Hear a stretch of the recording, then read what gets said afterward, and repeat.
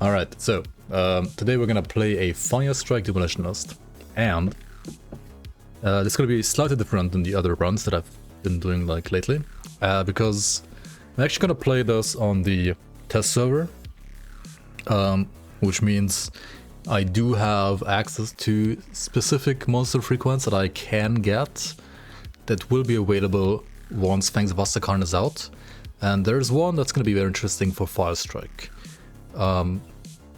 Other than that though, this is gonna be like the same as what you can play right now in Forgotten Gods as well. But yeah, like fresh start Firestrike Demolitionist, especially like obviously Pure Fire as well as Elementalists actually are gonna be a little bit more interesting in Fangs of Astrakan coming later this year. So of course we're gonna play like hardcore, right? Hardcore, I mean whatever gender you wanna be, right? There's only two, at least in this game. Alright, let's go and start up the game. Welcome in Grey maybe, welcome in Lucky Luke, welcome in Master Uguay, how you guys doing? So obviously we are stranded at the noose and Devil's Crossing. Is music too loud? Maybe like a little bit, right? This is better? I think this is better. Alright. Usually, right, if you know me, then usually I would always level Demonitionists with fire, actually not with Firestrike, but rather with Blackwater Cocktail, right? I've been expecting you, human. And Lucky Luke, thanks for the Prime. Appreciate the support. Welcome into the Bloomers. Hello, hello, hello. Hello, hello. Captain Keeney, Tyler, welcome guys. Frederick, welcome, welcome. But yeah, so today we're gonna do it actually differently. We're gonna use a, well, very popular skill, Firestrike. This skill is very popular, especially for people using guns, right? Especially dual-wield guns. If you play like Purifier, which is kind of like the classic like dual-wield like ranged class. I mean, there's many classes that produce like very like good dual-wield ranged builds, but Firestrike is like the, I guess it's so popular because it's like so obvious to build kind of class. We're not gonna actually play a Purifier today, right? We're just gonna be a Demolitionist like only, which means that most of the time we're gonna actually play a two-handed ranged gun, probably not a pistol, like not dual-wield pistols, because Demolitionist cannot dual-wield by default. But we're gonna like make it work eventually, somehow, anyway. You can also level with Vindictive Flame, yeah, actually. I mean, for example, if you know Magiffer, right, he loves to do that. I'm gonna put like at least 1 point down into the bar on every single level, and at least 1 point into Firestrike every single time. And then the third point either goes to the bar as well, or like into Firestrike itself. To be honest, with Firestrike the problem is, it's a single target skill, right? So you kind of have like AoE problems. And usually, if you like play Blackwater Cocktail, you don't have any AoE problems because, well, Blackwater Cocktail is insane AoE. But as you can see, like single target early is not really a problem, especially if you use actually this greatsword. So I'm not gonna put like all that many points in Firestrike, like 1, maximum 2 per level, and the rest are gonna go down to the bar. So you get to the explosive strike modifier for Firestrike quicker, which gives us AoE for Firestrike. Right, this actually gives us AoE, and that's gonna make our life a lot easier clearing like mobs, like groups of mobs rather. When will the expansion drop? It will drop this year. It will drop in 2025. That's all I know at this point. Okay, so 2 down here, 1 over here. Now there's a couple of other like paths you could like grab along the way, like Flame Touched. This one up here. Flame Touched is a great passive, and you should get it. And you should also like eventually max it out. I think for right now I'm only like gonna like 1 point to it. I mean the first point is definitely like very good, giving you like 7 flat fire damage, percent damage, and so on, right? So always 1 point, and then eventually max it out. But probably not all that soon. Because Firestrike points themselves are probably gonna like produce better results I mean, as you can see, right, like AoE is painful, and you could already play Backwater Cocktail, and if you played Cocktail instead, you would have better AoE at this point. Vale, welcome, welcome. You finished the Lights Defender build. Sitting at 85 for years. They were probably like sitting at 85 for years because you didn't have the expansions, right? Like, do you have to like clear every single zombie here? I mean, not really, right? Definitely not. Any German voters in chat? I mean, I voted. I definitely voted today. And so should you. Or hopefully so have you already, right?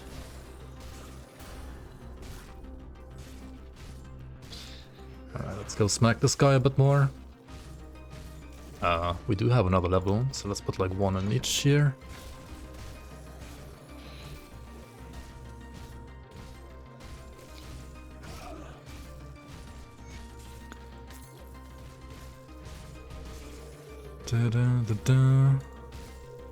Okay, Kazakh is down. We got a Silver Band of Alacrity, which is very nice. I mean, this is attack speed, that's like the most important thing, right? Of Alacrity suffix is always going to give you attack speed.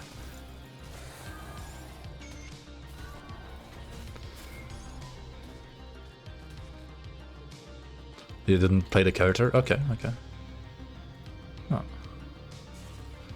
Not playing Grim Dawn, I didn't know that's an option.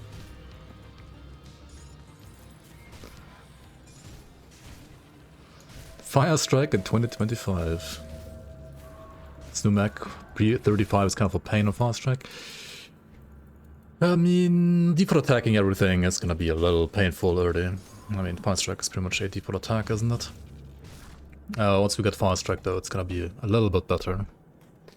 But it's gonna take certainly a lot longer compared to like a nice AoE ability at this point. Like especially now, around like level, like starting at like around level 4 to like 7 or 8, I think you really feel the pain. Because you really need Explosive Strike. I might even like just put all the points in the bar right now to get there in like, I mean I can't get there in 2 levels, right? At level 7 I'm gonna have it. It's not gonna be too bad. Miss? What do you mean miss?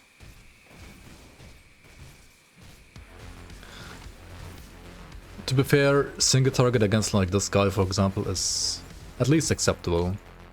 I wouldn't say it's insanely great either, but it's at least acceptable. Okay. Maybe like skip some of these like smaller mobs, because honestly you just wanna get to Explosive Strike, right? We're putting 2 down there. I'm at like 8 points now, right? So I could spend 1 more in here.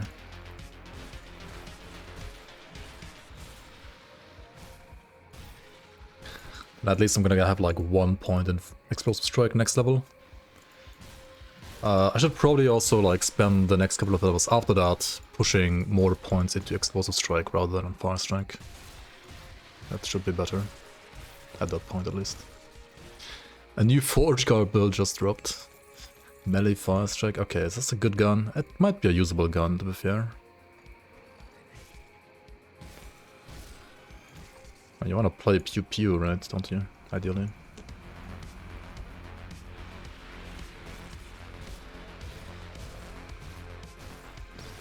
Holy fuck. At least once you have Explosive Strike, yeah, Pew Pew is gonna feel like kinda nice.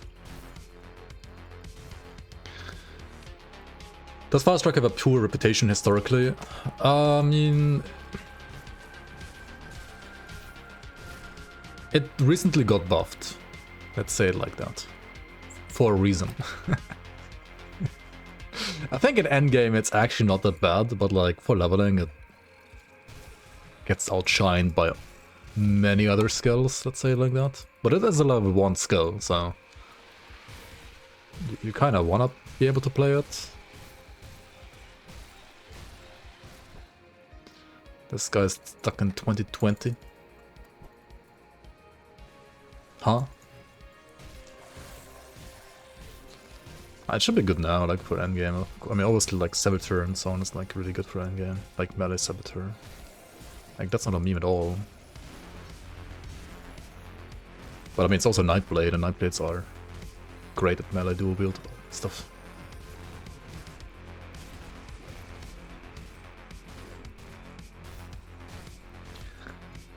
Last time you tried Fire Strike, I feel like it just fell off a cliff damage-wise after a certain point.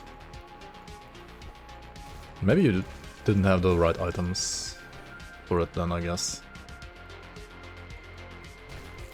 And like by right items, I don't mean like the right random drop items, but I mean like the right guaranteed drops that you should like always get. Okay, we got Explosive Strike now, which should have AoE. It still feels the same. What is this bullshit? Okay, let's try putting some cunning and using a gun instead. Maybe that's better. Let's see.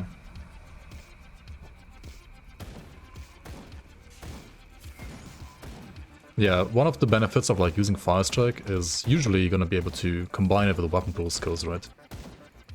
Which makes it so great for Purifier, for example. But if you play solo Demolitionist, like I'm gonna do for like at least the first like say 50 levels, we're not gonna have the benefit. So, I mean, we'll see. It's gonna be an experiment. Let's see whether it's gonna be good or not.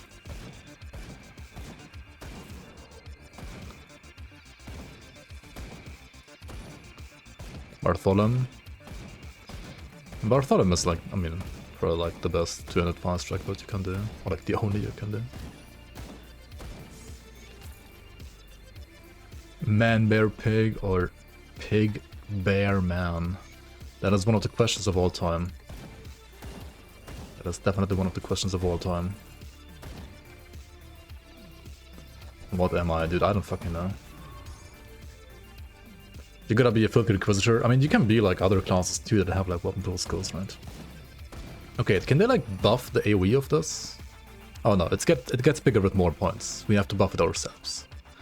Not something that like Zentai has to do, right? We just do it ourselves with the levels. And then we judge. Because right now the AoE and the damage of Explosive Strike is really non-existent. And now my single target kind of sucks too, because I think this is not the best gun. It has attack speed, but that's like all it has, right? I should probably go back after the next red gate and like check the vendor. It has like a decent weapon for me at this point. It's like one of the reasons why also in many ways faster skills are superior early game, because you don't need a weapon for them to function. The answer of all time, 42, yeah, that's definitely the proper answer indeed. Just 42. True. Yo, KB, welcome.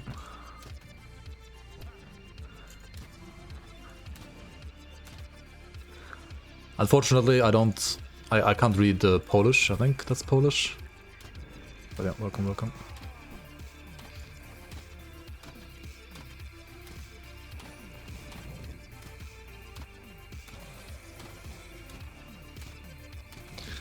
Yep, there's a reason why I usually like to level with Canister Bomb. I mean, Blackwater Cocktail, I guess. Canister Bomb is better as well. Okay. Oh, fuck. We did it. Oh, Alacrity gloves, that's great. Yep. Shit. That's why you always want to have some, like, attribute points available to you, right? You never know when you need to put another point into cunning, for example, to, like, be able to equip a gun, or, like, a point in physique to equip, like, an armor piece, or, like, a point in spirit to wear, like, a ring or an amulet. Now, before I actually go back there, okay, AoE is a lot better already, right? We have like 3 points in Explosive Strike now. Attacks are actually somewhat dying. I want to get the Shrine down here first, though. Crossbows are better guns. I mean, you kind of just equip whatever gives you like higher DPS at this point. Right, don't care about like gun or crossbow or whatever. We're not doing that here now, because this is one of the like complete fresh starts, and whenever I do that, I play the game as if I just bought it, except that I know how the game works. But like no shared stash, nothing from other characters, right? Clean everything. So you can do literally the same as I'm doing right now, if you just bought the game and like play the game for the first time. When I do want to get like a character up for endgame in a more efficient way though, yes, then I will do speed leveling instead. As you should too, once you are able to. Okay, I mean, we already have like superior for alacrity as a better option here, I guess. For sure. Superior is additional physical damage and alacrity is additional attack speed. Early game you don't really like care what kind of flat damage you're getting. I mean, obviously fire would be the best, but if you get some lightning or physical damage, that's fine too. Right, that's totally fine. Let's go down to the cave here, or like into the cellar rather. At this point you should have enough scrap. And we do this so we have a bigger bag, because this, like, completing this quest is gonna give us a second bag here. You bought the game a week ago, started Necromancer, nice, nice. I mean, all classes are viable, all classes are great. Each in their own way. This is an RPG that has ridiculously good balance compared to other RPGs, right? Like, many things are viable in this game, and as long as you know how to build it, right? But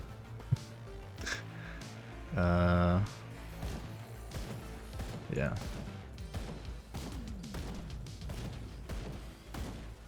Okay, I think we're gonna proceed putting 2 points in ES, Explosive Strike, and like 1 point into the Mastery Bar again.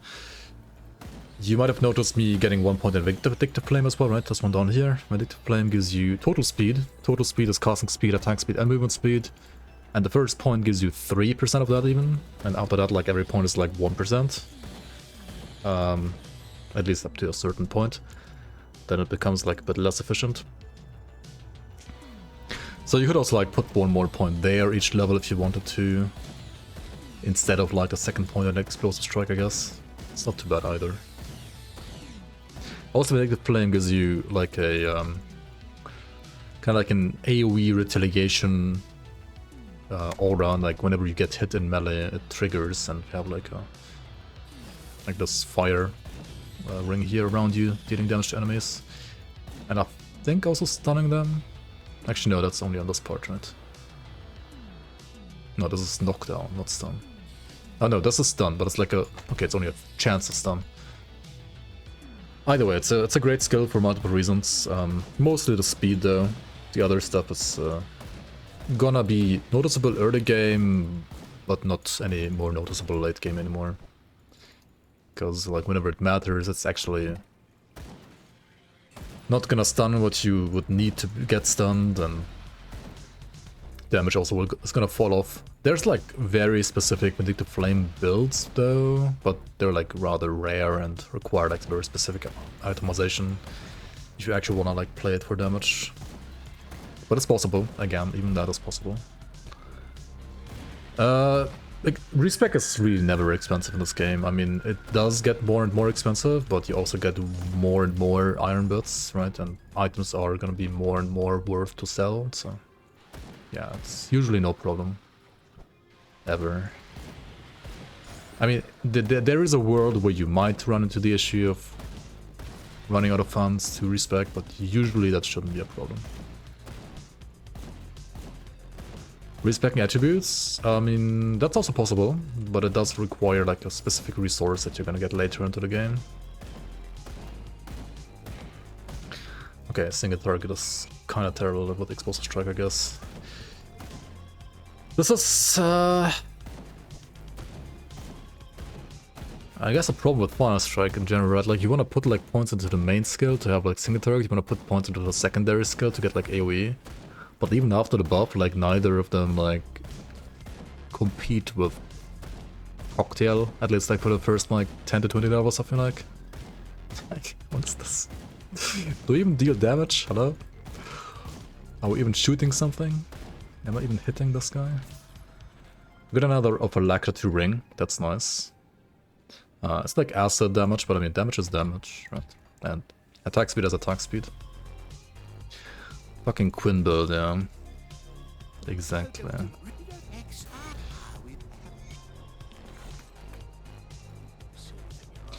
I mean, it's a 200 range, right? What do you expect, right? Aren't you like, aren't you happy that I'm getting those results as well? Okay, let's like put one here. And since we did get like another point, like another one here, right?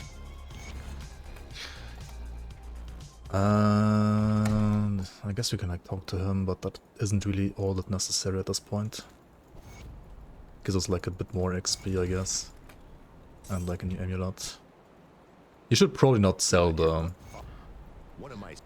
salt bag, because there's like a secret quest with that, but if you have sold it, you can just like make a new character and you get it instantly again, right? So it's not like a big deal, is it? This is like 10 times worse than Cocktail? Yeah, it's not that great, is it? Am I getting Duncan for the guns? Yeah, Duncan Donuts doesn't only make donuts, he also makes the biggest guns. I mean, the best fast strike guns, that's true.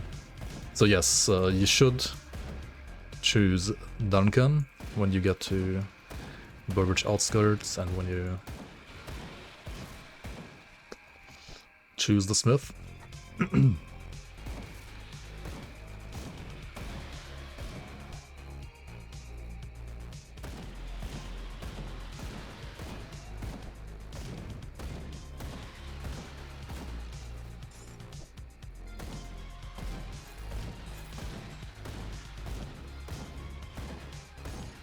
You skipped a PvE event.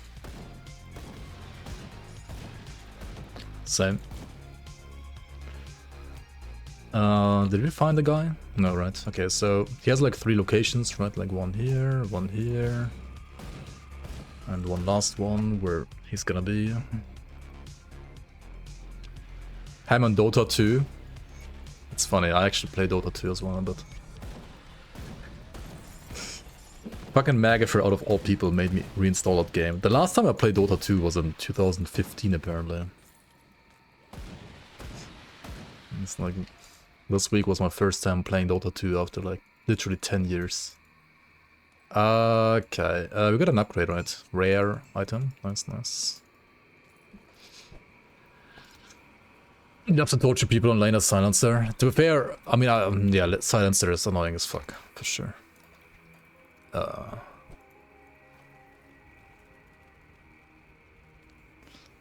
would probably still be playing Dota 1, and I think I still have more hours in Dota 1 and Dota 2 as well. Because like my transition was Dota 1, Heroes of New Earth, League of Legends. And then by the time Dota 2 came out, I played so much League already that I was like, what? This game has like turn radius, like slow turning speed and all that kind of bullshit. Like it just felt clunky to me compared to League.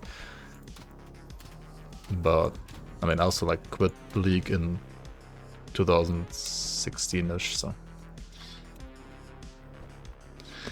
Dota 2 is, when it comes to like abilities and the maps and all that kind of stuff, it is a bit more like interesting, I guess, than League. But League kind of always feels like a bit more polished, I guess, or like more streamlined. But that maybe also like makes it a bit more boring, at least to me. Yeah, the fucking turn rate is so cancer in Dota compared to League. Like League feels so much smoother to play. But they're both like good games in their own way, I guess. But I'm also like happy that I'm not like playing those like for, I guess, tryhard mode anymore. Anyway, so there's like also another reason why like Fire Strike isn't all that great early game. And that is you want Cunning to equip like guns and crossbows, right? Your damage, well, you're gonna have like some physical damage early game. So your Cunning does scale out. But all the fire damage, like from your skill tree and like from your class, it's gonna scale with Spirit. But you also, as you can see, won't have like that much HP on Demolitionist, so you also wanna get like some points in physique. So as like some other YouTubers have said that, well, I wouldn't agree with them on like all the many things, but they did say like Demolitionist needs all attributes, which I guess is true like for early game, right? Because like you want all the attributes like early game. But later on it really like doesn't matter anymore, right? Like later on it's gonna have like many different other ways to satisfy like all of your attribute needs, and you're not gonna need like more attributes or like more diverse attributes in Demolitionist compared to like other classes really. Like that's not gonna be the case. So don't worry about it like in the long run. Like melee fast track with Commander. I think for Commander I would always just like play Force Wave. It's just like way better early to mid game for leveling. Like this is like even after buff, right? This is like post buff, like it's still not fast in any way, I would say. I think we have to like play this. We're gonna lose some attack speed here, but it's like so many resistances. You may need cunning, but you don't want it. Exactly. I mean, cunning does give you offensive ability as well, at least, so it makes it like easier for you to like hit and crit stuff. Because of you, or of me, you started playing Fireball instead of Fire Strike early game. I mean, to be fair, literally using a Fire Strike, like a Fireball at this point, is probably still better, yeah. I mean, it's just so much better, like... Why do you play Fire Strike, right? Like, why play Fire Strike before, like, level, I don't know, 20 or 30? It's just... Like, look at this, I have like 16 points invested in this, right? And this fucking Fireball is dealing more damage from a Searing Ember component. Like, holy fuck, dude. And the main problem with that is Fire Strike scales with your weapon a lot, and early game your weapons aren't gonna be that great, right? That's great notice. They know, I mean, they already buffed Fire Strike, right? Like they buffed, I mean, okay, they like nerfed I think like one of the 200 nodes thingies, but I mean, they still like buffed all the base damage of Fire Strike, which is all that matters like for early game. Like the nerf, like the compensation nerf they did only matters for endgame, right? It's like TDM stuff. What is it, cheating? I came to see Fire Strike? Yeah. Okay, here's like decision time, right? Actual decision time. This game has like some decisions, not that many that actually matter, but some, right? And here, right, I'm here for this Maleo man here, and you need to give it Duncan, right? You don't want this guy to join you. It is time to hammer is passed on, side with Duncan, right? You want Duncan because he makes the best donuts. I mean, because he makes the best Fire Strike pistols, actually. Yeah, decision time, right? Big decisions, oh my god, crazy, right? Okay. Okay, what can you do now? You can just like port back to Velvet's Crossing, and the Smith is gonna chill there, right? And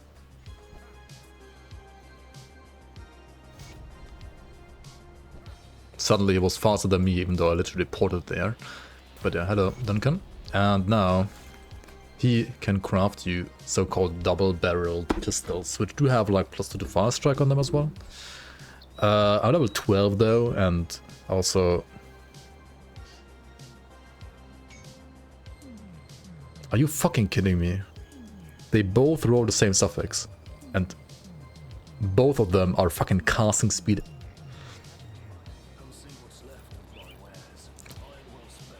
Like, holy shit, dude.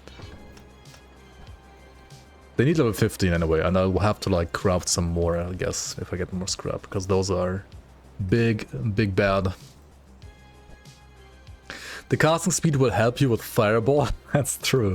That is very true. Also, devotions, right? I didn't talk about devotions. Obviously, I've like gathered some devotion points by now, and the best first 3 devotions are always Jackal. Like, there's no option really. It's just Jackal, because that's 6% total speed, and total speed is just insanely good early game. And next, I mean, you want to eventually go to like Solar's Witchblade, because you want to like reduce enemy fire resistance, and you also want to get some sustain maybe later on, like I don't know, like Ghoul or Behemoth, but don't worry about that all too much. I think you want some damage first and then some sustain second. So this one needs like reds and greens, so we're gonna play like Jackal and Spider for that, because Spider also has attack speed in the tree here. The other green devotions do not. You could play Fiend, Like Flame Torrent Fiend is an option, honestly. You can play this too if you want to. This gives you like some fire damage, chaos resistance, and like a ring of fire around you, which is like way easier to like quicker and easier to complete than like Eldritch Fire. So you could also go for that, right, if you want to.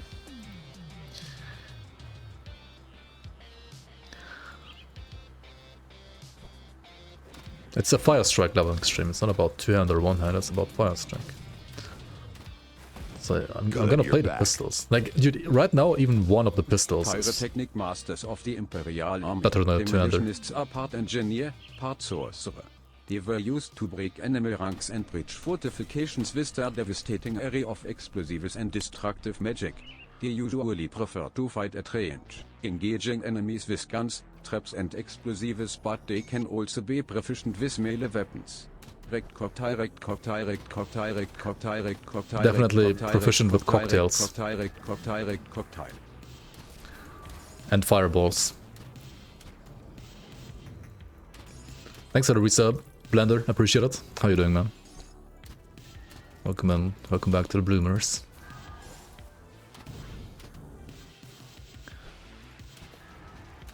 Really using Fire Strike instead of Fireball. Maybe to tease us, I clicked this video just for Fire Strike leveling torture. Well, I'm gonna play like Fire Strike, right? I mean, just pointing out that there's the Fireball that you can also play, but we're gonna play Fire Strike, right? This is a Fire Strike stream, you came here for that, and honestly, AoE is not that bad now, right? Like, it just needs some time, right? Like, give it some time. It's cooking. It needs a long time to cook, but it is cooking. It is ramping, right? Dude, this weapon is... What the hell? Okay, maybe just like play that for now. It's like actually way more damage. But it's melee, yikes. I mean, melee is great in Grim Dawn, but...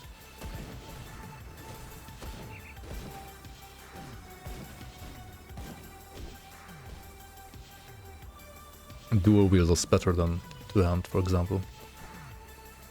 What the hell? Also, two-hand Fire Strike is...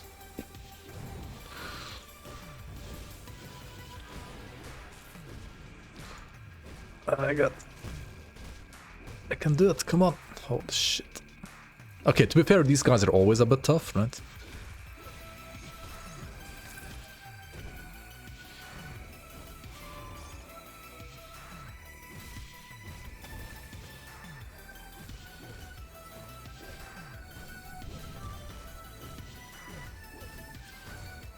Let's go.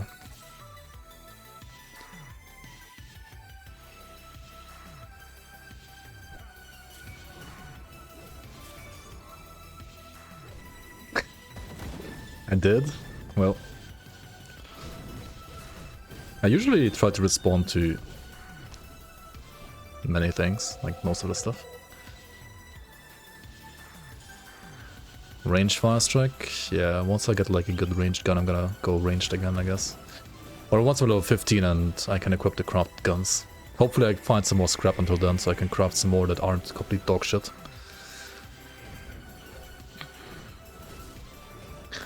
Is this new DLC? Not yet, no. I'm actually playing on a test server though, because a little bit further down the line I wanna like make use of a new weapon that's gonna come with the expansion.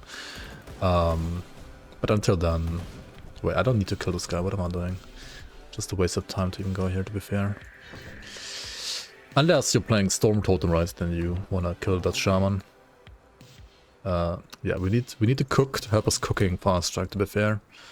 Otherwise this is gonna be even more painful than it already is. If you wanna like use some components, I mean, just do it, right? They're like, especially these emeralds, they're like really good early game, and you don't need them ever later. You're gonna have an abundance of them and you only need them for crafting, if at all. So just like use them, right? They're totally fine. They're like 24 attributes, like 8 each, right? They give 8 physique, 8 cunning and 8 spirit, and I mean, Demolitionist wants all attributes early game, right? So they are insanely good actually, like at this level. They fall off very hard very quickly, but at this level they're insane. Don't even bother looking at other components, to be fair. You are gonna start using components. Like craft components from the smith at level 20 and higher. Like proper components, right? Or like once you've done... Like once you're done with Act 1. Start like actually playing components, right, I guess. Running around without shoulders. Oh, I do have these now that I can finally equip though. I think I didn't have enough physique for like a long time. That's why I didn't have any shoulders. If you don't find shoulders yourself, right, then there's also like a specific spot in Act 1 where you always get guaranteed shoulders. I mean, maybe I'll show it right now, like why not, right? So you go to Foggy Bank Rift. Melee Fire Strike until I get a good gun. I just don't have a good gun right now. Not a good crossbow. Right, you go to Foggy Bank Rift and you go like... Well, if you don't turn the camera right, it's like west, southwest from here. Try to go to like the western corner of the map, basically.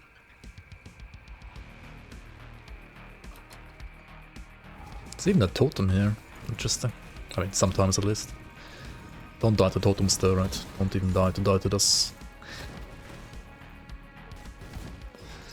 Totems are good if you want to like, get some like green items. Which are always better than yellow. And then there's this tree stump over here, right? Isaac's Dash it says, and this one will always drop you Isaac's Spoders, right? And they always have stats, and you always get like usually at least like 1 FX on top. And honestly, even here they're better than what I had, so we're gonna equip them. And yeah, if you don't find any, then this is always worth to go to, for sure. In the DLC they would add 100 crossbows, that is true. Do you know what else added 100 crossbows? The Grim Dawn Community League, right? So if you want to play 100 crossbows already right now, check out the Grim Dawn Community League seasons. The latest one you can... I mean, it's not an off... Like, there's not an actual active season right now, but you can play the offline version of that mod as well, or like of the season as well, which also has 100 crossbows. Oh yeah, they're also adding some new like hero types actually with Fangs of Astakarn, as you can see right here, right? This guy had the Infernal tag and he had like some new skills. They might be still like work in progress though, so maybe not totally finished yet. Just like a heads up.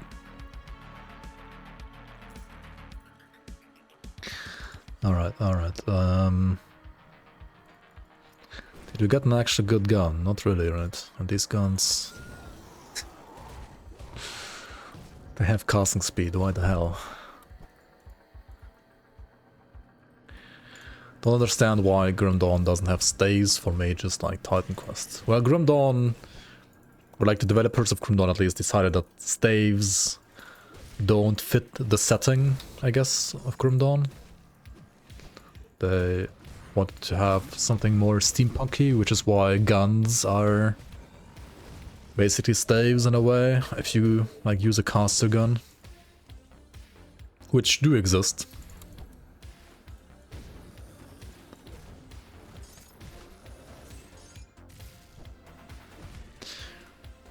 Tarnished shotgun.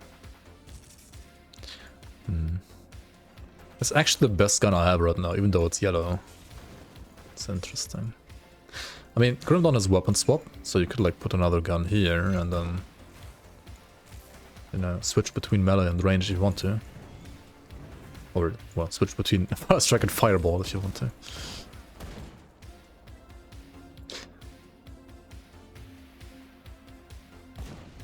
Yeah, there's gonna be more than just one-handed crossbow. They're gonna have some new like shooting sounds, some new animations maybe as well, who knows. Green belt, sure. I think it's time to remove yellows actually already. Like, I would usually probably suggest you to keep looking at yellow items until around like level 20 or like until the end of Act 1. Until you've killed Warden Krieg. But at the very least, like after Warden Krieg, you should like disable or like filter out yellows. Because, yeah, they're never worth, like, using Grim Dawn, really. Greens, though, are gonna be viable all the way to endgame. Especially green monster frequents.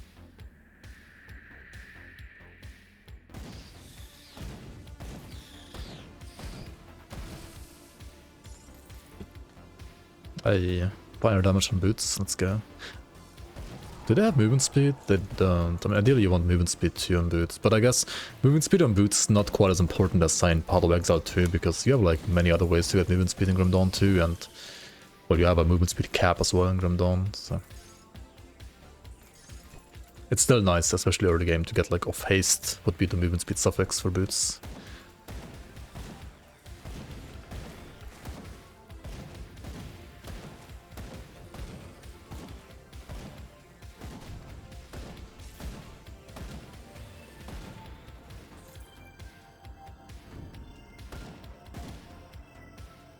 Is there any way to increase proc rate of skills from weapon? I'm playing the Oppressor dual wield Aether pistol build, but 15% proc rate from the gun is too low. You mean like for weapon pool skills? I mean, you play 2 of the guns, right, which increases it, and then you play the weapon pool skills from Necromancer, and then, well, you have even more chances to proc weapon pool skills. Other than that,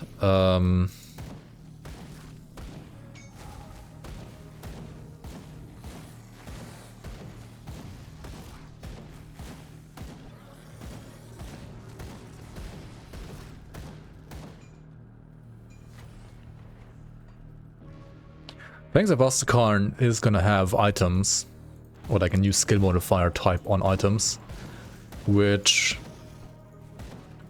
can increase the chance for weapon pool skill. Right, so you can have like plus 20% higher chance to proc, I don't know, like some weapon pool skill from some class, which is gonna definitely help with builds like that. Bartholomew Mace plan? Maybe not, we'll see. Alright. I'm gonna stick to putting 1 point in mastery bar every single level. Until we like max out all the other skills that we need.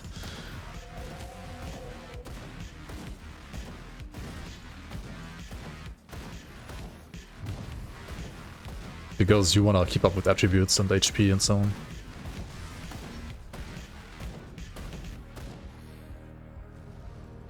Time for Duncan pistols, level 15. I mean, that's true. I should be using the pistols now. I should also be dual wielding the pistols now. Like, if you are already 100% certain, right, that you want to play a Purifier, now would be the time to use 2 points for Inquisitor, right? You put 1 into the class itself, 1 down here, and 1 in ranged expertise, which gives you the ability to dual wield. That's kind of all you need at this point for Inquisitor. You don't need more than that. And then you can like dual wield the Duncan guns and play dual wield Fast Strike, which is gonna be better than what I have right now. However, I don't want to play any second class actually, so I'm gonna stick with those for now.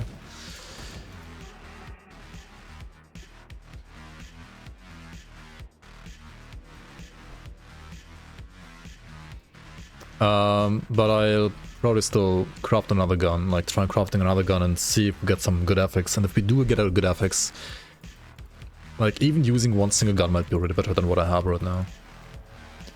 Let's try that. Also we can like sell some items. Just because a belt is blue doesn't necessarily mean it's better than what you have, right? But in this case this one actually has leech. That's kind of nice. Also this one is actually not a bad gun, right? It's not a bad gun at all, so... is it better than my melee weapon even? Almost, right, almost. Let's put melee in offhand. Good, you're back. Distract me per LZHISQ. Shit, this one's even better, or what? Yo, that's Snump. Thanks for the 30 months. Welcome back, welcome back. Appreciate it. Appreciate it. Tier 1. Hello, hello, hello. How's this one better even though it has like casting speed suffix? It's just like insanely high base damage, right? Interesting. To be fair, current one has 10% chance of like additional 53 physical damage, as you can see, like somewhere there, right? There. Which does not... Like, it's not getting calculated by the DPS, so... My current one might be about the same damage, and it has more attack speed, so you can like space out your damage better across like weaker enemies. I think I'm gonna stick with my current one even. These guns, I mean, they're kind of like why you chose Duncan, but honestly they're just so bad because of the casting speed roll. So let's try crafting one more. See what you get. I guess we kill this guy, right? Rest in peace. Scum. Okay, let's see. Searing. That's additional fire damage, which is not bad. Actually, this is still worse than my current gun. Like, how in the hell? That's interesting, really. Yeah. Huh. I mean, searing would be usually like fine enough, right? Or like searing over like of alacrity, of the aether is garbage, and that's another searing. Yeah, if you like are able to dual wield, right? You like dual wield the 2 searing ones now. But I can't, so I'm not gonna play that actually, which is funny.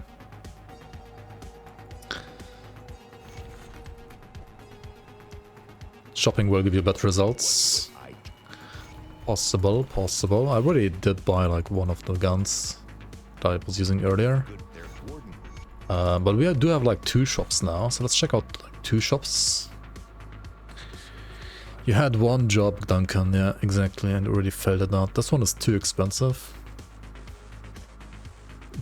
This one shows more DPS, but I kinda doubt it. Yeah, I mean, these actually aren't that bad. Like the of Ruin one might be good. Of Ruin is probably the one that I want to buy here even. Because, yeah, I mean, it's a really bad FX combination, but... Or this one of Alacrity, maybe. Yeah, maybe just the Alacrity one here. Oh shit, there's even this... Oh, okay. Yeah, we just bought this one. Never mind. You had one job, Duncan, like, oh my god, how is he so bad at this game? Okay, maybe he can craft one thing for us though that actually can help us out right a bit. Like, you can also craft ammo. Which doesn't work the way you might think it works, but... it gives you like more flat damage and like an aura that gives you like more lightning damage on this one. And the... Oh no, it's bolts actually for fire. This one gives you a greater fire blast though, which you don't want to use, right? So, I guess for guns, the best one is just the lightning one, right? It's just better. Life of Steel, hello. Fishing Head, hello. Is the DPS stat a viable reference stat for casters? DPS cares about what you have on your left or right mouse button, right? It's only gonna take into account what you have on your left mouse button. Or if you have your left mouse button empty, whatever you have on your like right mouse button. Right, if I have Fire Strike here right now, and I have Move to here, it's gonna tell me I have 0 DPS, which is also not true. So just like keep that in mind, right? Like if you're a caster and you're using more than one ability and you're like rotating between abilities, just like put your abilities on your like mouse buttons to kind of like see your damage increase or decrease. And if you find like a weapon, like you can only like check your DPS with the DPS meter, like the automatic thingy, right? For only like one skill at a time, right? Like keep that in mind. So if you're playing only one skill as a caster, then it's easy. If you're playing more than one skill, I mean, you can still use it, but it's... yeah, just, you have to like keep in mind what I just said, right? Okay, we got like both of these.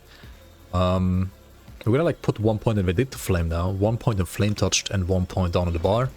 I do want to get like some more stats every single level still. This one gives me more fire damage, like flat and percent fire damage, and lightning damage as well, I guess. And this one gives me more total speed, right? So movement speed, attack speed, blah blah blah. Which is obviously also more damage per second. And then, I guess if you like keep playing two-handed for now, we could also get the Searing Might node. Probably should. It's not all that impact for early game. It's only like 4% per level. Like it's 4% multiplicative damage, right? So it's like 12% multiplicative damage to like put all 3 points there, I think. Which, I mean, it's obviously something, and it's gonna be very, very good later. At this point, it's just not quite as good. But Project's still worth picking at some point. Soon. I don't have any graphics mod, I just have stuff on mostly the high settings. I don't use any anti-aliasing, and I have like all of this enabled as well. Yeah, these are my settings.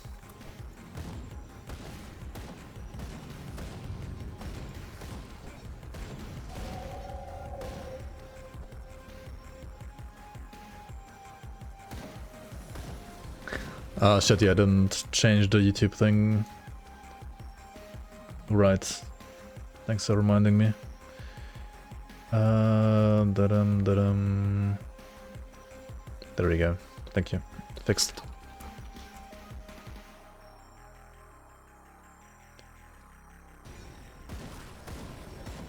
Okay, maybe we create also a, like, I guess, Act 1 Grim Tools link.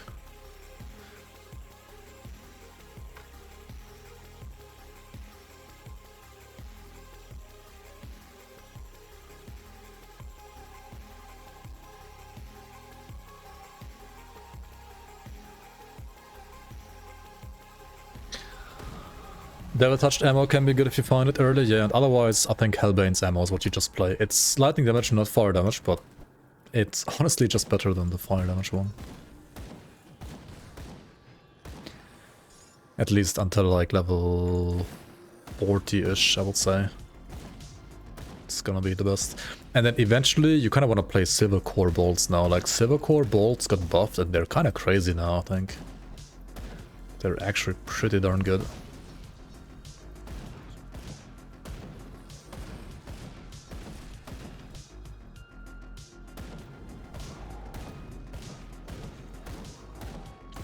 Okay, once you get to the point where you have like both Fire Strike as well as Explosive Strike maxed out, right? Like both of these maxed out. This feels like acceptable now, let's say it like that. I still think it's like slower than like throwing cocktails around because of haste. Let's go. We can go zoom now.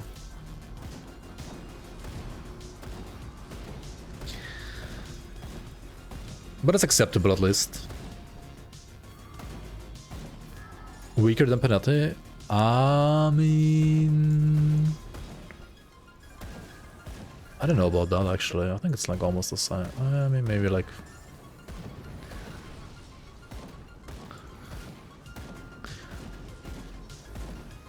It's worse AoE than Penalty, obviously. Oh hey, we got a medal, nice. Finally.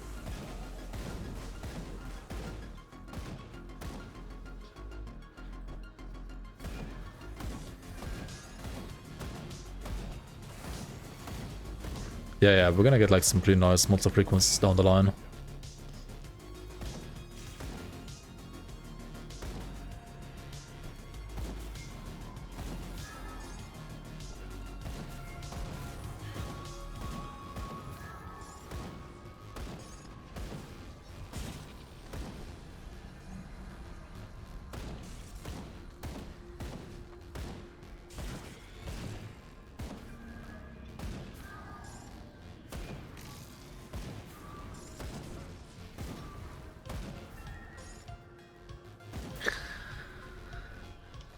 I kind of feel like Explosive Strike could still have like slightly bigger AoE in my opinion.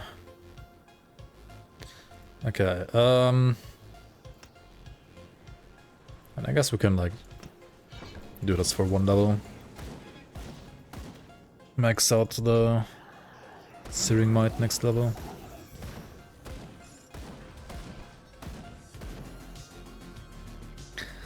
Just more damage.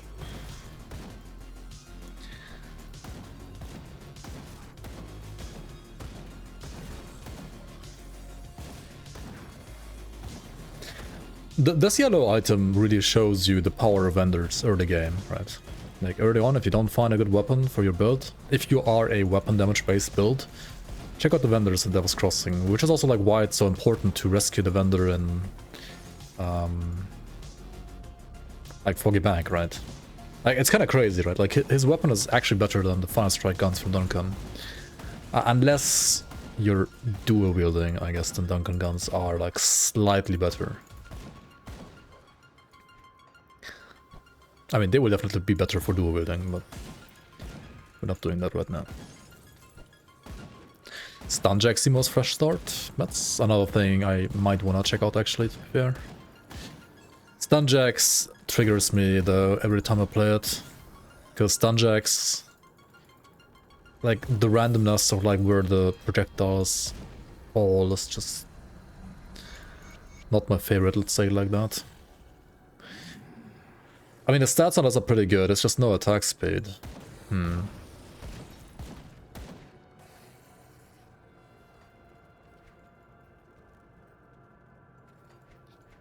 Triple rest on this one as well.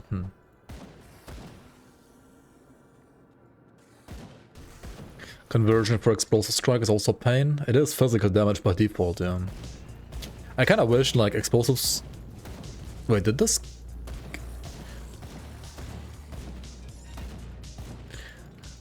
Did it get the Re-Civilized treatment, as in it's like a direct modifier to Fire Strike now as well? Or is it still like its own skill attached to Fire Strike? It's still its own skill, right? Yeah, it has to be. Yeah, it has to be. Yeah, it's like... Yeah, because like Re-Civilize is a spell, so they can just like make the spell bigger. But this one like uses the normal like weapon projectile, so you can't just make it bigger. Like that actually doesn't work mechanically, like engine-wise, unless they like rewrite like how modifiable like people attack projectiles are, which I would like them to do, but I guess they're really like reworking or like making many things better with Fangs of Astakarn. This would be like another thing to add on their bucket list, I guess, but.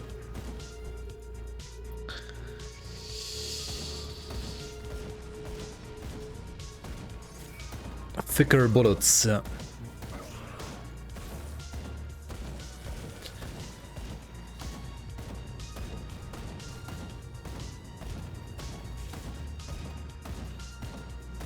I mean, they could technically make it a spell, but make it use the default... Oh wait, but I mean, then like Button Puskas wouldn't work. Like he could make a spell that scales with attack speed, that uses the default attack animation and it pretends to be like a normal projectile, but it's not. Like that would all work, but it wouldn't mechanically proc Button Puskas then, and that obviously is a no-go, so... Anyway, Warden Krieg. Hello. You've been expecting me, and you have expected probably me to deal more damage than I do. But welcome to Fire Strike.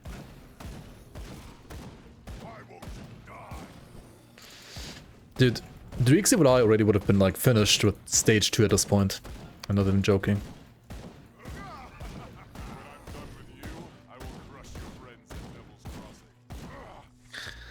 Alright. Oh yeah, we get attack speed here too, right? What am I doing? True power.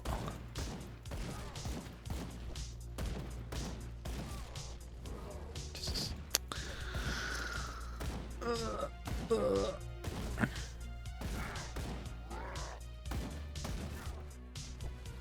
I wanna dodge the stun, I think, because it has like the debuff afterwards. I'd rather dodge that than the slam. I just walk away from the slam. Then try to dodge this. Yeah. So I don't get the debuff for myself. Which actually matters on this cause it's taking so fucking... Oh, he's dead now.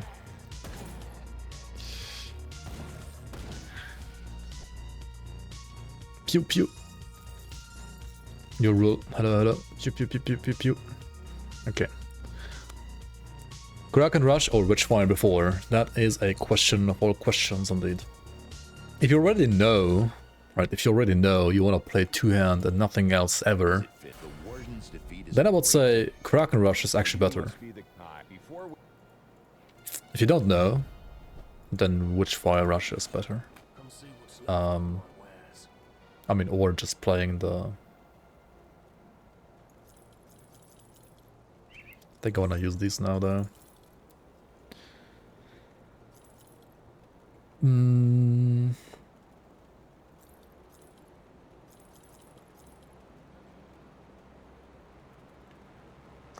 These are juicy, but I would lose movement speed. Actually, okay, let's start crafting stuff, right? Like, let's start crafting proper stuff. Once you've killed one Krieg, you want to craft a couple of things. And you always want to craft a ward stone, right? Because it has 5 billion resistances and movement speed, and that's what you want at this point. One for the medal, one for the amulet. I have no idea why this is level 8 or 7 component even, like... That's not balanced at all. Then you want to craft an anti-venom salve for your belt. The reason why you want to put it in the belt is because belt armor is 6 times better than anywhere else. And this component has armor. And then you want to use scaled hide in pants and shoulders, because those are like the 2 spots where you want to use this component, and because this component also gives you higher armor absorption. And then you also want to craft an equilibrium, because it's really the best option and everything else kind of sucks. And this will pretty much cap out your elemental resistances most of the time. And it also has movement speed, right? So with all this movement speed stuff, I'm 1% off max movement speed already. And I guess I'm maxed now. Yeah, that was quick. And I guess this is the Act 1, right?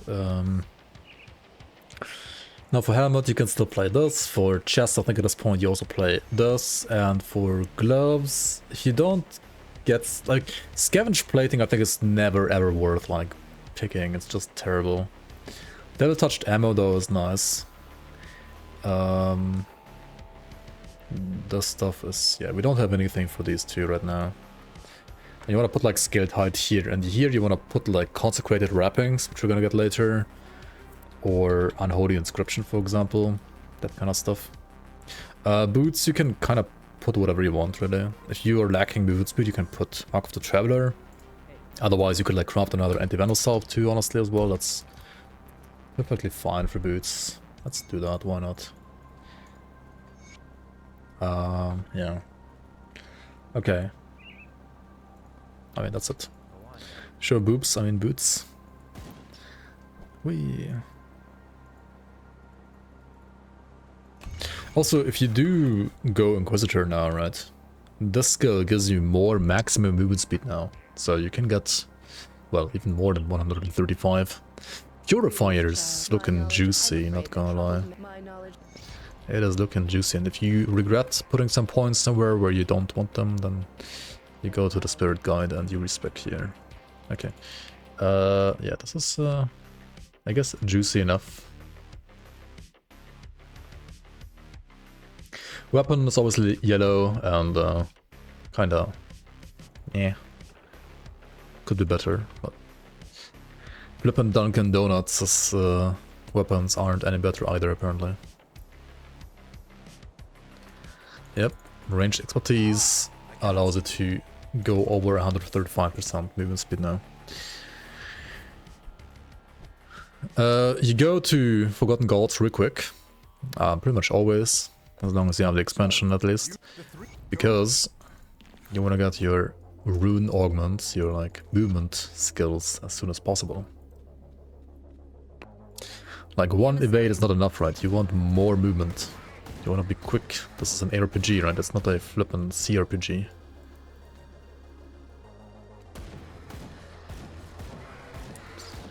I mean, also, if you run faster, you can get to the lore notes quicker, and you can spend more time reading lore notes instead, right? It's all about the lore run, after all.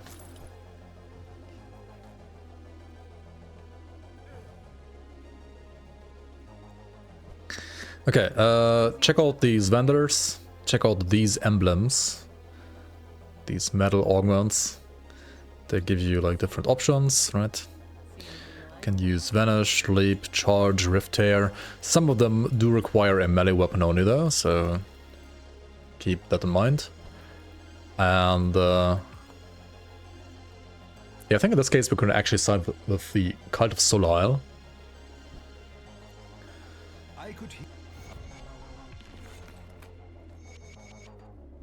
Lore gives you XP, that's the best thing ever. Alright, speak with Raikon, we don't talk to any other guys, unless you want to actually like do the this act now. Yeah, we play Rush, I think, because Rush works decently well with a gun too, right? It's this kind of ability. Maybe like buy some more actually.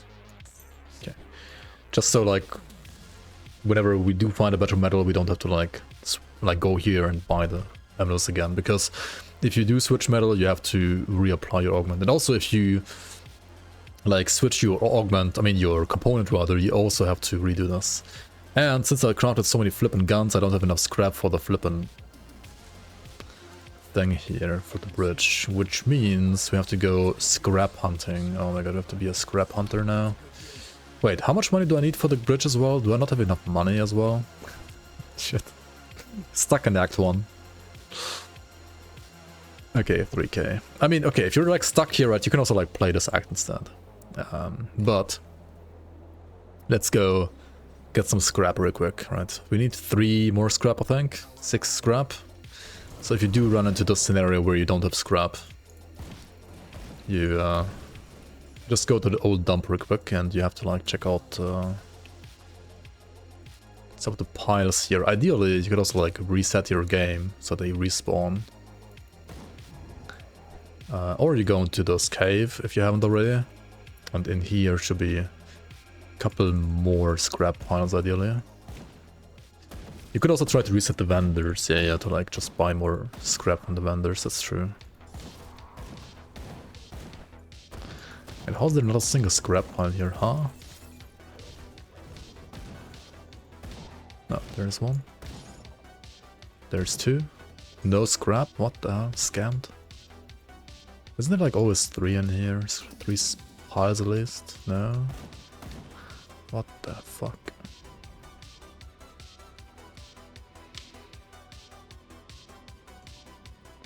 Did anybody end up buying the Bismiel plushies? I don't know. Any Bismiel enjoyers in chat? Show your plushies.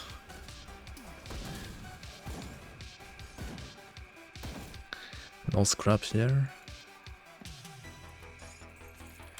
Yeah, this might be like a vendor reset angle, honestly. I mean, or just like reset the game, like go back to the main menu, right? Restart the game. Okay. 1 scrap is 760. Keep that in mind. Okay, we have enough. Yeah, okay. Cool.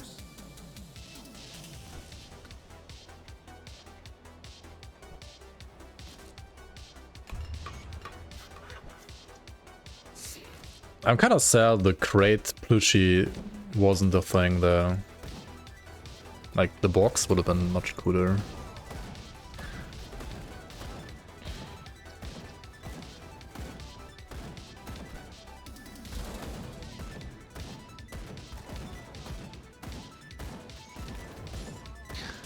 Wait, there's like one skill that's early into the tree, right? A flashbang? Like, it's a good skill, honestly. If you want to, you could even like one-point it at this point. And like throw a flashbang, right, to like confuse enemies and stuff like that. It's kind of cool, but not necessary at all. Good, you're back. Boyshot ist chatting rect Blumsli direkt erect fails Blum rect gerekt HMM rect SCORVW rect SCORVW rect script rect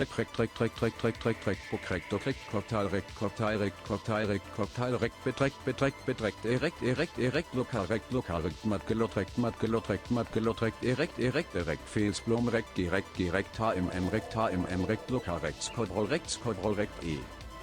Very erect indeed. Okay. Thank you so much for the resub, Toma. 43 months already. Holy moly. I appreciate the support. How you doing, man? Welcome on, welcome on. We do have like 2 items here that I was kind of lucky to already get at this point, right? Usually, you should at least get like some later into 4 Hills, right? Like once you're in 4 Hills and Crowley's gang area, right, you're gonna get these. And they're like Fire Strike Monster Freak ones, obviously, right? This one needs level 21, this one needs level 18 and higher. And I mean, obviously, they're insanely good because not only do they give you 3 points of Fire Strike, they also give you more fire damage to Fire Strike, crit damage to Fire Strike, which honestly at this point doesn't do that much, but later it's great.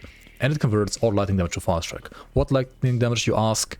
Well, Static Strike has lightning damage, so that's gonna be more helpful down the line as well here, like down the skill tree rather. And these also great. I mean, they have +3 to Black Water Cocktail, which is a favorite skill of mine, but more importantly, they also give you like generic fire damage and convert chaos damage to fire, which will be great later down the line with like for Brimstone, right, which has chaos damage, and yeah, converting that to fire is gonna be great. You wanted the Manticore? The Manticore's would have been cute too, I guess, yeah. A little kitty. Cute and harmless Manticore.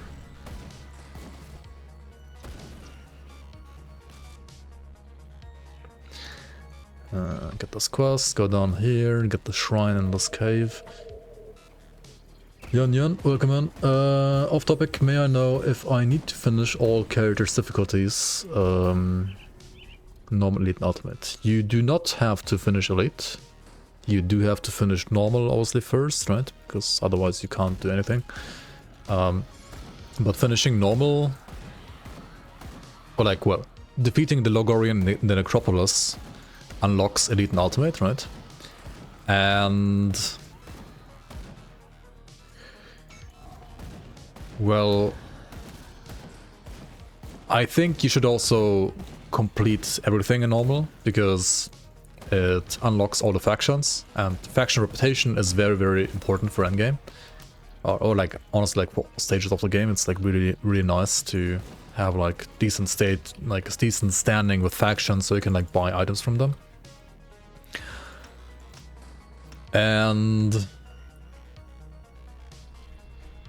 well, finishing like normal difficulty will unlock you all the factions, right? And then it's also, it makes it easier for you to skip Elite, right? I think Elite should be skipped as much as possible. Either skip it entirely or like only play like maybe Act 1 and then skip it, the rest of it. You do not have to finish Elite at all. Like, Elite is honestly a little redundant. Elite is only there if you're too afraid of Ultimate, or like if your character is not strong enough for Ultimate yet. Ideally, right, your character should be doing everything normal, unlock all factions, stuff like that, and then play Ultimate after that only, because Ultimate is like really the actual game, honestly, right? Like, you have the best drop rates in Ultimate, everything that matters happens in Ultimate, so yeah, like, just trying to play Ultimate as soon as possible, basically.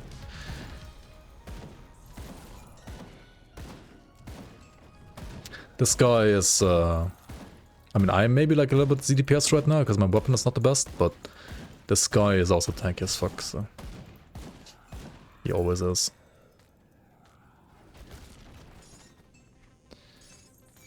And if you do like speed leveling with like the speed leveling strat, you can kind of skip like large parts of normal and elite, I would say.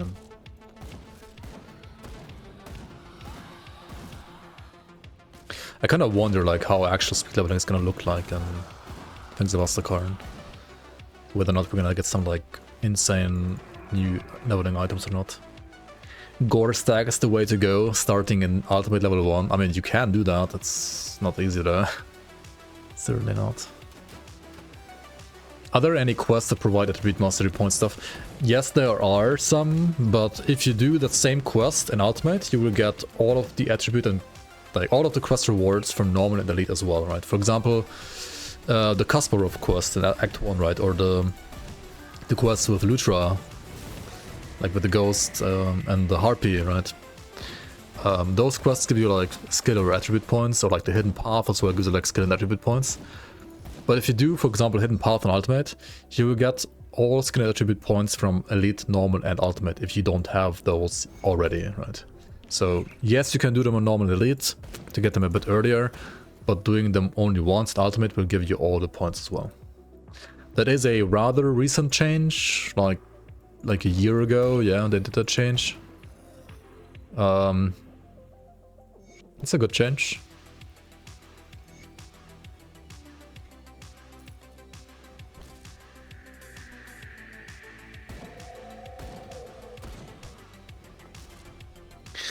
Big quality of life win, yeah, for sure, 100%.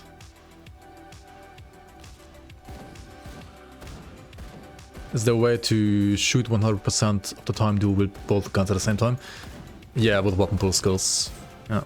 If you use weapon pool skills that use both guns, which most of them do, I think, or even all, then you will attack with both guns like 100% of the time.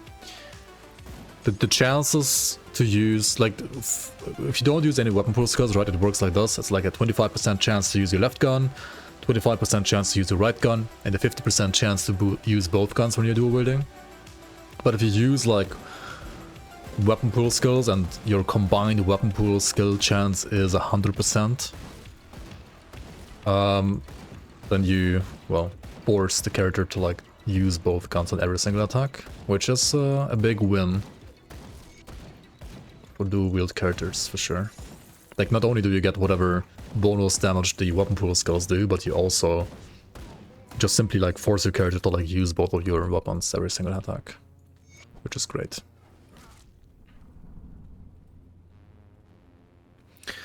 This chest, I mean, it doesn't have the matching damage type, but it does have like decent armor and pierce resistance.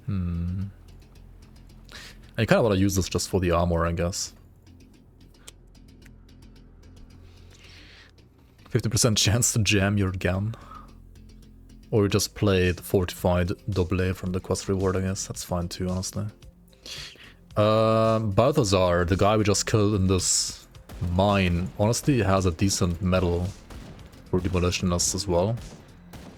So it does give you like +3 to temper, and does give you like physical damage to flame touched, which will also be applied to fire strike.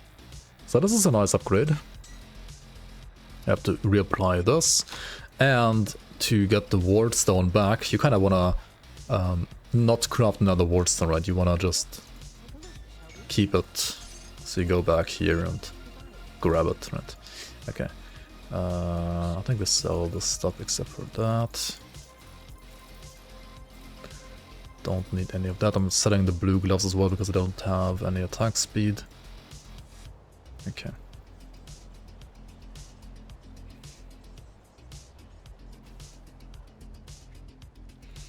The Brimstone weapon from the Brimstone set, I mean, that would be a huge upgrade right now, yeah.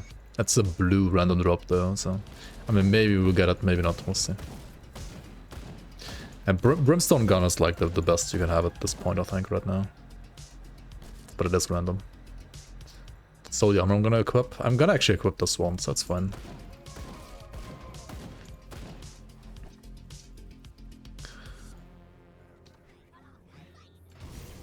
That other medal had a Primal Will affix. That's actually one of the new affixes coming with Fangs of Astakarn. Grüß Gott. Is my Anti-Magifair Nemesis Coast ready for Season 8? Omegaton, Omegaton, Omegaton. Yo, Medax, welcome back. Thanks for the Prime, thanks for the 19 months. It is not ready yet. However, I can inform you that this Friday I had my... Well, I'm gonna have like more exams, of course, in the future, but I had my like last crucial exam for the semester. So I have finally time to work on the season mod again.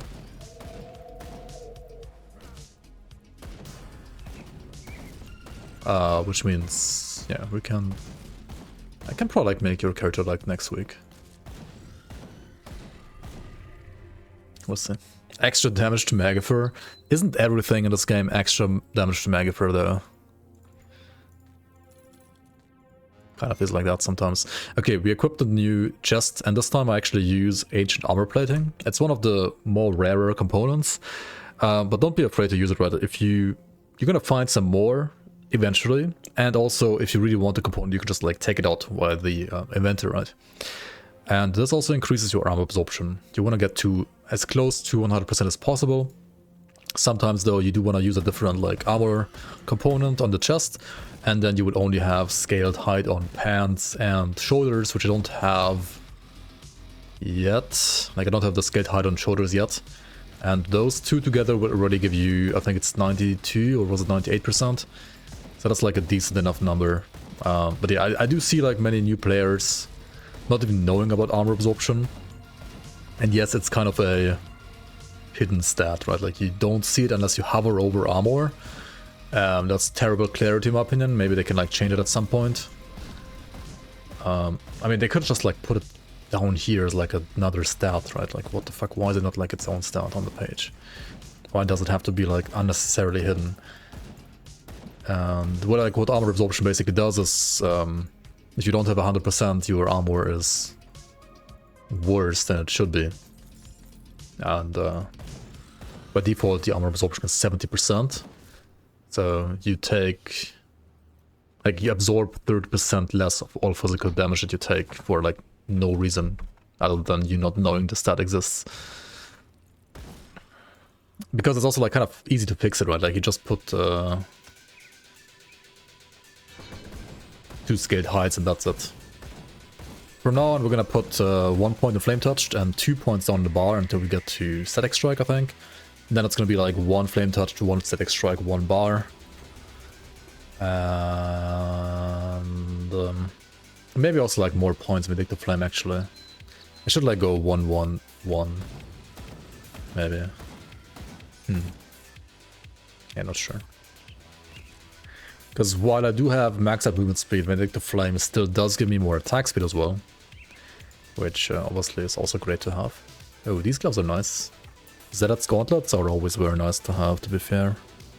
They do have attack speed on them. But then again, they are random drops, so kinda makes me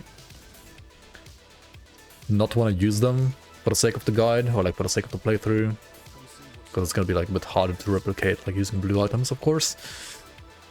And while they do have like great attack speed, right, it's gonna be like good. They do have less resistances than my current gloves already, and they do also have less armor actually than my current gloves. But yeah, usually I would just equip it, I think, right away. Just remove armor absorption, to be honest.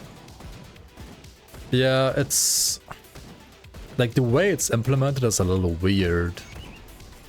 Like if there was like some actual puzzle that has to be solved with armor absorption, I kind of like armor absorption a bit more in endgame than like in early to mid game, because like scaled height is,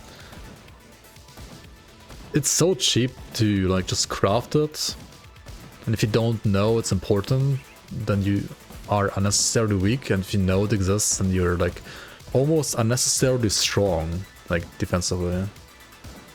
It's very polarizing on low levels. And I'm not sure if I like that design all that much.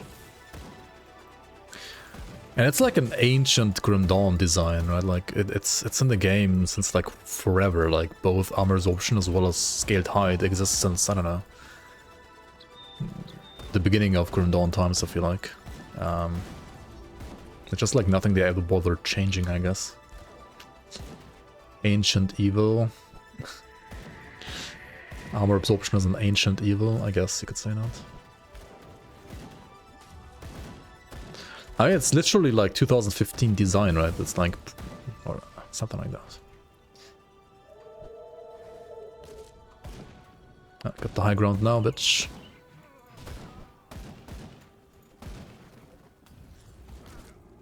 It's kind of a redundant stat, yeah.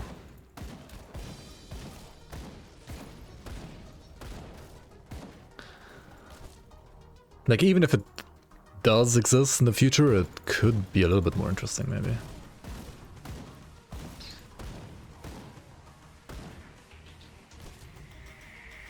Disagree? It's 2006. You think it's fine the way it is, or what's your opinion? Oh my god, the damage reduction from the war cry.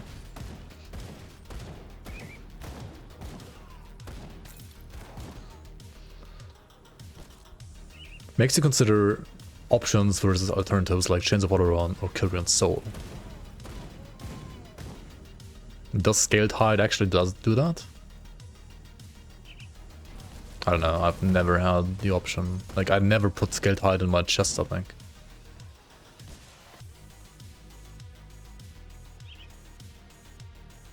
Knowledge is power. I mean, yeah, that's true. Like, RPGs are very knowledge-heavy games. Kind of always been the case. Overrated early on. If you get armor early on, then you're just safe early. Right? And armor absorption is pretty much just better than getting higher armor most of the time. Like, almost always.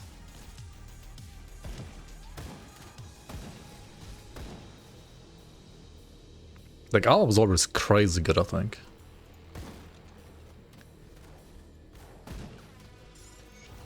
Like, if you want to use armor, right? And I think armor is the best stat in the game to mitigate physical damage until level 100. There's some, like, cases, like, if you're Inquisitor, right? If you are Inquisitor and you, like, invest into Seal early, then, okay, I can see you not caring about armor. But otherwise, I think armor is, like, the stat.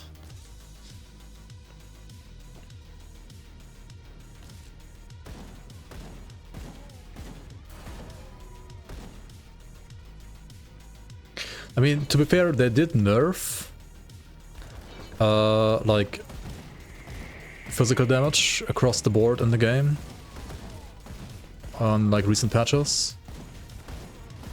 So it is, like, physical damage is a bit, like, less mandatory to mitigate against than it used to be. On the other hand, like, some armor values are, I mean, I don't know.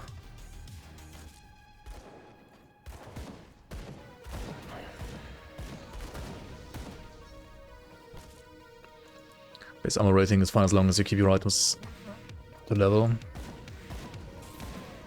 Most of the time, I guess, maybe, yeah. But then again, like, what are the alternatives for, like, shoulders or pants? Like the flippin' Pierce bleed thingy, I guess? 6 watch? That's the only alternative, right? It's like... But like, for chest, I mean, I would never consider those for chest, right? Like, it's always worse than, like, Kyrian or... all the other stuff, but like it's all about like shoulder or pants, because what else do you put on shoulder or pants? It's only 6 watch, right?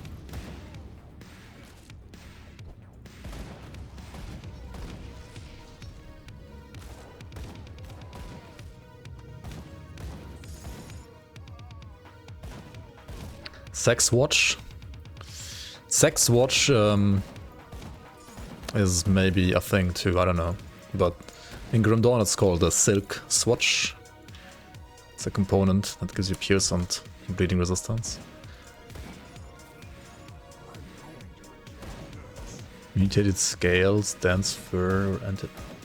But like, you put those like here, right? I don't know, I've never considered any of what you're saying ever for like shoulders or pants to be fair. Maybe like sometimes anti-venom. I never had that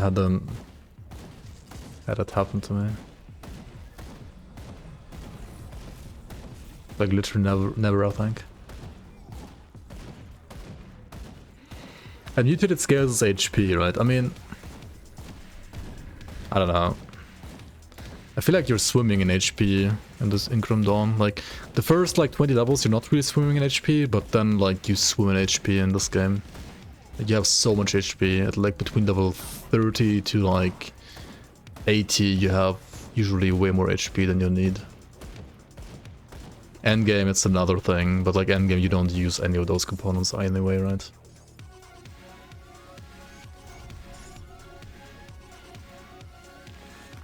This DPS is like playing veteran. I mean, I'm using a yellow gun, come on.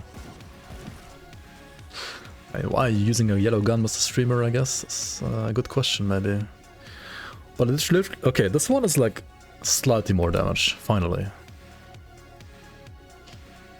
Holy moly. We can use a Devil Touched ammo, I guess, or just craft Hellbane's ammo. Let's try Hellbane's. Or Devil Touched. Devil Touch does give you like Leech on top. But I think Hellbane should just be more damage, at least at this point of the game. Wait, this converts all lighting to fire, right? How much flat damage is this?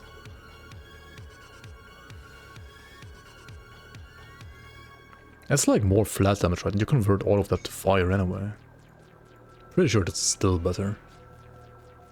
Maybe not. It's kind of hard to tell. I should like check it out in Grim Tools, but I think it's more damage, right? Maybe not. This is also an interesting meta for Demolitionists, but rather later than now, I would say. Because it does give you like bonuses to the Thermite Mine, which is a Demolitionist skill that you're gonna use later on, but not at this point. Explorer's cover, or like Explorer's set in general, is pretty nice. In this case you can't use it though, like not the cover at least. Got the cluster. Now Cronley's rings are really nice because they always come with attack speed. Warped of Dauntless Will is a... like the suffix is a Berserker suffix, I think, and Warped gives you 2 flat Aether damage. And it also always comes with Pierce resistance, which is kinda nice. And I think I might use this instead of Silverbound. Yeah, let's do that. And right about now, you kind of want to stop using Polished Emeralds, I would say, and instead you want to start using like things with Vitality resistance, like Corpse Dust, for example, or ideally Soul Shards, but I don't have those yet. Also, we did find a Unholy Inscription for the gloves here. I want to use these shoulders, right? So we're gonna craft... Well, here's the thing, right? Like, what the hell do I use on this? I mean, I could like use Anti-Venom Salve, right? Or like... the elemental stuff you don't need right now, right? You could use Anti-Venom Salve for 1% acid res. I guess? I don't know.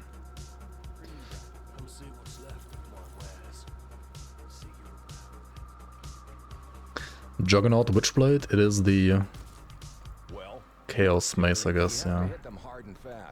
I think I played it as a... what was it?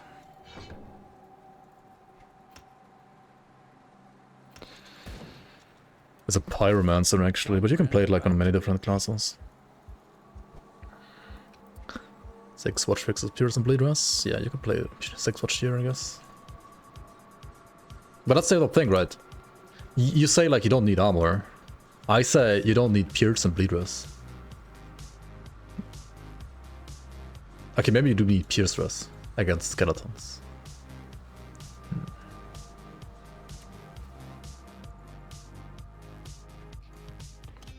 It kind of depends, right? I've been expecting 6 Watch could very you. much be an option here, right? Like in this case. Hello. The thing is, you will have other ways, like other means of like maxing out resistances, right? But maxing out armor absorption, unless you're a soldier, there's like not really any other way except for like scaled heights. Hello, Fromage, thanks for the 3 months, appreciate it. Welcome back, welcome back. Already 39 months, dude. Did I say thanks for the 3 months? Thanks for the tier 3, what the hell am I saying, man? Appreciate it. How are you doing, man? I'm a little tired. No, sorry. Immediate scales gives you a lot of HP, yeah. That's true. Skeletons will miss you if you don't have Pierce Res.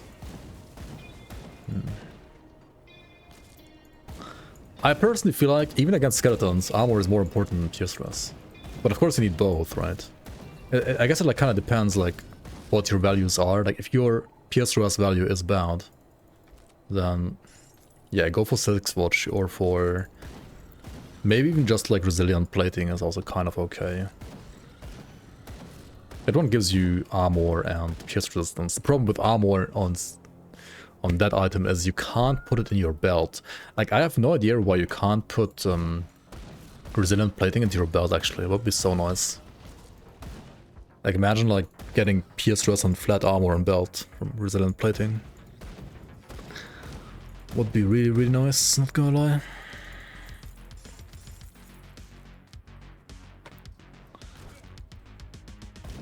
That's how it is having kids, I guess, yeah. Hope everything is fine with the kids and the family. I mean, I guess the kids are part of the family, but... you would think Oathkeeper would have armor absorption too.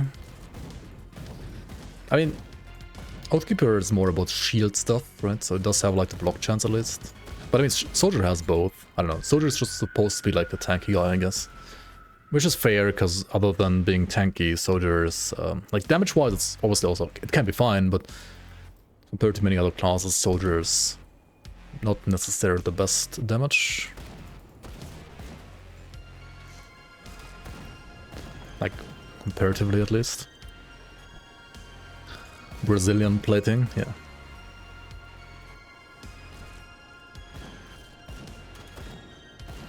Preschool in like 2 months already, holy moly. I remember when you just became a father, like, what the hell? What the hell? Time flies, man. Time flies.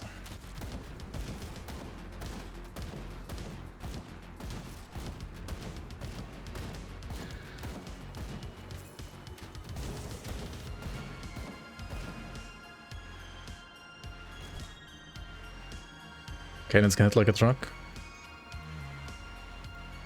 It can. But some other skills like hit like a train, right, instead of a truck.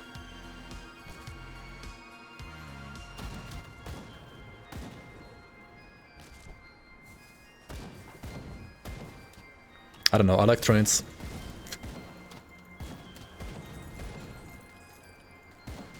So much better than cocktail leveling. Insane, right? It's insane. It's kinda the same, just worse.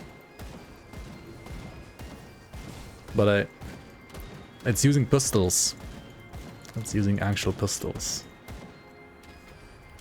Or guns. 2-unit guns, I guess. Rifles, not pistols in this case.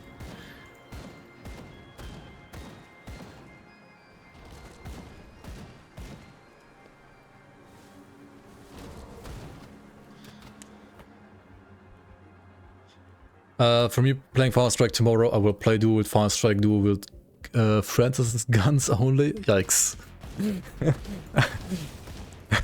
I don't think Francis's gun is gonna like carry you far, to be fair. Like maybe until Kaizog.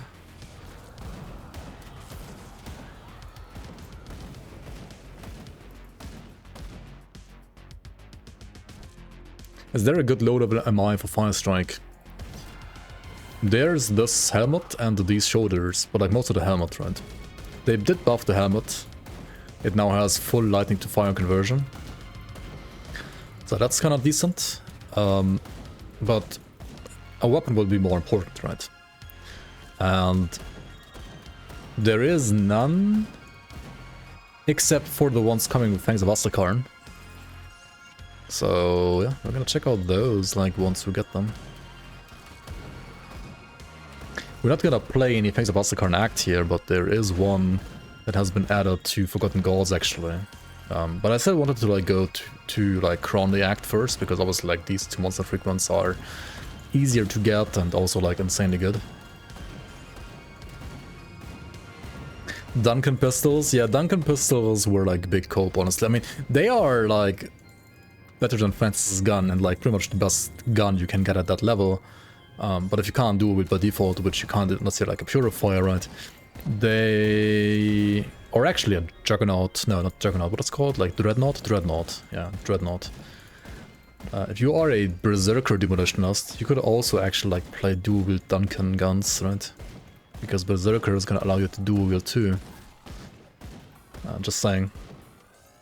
That is an option. I don't think it's better than Purifier, like definitely not. At least not for Fire Strike fire damage, but it is an option. It does exist. It technically exists.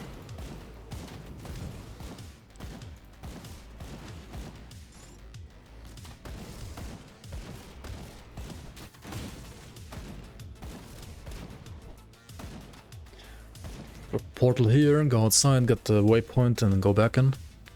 Can't wait for Pistol of the Realm, Aether with Decay Hybrid Gun, am I?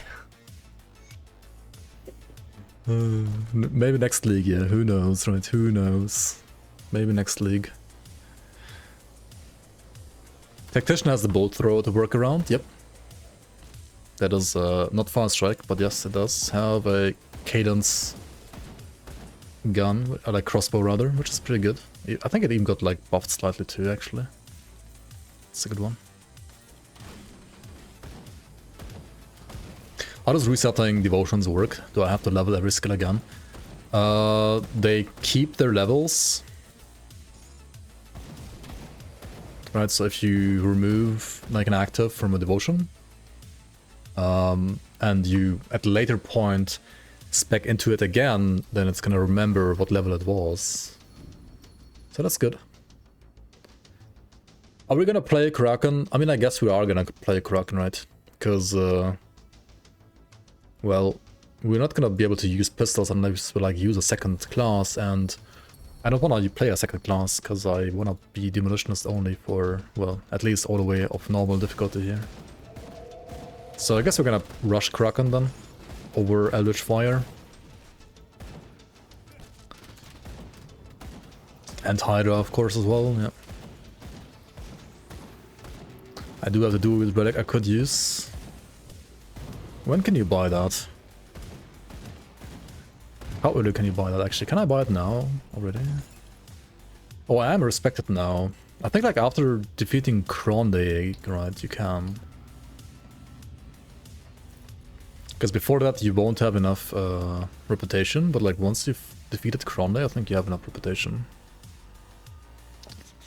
So yeah, let me finish this dungeon and we go back and maybe craft dual wield relic and maybe actually dual wield. But like, what guns do I dual wield? Duncan guns at this point? Are they even like good enough? Maybe they are. I think I sold them though. Oops. I have to craft them again. Aye. The good thing with like dual wielding would be that you can use two components. So you could play like let's just go back. You could play like dual Hellbane's ammo, right? Which I mean you kinda don't wanna do when you convert all lighting to fire anyway though. I mean you do convert the flat, but like the percent damage will be lost. Dude, what do you play? Do you play do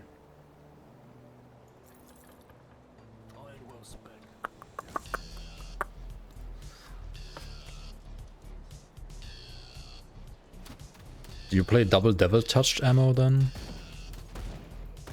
It does have light leech at least. Aether? Wait, why Aether bolts?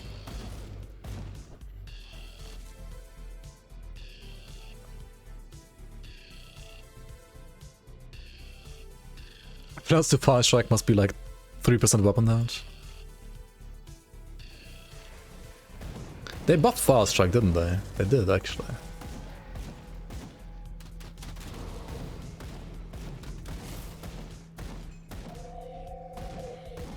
Prep for Rutnik guns, just play Rutnik.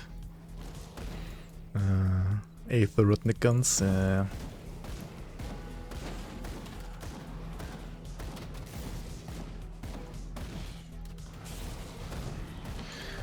Maybe I have to like buy another gun from the fucking shop, right? Because what I currently have is just not good enough. Or we go to Forgotten Gods and check out the new gun. Should we do that maybe instead? Maybe we do that instead, right? I mean, are there any other like interesting fire strike monster frequency here now in this act? Now the Gazer creeping in the back. He sure is creeping.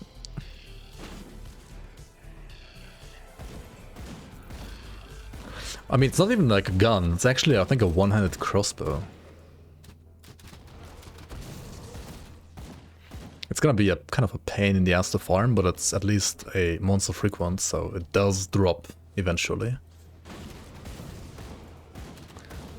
We could also play Kyrian Skullbreaker, that's true too. And we're about to kill him like right now. I mean, almost. Soon, at the end of this dungeon at least.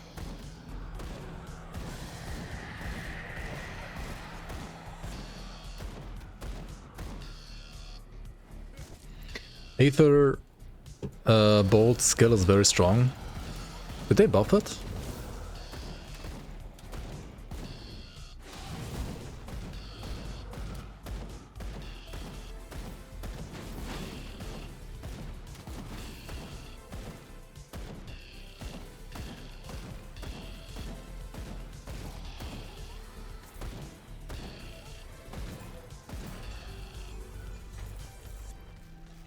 Ugdenborg Arcane Weaver is also great, yeah. That's a great option too. It's kind of like elemental damage, not fire, but it's still, honestly, very good. And with this helmet you are converting at least all the lightning to fire, so it's only like some cold damage left.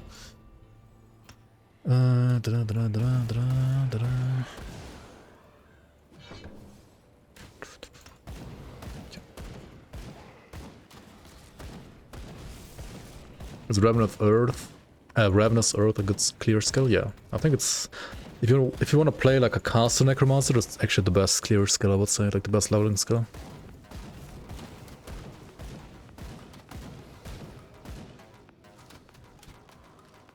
Like if you check out like a very old how to level necromancer guide of mine, then you will see me level with that skill there as well. Like skeletons early and then Ravenous Earth.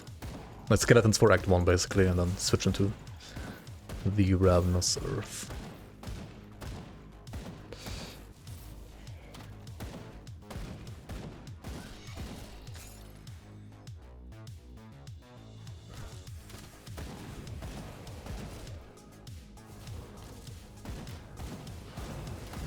Yeah, I mean, like with proper optimization, it's a great skill like throughout the entire game for Vitality casters. Yeah.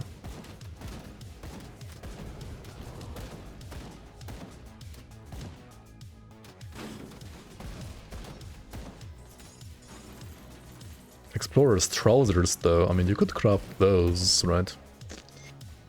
Hands aren't a crucial slot for those builds. I mean, they really aren't for any build. So.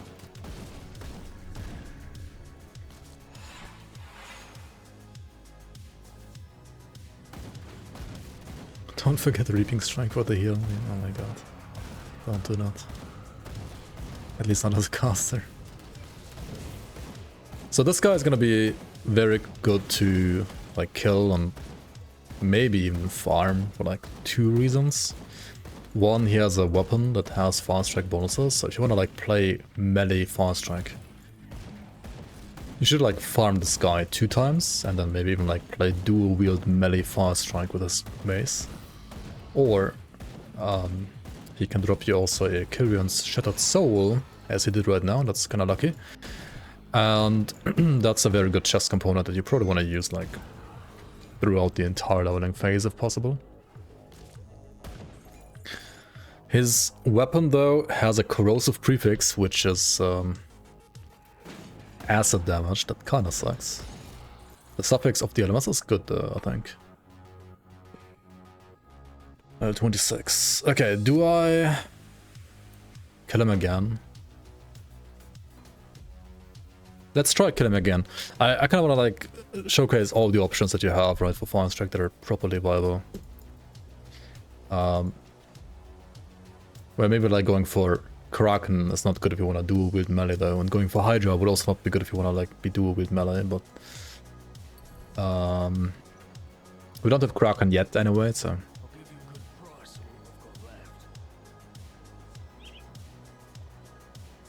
I mean, right now, even like playing a flippin' wild card or decapitator would be more damage. My gun is so bad, dude. It's not even funny. It is so bad.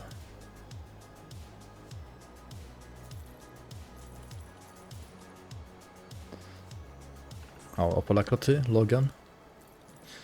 And I think we also got the other attack speed component now, yeah.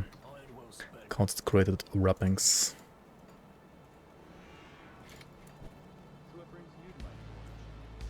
Did I sell the Koreans? Oops.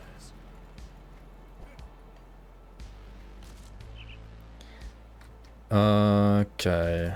Yeah, let's kill the guy again, right? Let's just kill Korean again. Check DC faction gun. DC faction gun? Maybe you are correct about that one being good. Let's see.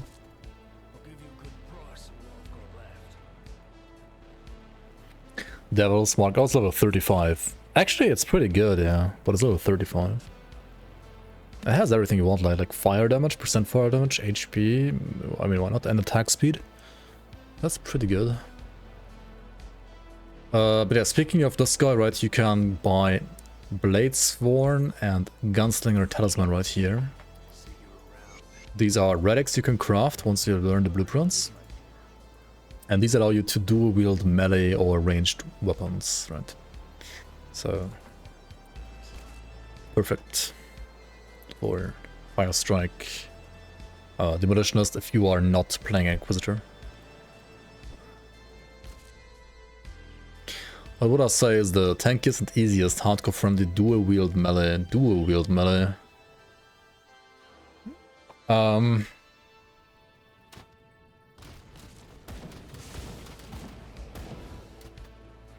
Aren't they all guns?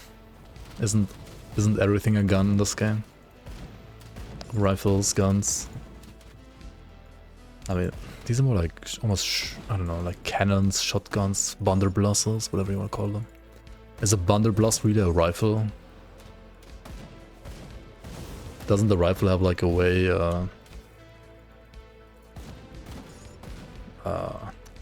like slimmer, how do you call it, even barrel?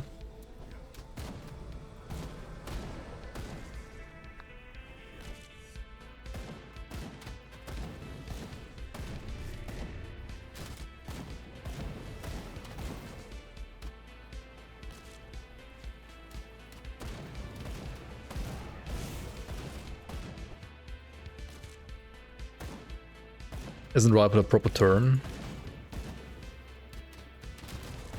I don't know.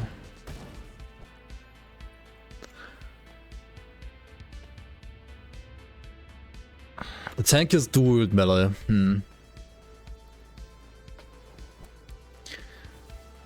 I would say you definitely do play a Nightblade.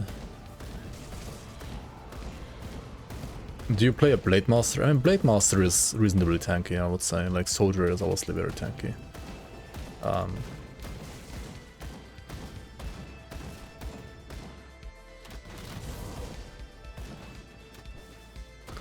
But Witch Hunter can be pretty tanky too. Infiltrator. I mean, Sabo is great with the Blast Shield for sure, yeah.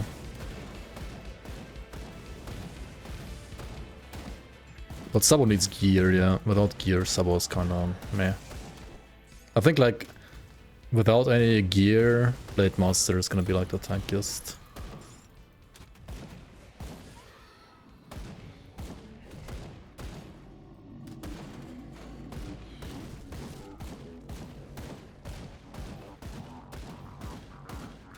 Blade Master far less tanky than Saboteur? I don't know. I haven't played that much Sabo, to be fair, but I played, like, for example, all the top 20 Saboteurs, and also played, like, some Blade Master made by them as well, and the Blade Master was, like, way tankier, even for endgame. Even with, like, all the gear. But maybe they also just build Sabo for pure speed and no tankiness at all, which obviously they do, right? Dervish is also great, yeah. I would say Dervish is always squishier than Witch Hunter though, but they did nerf the physical resistance on Witch Hunter quite a bit. Like Witch Hunter always felt safer to me than Dervish.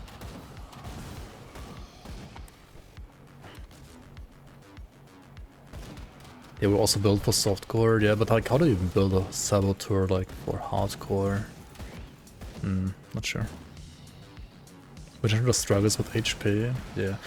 To be fair, like on the current patch, like, or like ever since they reworked like the physical damage part of it in this game, Dervish is certainly tankier than before, and like Witch Hunter is squishier than before. Because like Witch Hunter, you could like run around with like 80% physical resistance in the past, and you can't do that anymore. Whereas Dervish has lots of HP.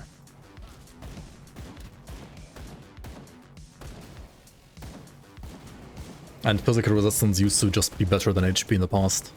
But not anymore, I think. Like, it's now, like, about the same, I guess.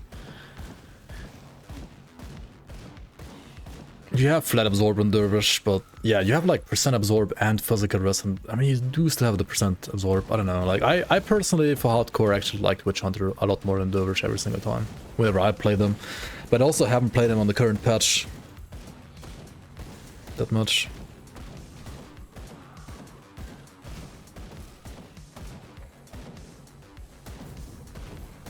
Why am I farming this garbage? I should just like go for Kyrian right away, right? But there's a hero here. I mean, this hero is not gonna like drop insane items, is it? Not really, no. Everything is optional, says Magafer. I mean, he knows what he's talking about, right? He's like the best player in the world, right? Almost.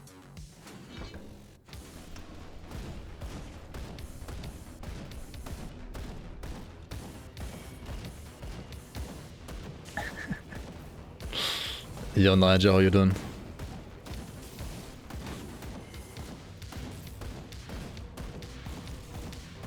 Okay.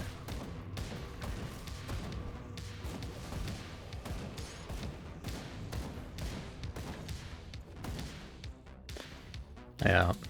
Demolitionist becomes a lot tankier once you have Blast Shield available to you. Okay, this weapon he has, he's dealing more damage than last time, so maybe his weapon has like vitality or fire damage on it, like more so than the last one had. Because I'm taking like way more damage than last time, am I not? Like, holy fuck.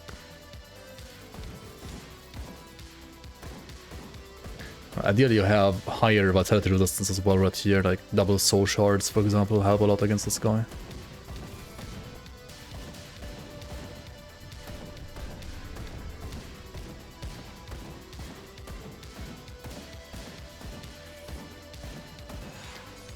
Tyrants of Scorching, yeah, that's pretty fucking good, isn't it?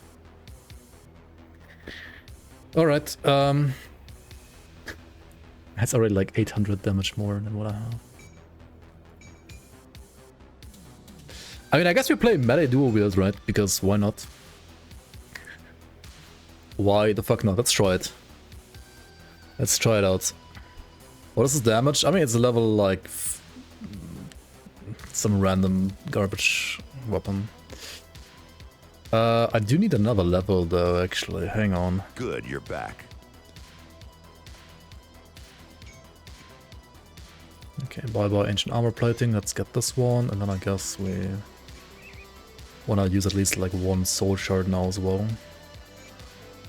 Now, the good thing about like melee weapons is that you can use flintstones, right? Enchanted flints rather, if you have scrap.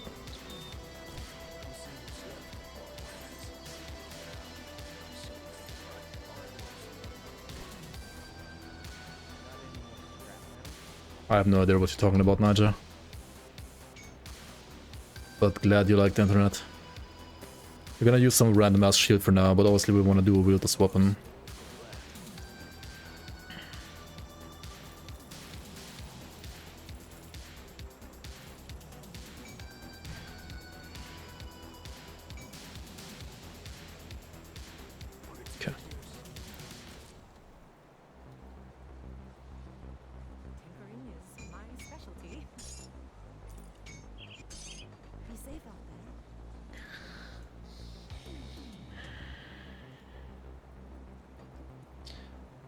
Okay, if I craft the Blade Sworn Talisman.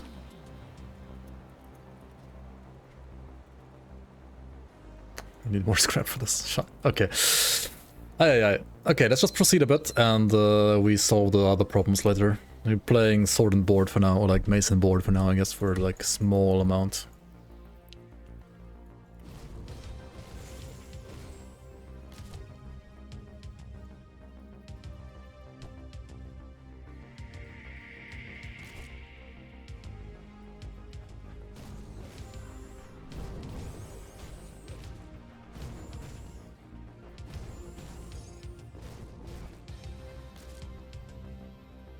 Scrap for the scrap god, exactly. Okay, I mean, once on 26 rather, number 26, we can equip the other mace. It's a corrosive prefix, but I mean, the suffix is good, and the item itself is also just good on its own, to be fair. I want to respec this as well, because it's like for two-handers only. And, well, maybe after all I do go for like Eldritch Fire first, I don't know. You kind of want to get Kraken if you're playing two-hand, you kind of want to get Hydra if you're playing any ranged weapon. But for one-hand melee, you kind of don't have any options. You just play...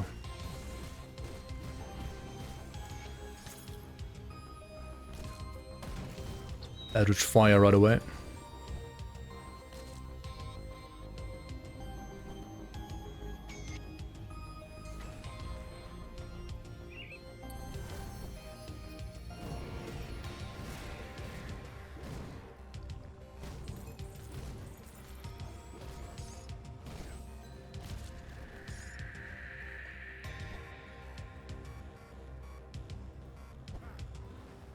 Always nice to watch a nicely planned and well thought out playthrough. I mean, just improvise, right? Just improvise.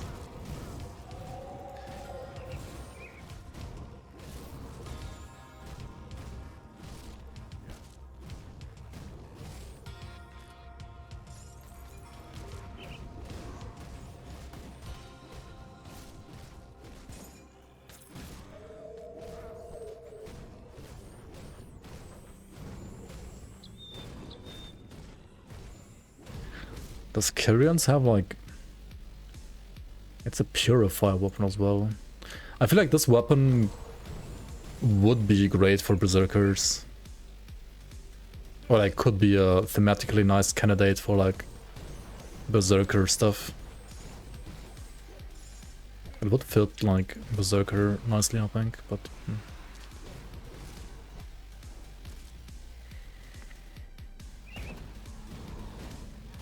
It's this girl. I have no idea.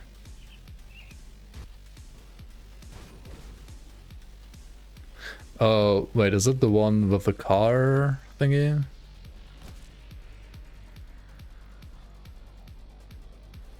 Like, is it the one that like started with like Bentley or whatever it was? I mean, I guess you can make a career out of that nowadays, yeah. And I guess you can also like make a career out of like making fun of her as well. The internet is so fucked nowadays, like what the hell, dude.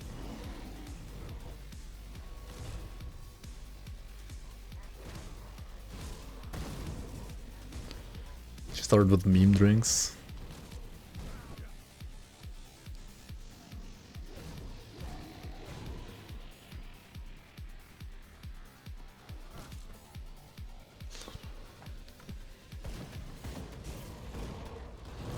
You say fuck too, and you make millions of it. Yeah, true. True. Just get famous.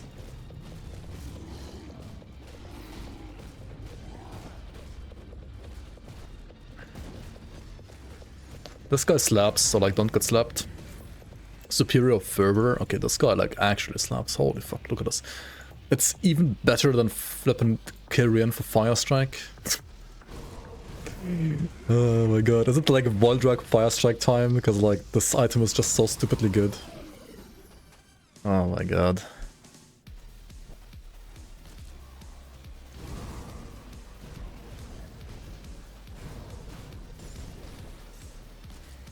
We'll see at level 26, right? We'll see at level 26.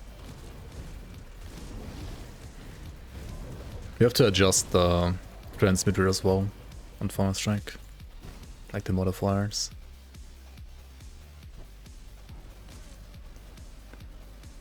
Well, if it, I haven't. Yeah, didn't she make like a crypto coin and like have people sue her or something like that?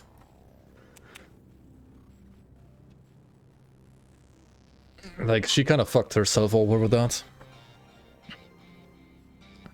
But then again, it's not because of her being famous in the first place, it's because of her like advertising like crypto scam. So I guess just don't do that, right? And I mean, surprise, surprise, right? Don't promote scammers or be a scammer yourself, and you won't have a chance of getting fucked over, right? You're missing the Rekba Protoss coin.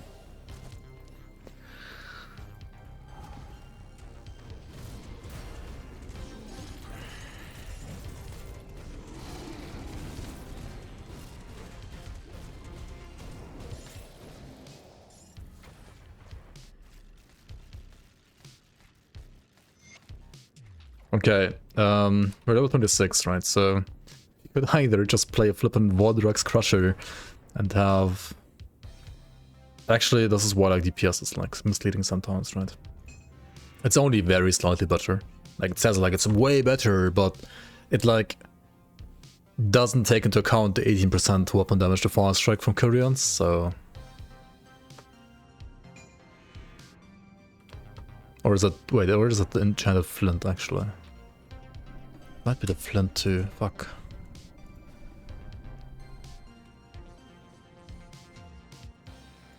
But like dual wield is better anyway, right? Surely it has to be better. Got any more scrap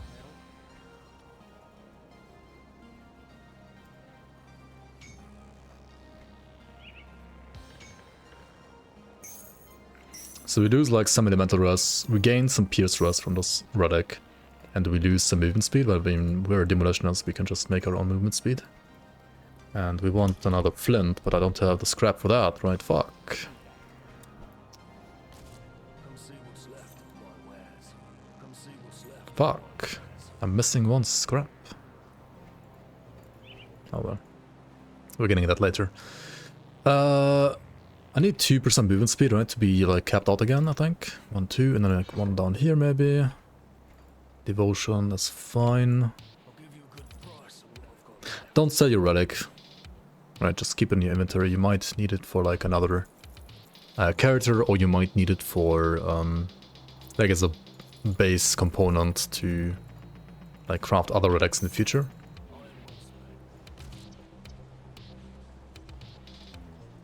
Oh yeah, we have to. Yeah, you're right. Never mind. I have to also respec the thing. Searing Might. We are not using the two-hander after all. So, be gone. This one is only crit damage now? What?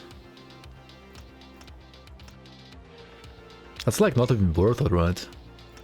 I mean, it's gonna be worth it later. How's... I wish that they would like rework these at some point. I mean, we could rework them for the league, honestly. Oh, we could like make these actually interesting in the leagues. Because they are so terribly boring in the base game, actually.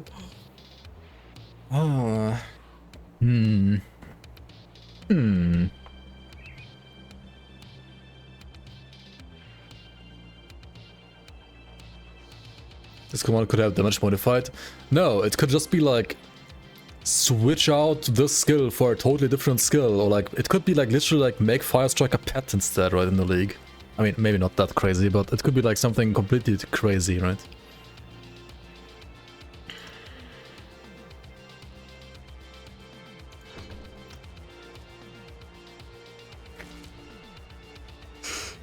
Okay, maybe not a pet, but like it could be something like actually crazy. Like...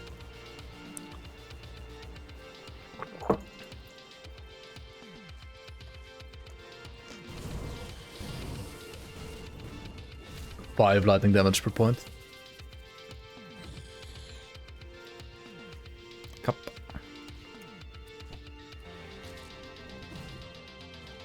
No, but like definitely wait, okay. Maybe it can't be that crazy because it's fucking like it's just a default attack replacer, right? It's not Trixie with Eye. It's not a projectile you can actually like modify and go crazy on. Ah shit. Okay, maybe it's not okay, maybe I spoke too soon. But what you can do is like you can like put conversion on it.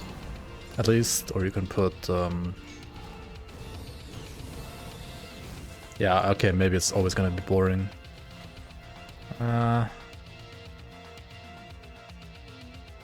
Not sure.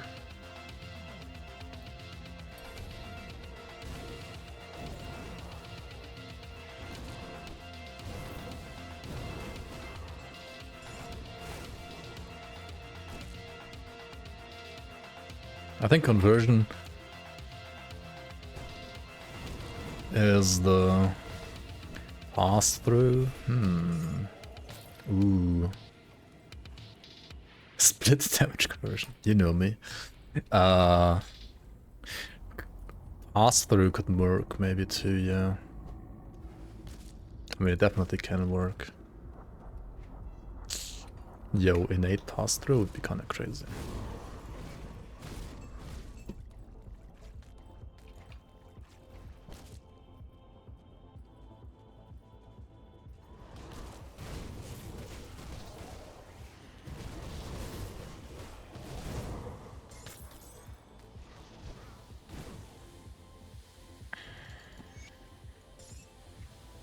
Proc on top. I mean, these are basically skill modifiers, right? So like anything that works on skill modifiers would also work here. Skill on top. I don't think that works. How to dual wield as Demolitionist with a relic. Okay, let's do a dual wield melee snapshot real quick. Right. Kind of crazy, like dual wield melee fire strike snapshot. Right. It's honestly one of the best things you can do at this point. GMP or Tornado Shot or Barrage. I've never played Tornado Shot, I don't even know how it works to be fair, but I'll see what is possible, but I don't think it's quite as crazy. Oh, Murgle's Beguiler is a new item from Fangs of Ostakarn, by the way. It's gonna have a different art, it's gonna look different. But yeah, that's an item that you will be able to use at some point in the future. Murgle's Beguiler.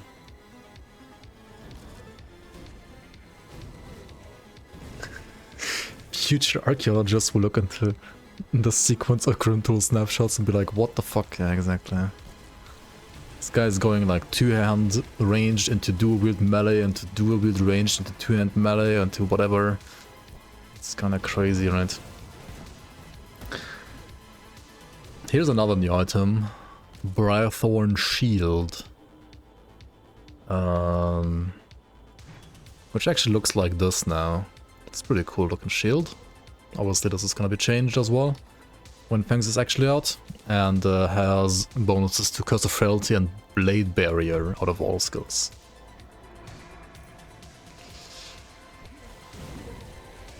Dude, this guy exploded. Holy fuck, like Kyrians are insane.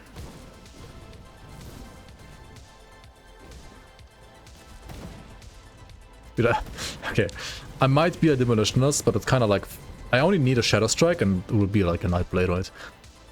I mean, this is obviously the best, like, or like one of the best leveling weapons for a Saboteur, right? If you want to play a Saboteur, like a Fire Strike Saboteur right away, you play this weapon.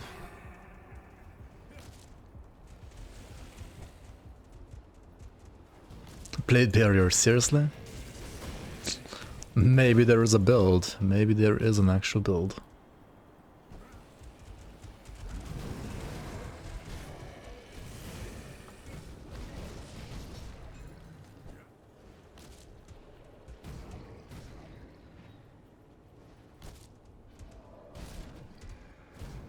Boycott US products, boycott Fangs of Ostakarn. I don't think that's like, I mean, I'm fine like boycotting every single product from the US except for that, I think.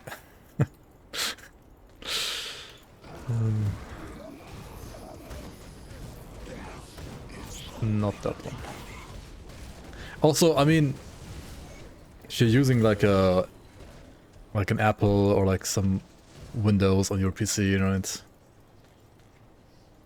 are you gonna like boycott like Google and Microsoft and everything else as well? I don't know.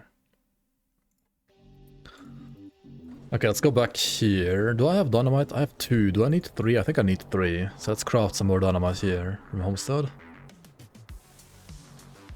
I don't play PoE 2. I do play PoE 2 whenever there's an actual update that matters.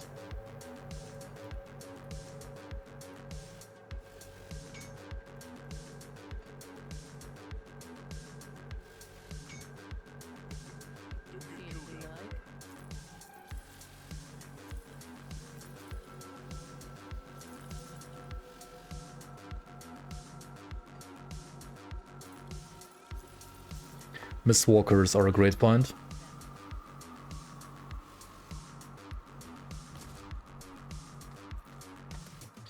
Oh yeah, we're gonna go back actually. Yo, Zedaso, welcome, welcome.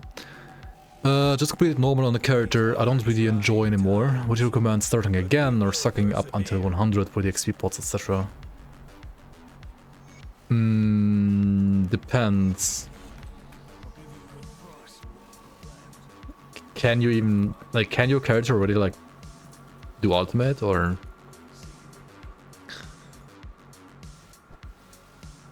Or, like, what character are you playing? Why do you not enjoy it? Maybe you can, like, respec your current character. There's, like, multiple ways to, like, play a class in this game, so... Maybe you can respec your character to something that you actually enjoy instead.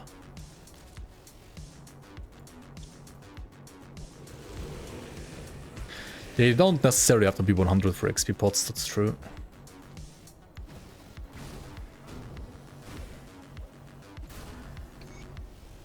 You kind of want the merits, right? And the XP pots. And the mandate. Wait, mandate's merit, yeah.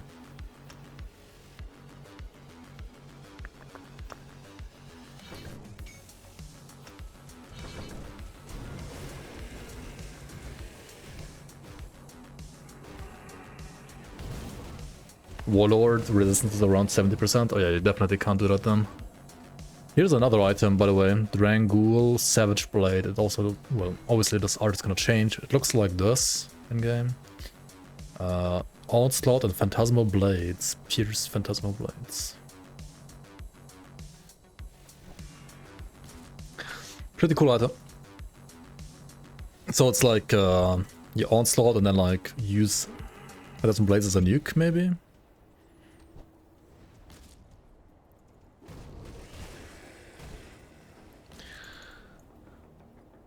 In the new DLC, new difficulty, do all rare items scale to level 100? They will scale the same way as they do right now. So like probably 94 being the highest. I don't think there's a reason for items to scale higher than 94. I mean, it's basically 100. It's like the same. Like if there was a level 100 item, it would have the same scaling as level 94 anyway, so...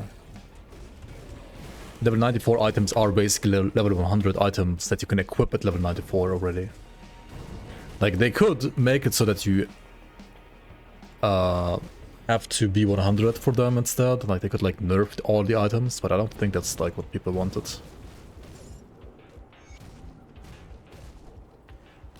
The best class for first hardcore attempt? The class that you're, like, best at, honestly. Obviously, solid choices are always gonna be like Shaman, Promise Strike, or Shaman Totem Caster, especially, maybe even more so than Promise Strike actually for hardcore. Warlord Soldiers, so like Force Wave into Blitz Warlords. Pet builds are very safe for hardcore too. I really like Demolitionist casters as well, but kind of like depends what you want to play. I mean, every single class is viable for hardcore as well.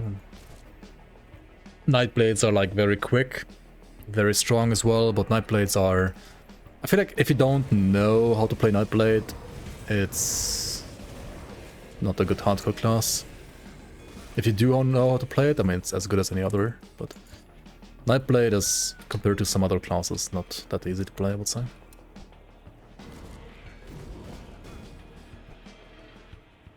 I mean, Druid is great, yeah.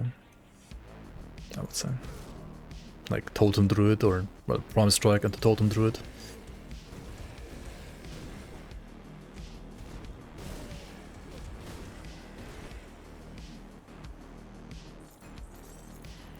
Nightblade Blade Spirit seems very straightforward to play to you. Well, I guess, like, yeah, Bleeding Blade Spirit Trickster is pretty easy to play. That's true.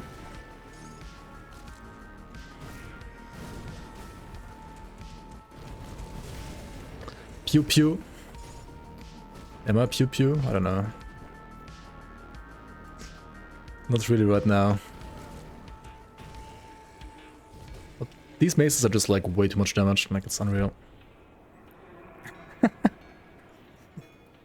Dude, it's way more damage than range at this point. Like, there is no monster frequent for range. Like, what can you do? This is the best weapon for FoA strike at this point. What else are you supposed to do, man?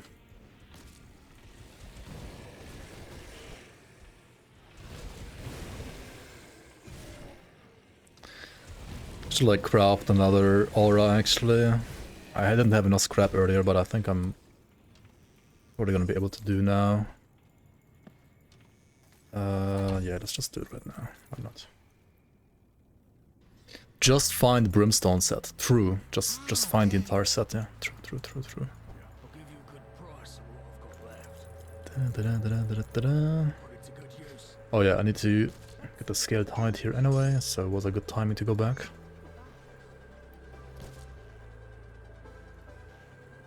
And let's make a flint. Put it here. And we have, yeah, definitely more damage than range could ever dream of right now, at this very moment at least.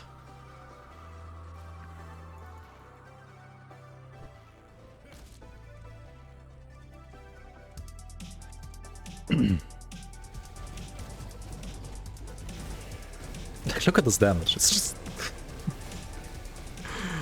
it's just so much better, man. Like, what can you do?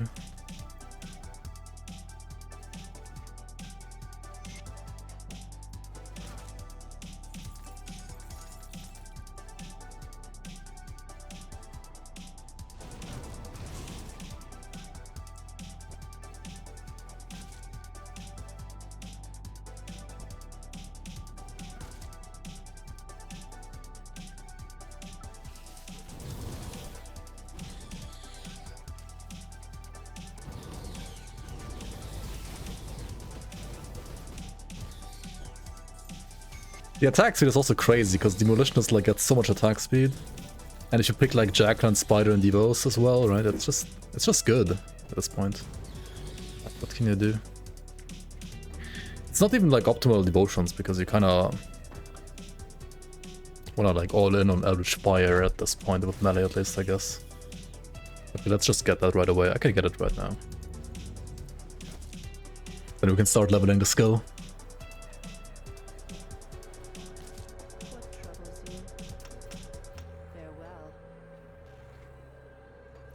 I mean, I could have rolled like, yeah, even earlier actually. Fast strike on this, and then I guess, well, if you go melee again, like, I mean, 2-end again, we want Kraken. If you go range, we want Hydra. But I think you always want Crown as well. So I guess we go Crown next, because we don't need Hydra or Kraken. Also, these two don't need to be leveled, there's nothing to level. This one you want to level, so I think we go Quill action next.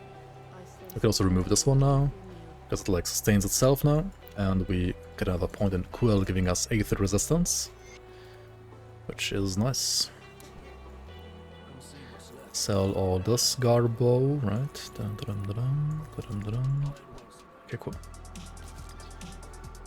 Where can I see a good build for Grim Dawn? You can see good builds for Grim Dawn, for example here. You can see good beginner builds for Grim Dawn here. You can see even more builds here, and I hope this is enough links for a lifetime. Welcome on.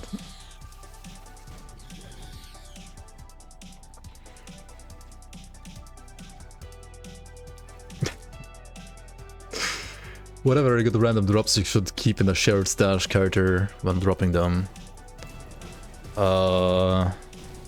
Whatever you think looks cool and you want to play next. Otherwise, these pants, for example, I would keep these Miss Walker leggings. I would also keep Explorer set pieces, I guess, early game, if you don't have like actual speed leveling stuff, like Loker set yet. But I mean, that's gonna be something you will be able to get like way later. So there's like a very high chance you're gonna make like multiple characters before getting Loker set. So Explorer set is a very nice keeper.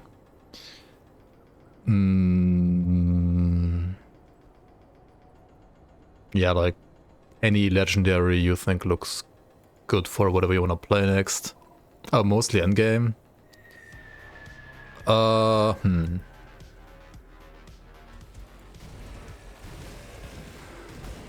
mean, I just use item assistant honestly and like keep all endgame legendaries. And some blues.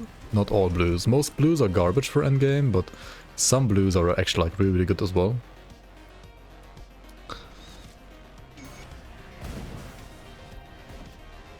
Yeah, to kill like Loker 20 times before getting the full leveling set.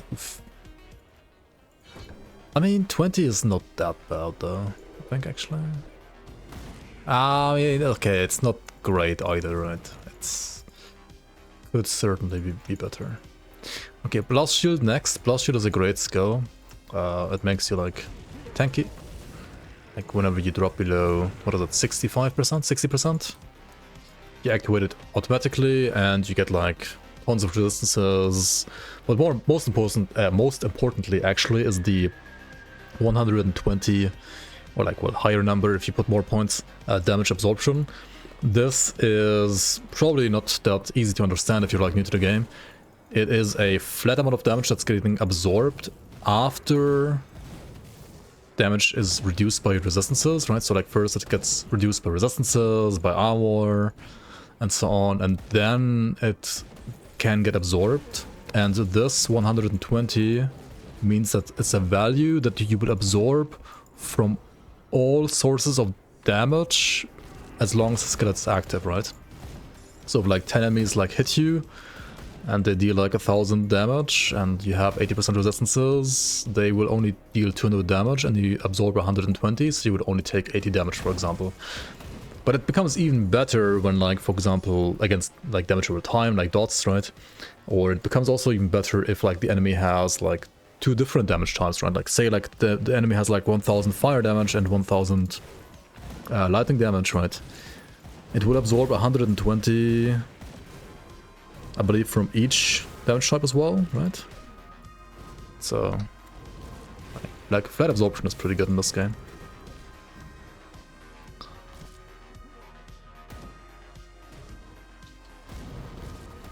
And on top of that, you get like more max resistances as well, right? So your damage is getting reduced even further if you have like, well, at least 80% resistances, or like more than 80% ideally, like some overcap.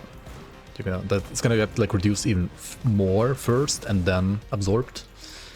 So yeah, Blast Shield is one of the best defensive skills in the game, and Demolitionist's pretty much only defense, but it has a very low cooldown actually as well. Like 4-second uptime, 9-second recharge at level 2. It's crazy, honestly. Like, it's really fucking good. The best part of Blast Shield is it scales your fire retaliation damage. I mean, if you wanna play a fire retaliation Demolitionist, that is actually like not negligible, but I mean, even then, it's not really like what you play around. That is a definite kappa.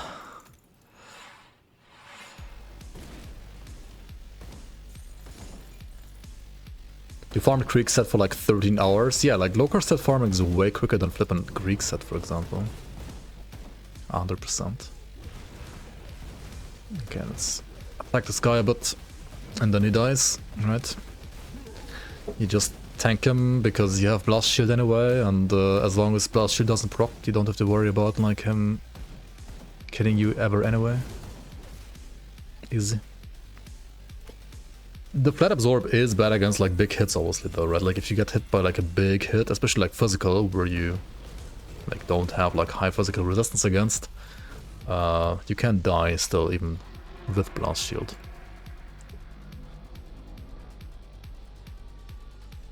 I removed Krieg gloves from the league. You mean because I removed Elite?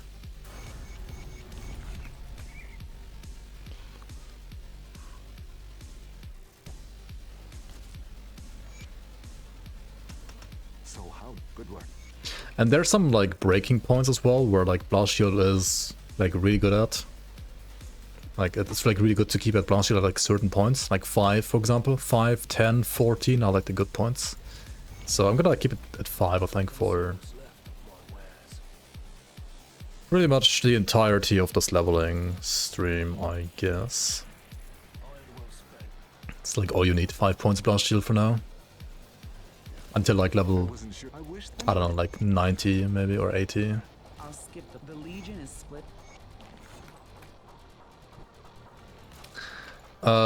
Being single Demolitionist class though, until, well, if we do it like the other playthroughs, it's gonna be like around level, until around like level 50 at least, I guess, so. Being that though, I will probably put more points eventually into Blast Shield. Because I'm gonna otherwise like run out of options to put points into. I mean, so far this is a very chill one button build, right? But it is still a Demolitionist, so don't be baited by that. You will have to play Thermite Mine. And you might have to play Flashbang and Cocktail on top as like support skill as well. And then suddenly it's like 5 billion buttons to press.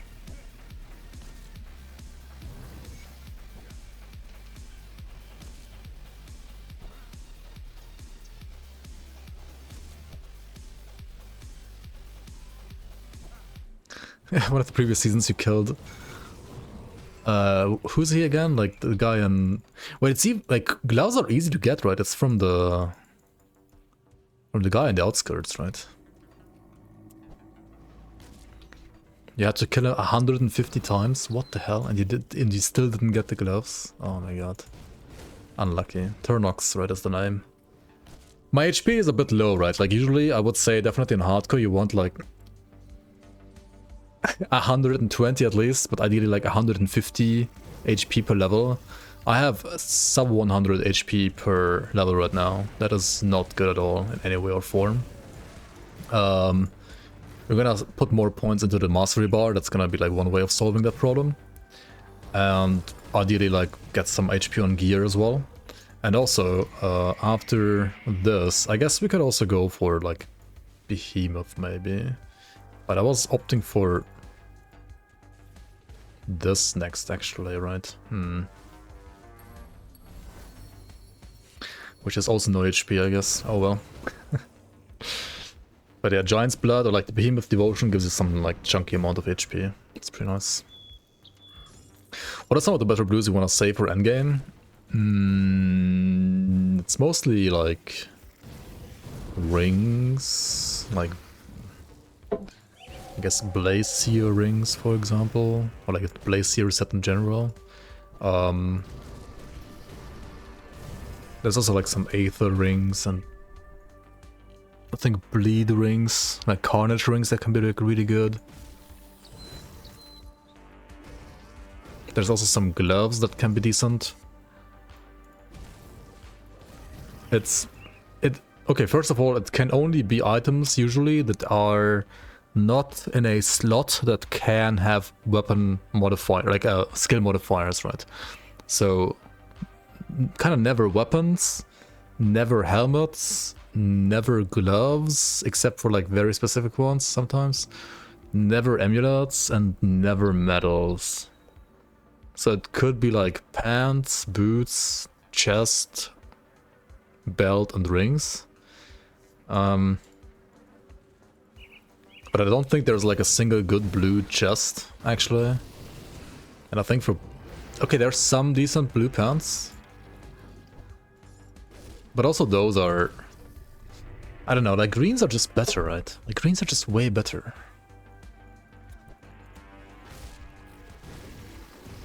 So I think it's usually... And also for boots, like craftable yellows are literally better than all blue boots, I think.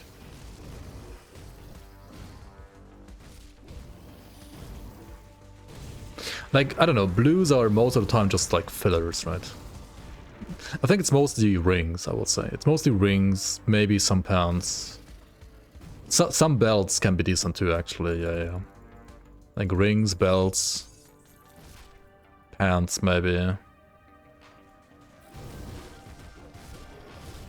But I just said, like, greens are always better for pants as well, almost, right? Like, okay, for leveling, like, blue items are way better. For endgame, they're just rings and belts, right?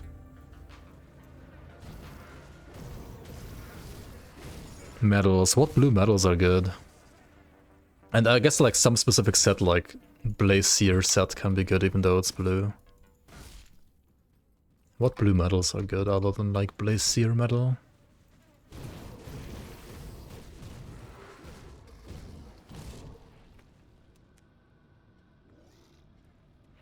Yeah, but like the belts that have like +2 to like 2 different classes.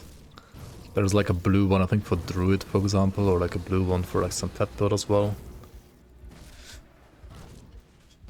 But even the Druid one is like only sometimes playable, I think.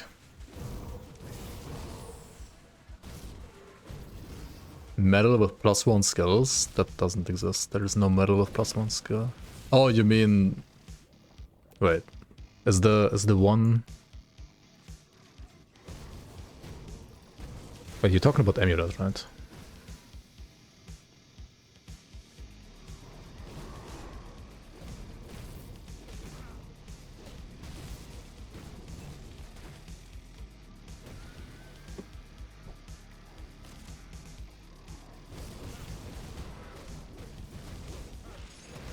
I'm pretty sure there's no medal with +1 all skills, like... That would be new to me. Like, if anything, it's an amulet.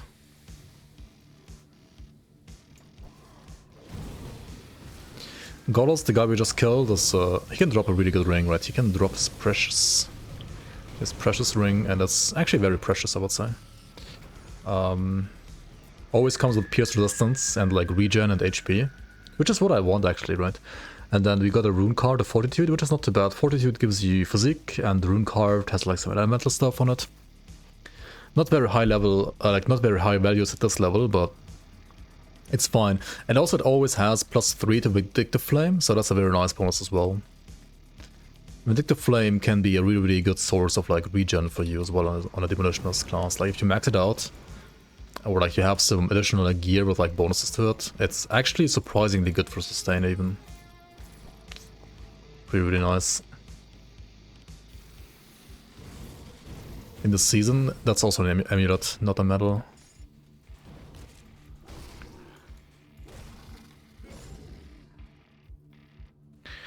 Demolitionist picture shows Fire Strike doing a headshot, but in-game it doesn't do headshot. Disappointing, yeah. In-game it uses 2 maces and smacks the enemy in the face. And you can play it like with guns, of course, as well, but... I mean, I guess there are crits, right? There are crits in this game, which are maybe like headshots, but they don't visualize that. Also, how do you headshot like a maggot, right?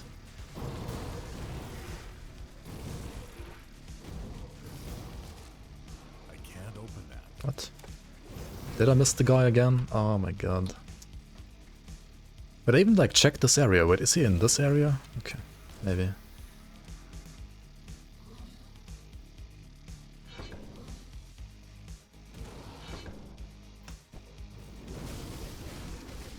Of course, he's always in the area that I don't check, right?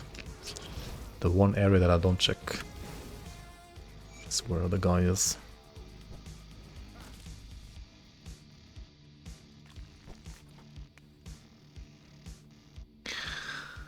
God's Rings are awesome on Elementalist? Yeah, 100%. Like if you go like Elementalist, like Shaman, or even as Commando actually, but I think Shaman is like where it's the best, like Elementalist is like where it's the best. You get like 2 of these, you get like +6, right, to like both of the skills that have regen. And you have lots of regen then. Like Elementalist is a great regen class.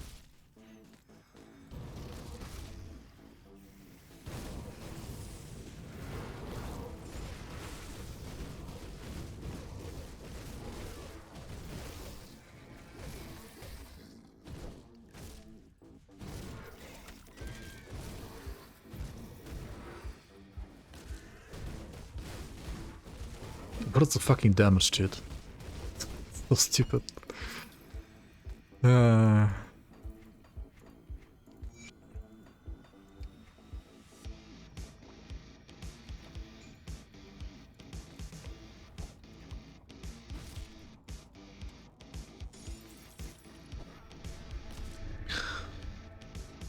Of Untamed Fangs? Yeah, it's Fangs of Hostile Carnifex. Why don't I play in Veteran? Because I'm new to the game. And also Veteran's a waste of time.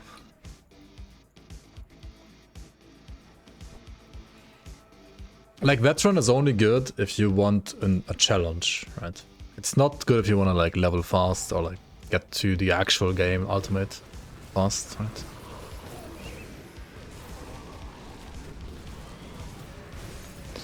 Like, most of the time I just want to get to endgame faster, and in this case also, I don't know, I don't want to like waste that much time like hitting enemies that are just sponges. Also, I mean, at this point I could just like take Veteran and it wouldn't really change that much, I think.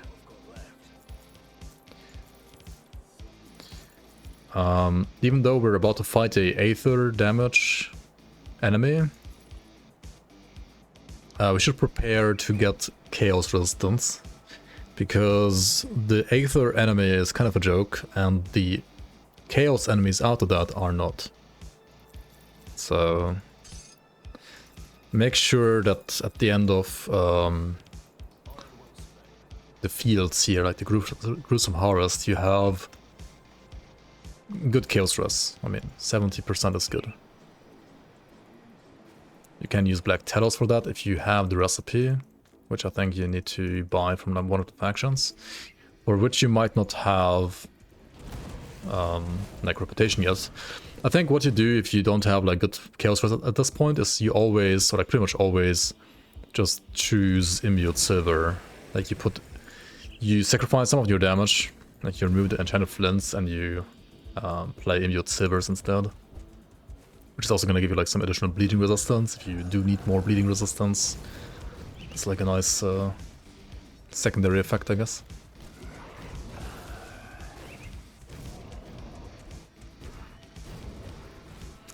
Mark of Forgotten Spirits and the Mark of Impurity. What? Are those medals? Okay, what did they do? Mark of...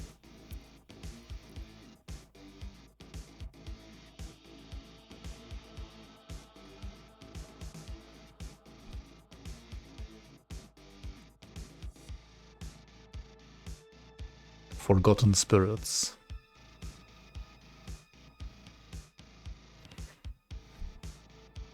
Oh, you just meant like they have like some skill bonuses to some skill? I thought you meant like... I thought, well, okay, I mean, yeah. I guess for some pet builds, like some of the blues are fine. What I thought what you meant is like they have this like +1 to all the skills, right? That's what I thought they had, like you meant.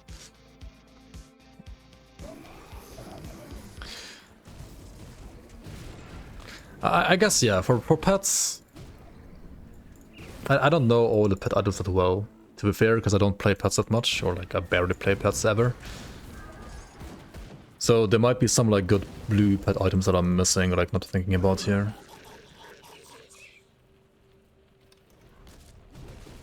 Okay, I mean, yeah, as I said, right, like this guy is just gonna die. There we go. Because we have damage and he doesn't deal damage unless you don't deal damage, and then he starts like doing some aether waves that like sunder you.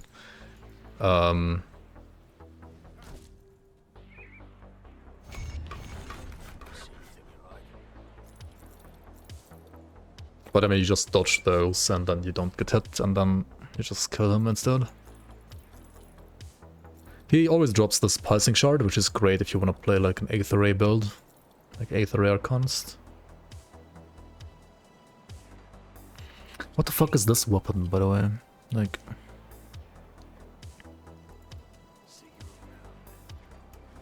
How do I even play with that? Much ice my scouts have. Just the there are two up. Who do we side with? Does it matter who we side with?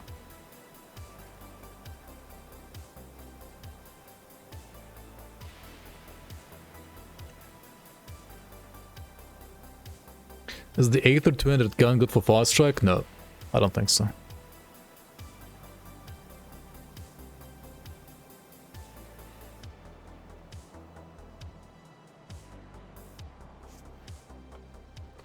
Is it worth it to play hardcore for the achievements? I mean, if you want the achievements, then it is worth it.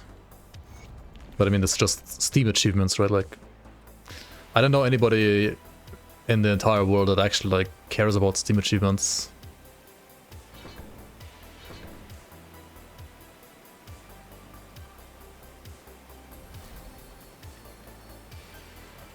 I have come to represent Kaiman's choke. I guess like thematically you rather want to choose Kaiman's, but like it really doesn't matter, right? Or do you want like Sun Heralds or Sunbreakers, whatever it's called? The helmet, no, right? We just want to play the helmet that I just have right now.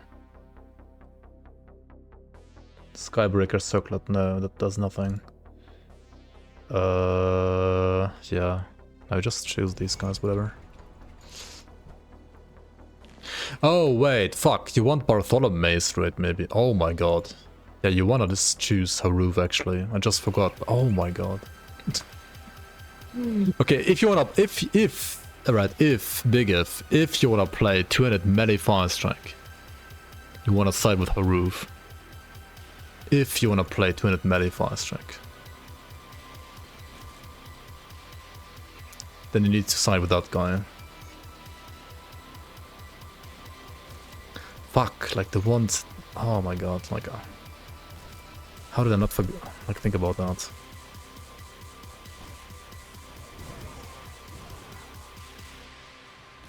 Okay, if you fucked up like me, right? If you fucked up like me, just pretend this is the best fire strike weapon anyway, and just play a dual wield instead of two-hand. Also, once you get to Elite or Ultimate, you can still like change your choice, like you can re-choose, you can choose the other faction. So it's not like that big of a deal.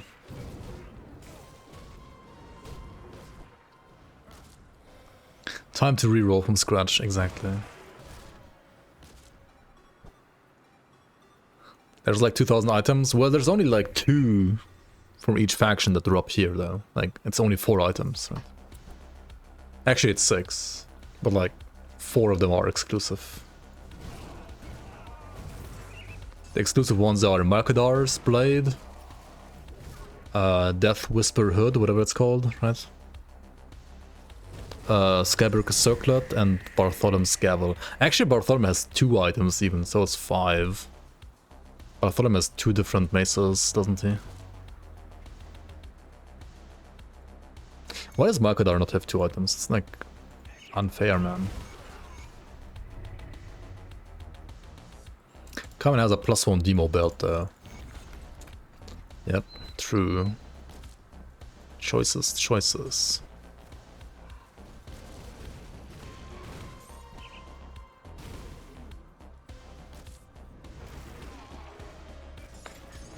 Wait, is it? Is it Kaiman or is it Homestead actually?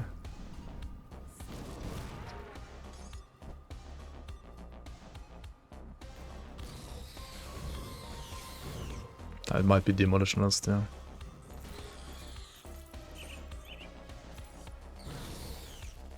Almost at Shaman, okay. Okay, I guess we did choose the right thing then. Or like, well, both choices have their like upsides and downsides.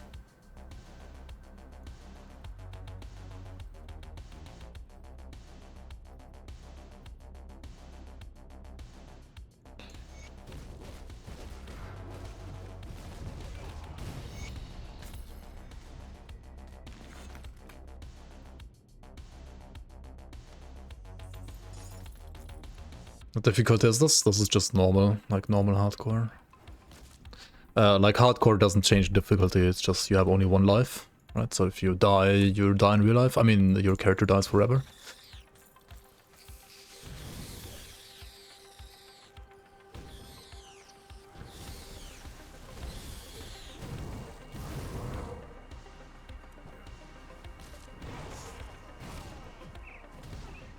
I just set the item filter like this, to be fair. And what I could do right now is like, if you know, right? If you know, you know. But if you know, actually, you could like remove like some weapons that you will never use anyway. Like this stuff, for example. That's maybe what I would do here. But most of the time, this is fine. Like, you don't have to do anything but this. I wouldn't touch this stuff. Like, it's kind of weird because it's like this part of the loot filter, in my opinion, needs a rework. It's just not good.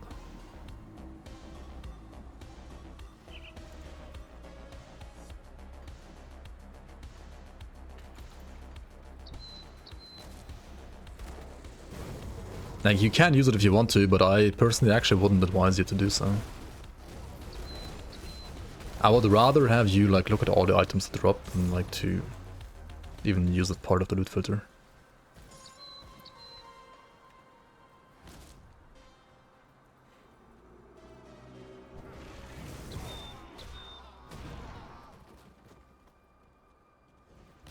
Like, the loot filter in Grim Dawn is unfortunately very basic. I would say it's one of the few things where their quality of life is...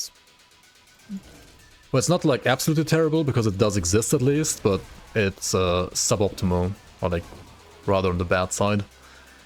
For example, Last Epoch, right, has a insanely well-made loot filter, like in-game loot filter. And obviously Path of Exile has like even better ones, but you need like external tools for that, or like, well, and it's not like external tools, but you have to like set it up outside of the game.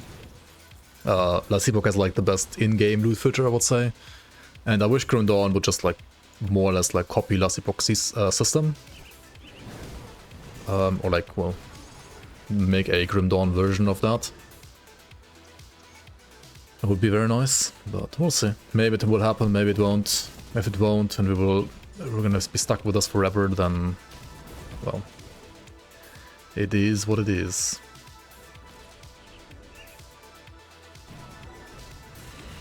But yeah, the left part works pretty well. And since whites and yellows are useless in this game, you just untick these like very early, right? Like this one right away at level 1, you untick this at level 1, and you untick this, or like at level 2 maybe, and you untick this at level like 20 at the latest, at the very, very latest. Usually I do it like around level 15 already. And then just run around like this, and if you want to like... Okay, for endgame, right, if you want to farm iron bits, you also do it like this. If you don't care about money that much, you just do it like this. That's all you need to do. That's all you can do reasonably, honestly, as well. Like, because everything else is kind of... I don't know, it locks you out of loot that might be good. And you don't want to have that happen, really. And yeah, I mean, this stuff you can do for leveling as well, right? If you want to like, remove this stuff here. Or like, you know you're only gonna like play range, right? You can like do it like this. If you know you only want to play meta, you can do it like this.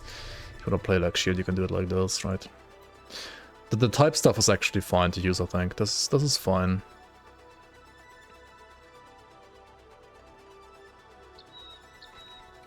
But it might also like still make you lose or like miss out on some other interesting monster like infrequence and so on.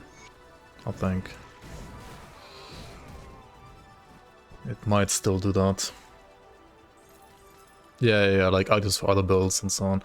You could argue that like you don't necessarily need them that badly while leveling, because if you like do another, like the ones you find while leveling that you miss out on if you untick this, you are gonna find the same ones anyway, like on another character, right? But for endgame, you wanna like get a specific role and then you wanna have like all of them ticked.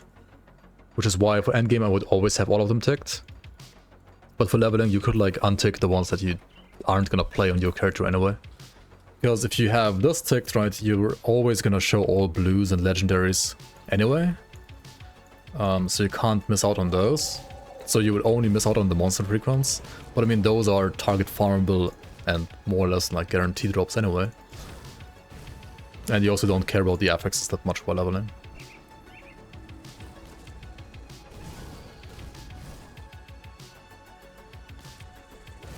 But if you are new to the game, right, you might miss out on a glimpse of what you could do with other items, right? Like maybe there is an item that would excite you a lot, but you will never see it because you're filtering it out. And thus you will never get excited in the first place, right? Yo, John Stamos, welcome on.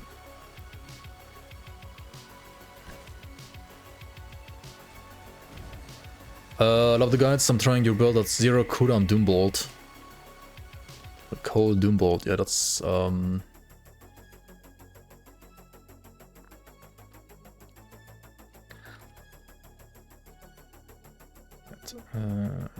was this build right here? Yeah.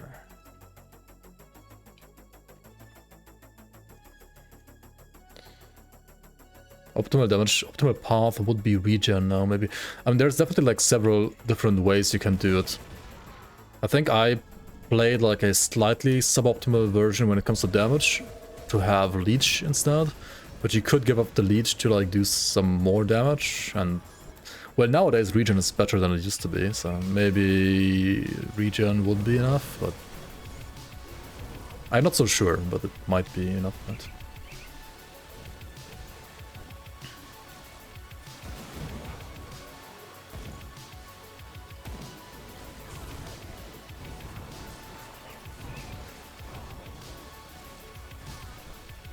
Adding both Jared of the Dead and Behemoth definitely improves sustain. Yeah, for sure. I would only go Behemoth if you go regen.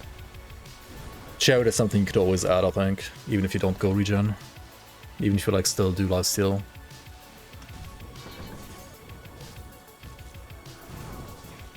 Jared is really good now as well. They kind of buffed it too. Okay. Otherwise, for attributes, right, if you don't need Cunning, just like split Physique and Spirit, right, kinda. Maybe like more Physique on this class, because it's kinda squish, kinda low HP. Yeah, Chariot is expensive, it's 7 points, right. But I think Chariot is like a very nice all-rounder, like it does give you like a nice defensive proc, it does give you like offensive ability, lots of it. Does give you like nice CC resistances, like stun rest for example. Like it's a nice all-rounder.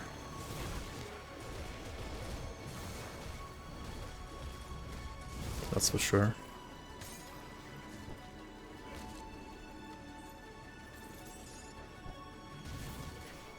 Curious about how many hours I have logged in. Clocked in Grim Dawn, you mean? I mean, I know kind of how many.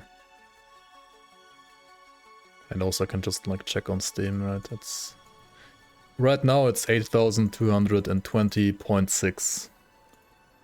At the end of the at the end of the stream, it's probably like gonna be 8,222 maybe, or 21. I don't know. I need to drink. I can't speak anymore.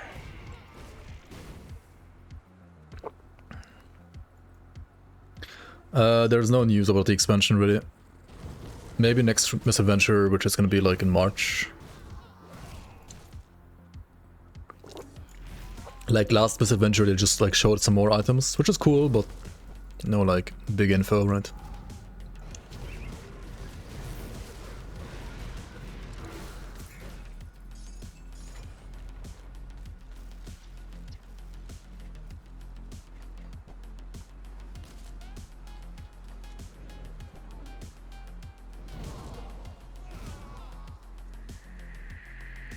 Gold board is hard to build.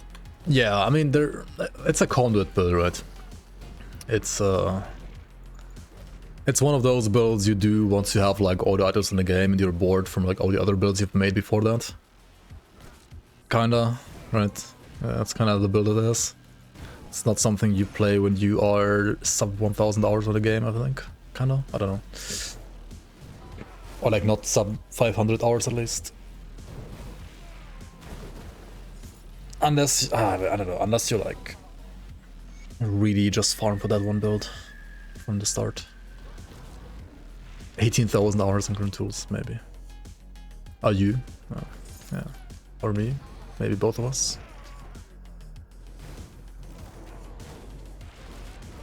And a lot more in Grim Dawn, like map editor and like item assist, I mean not item assistant, like auto modding tools as well.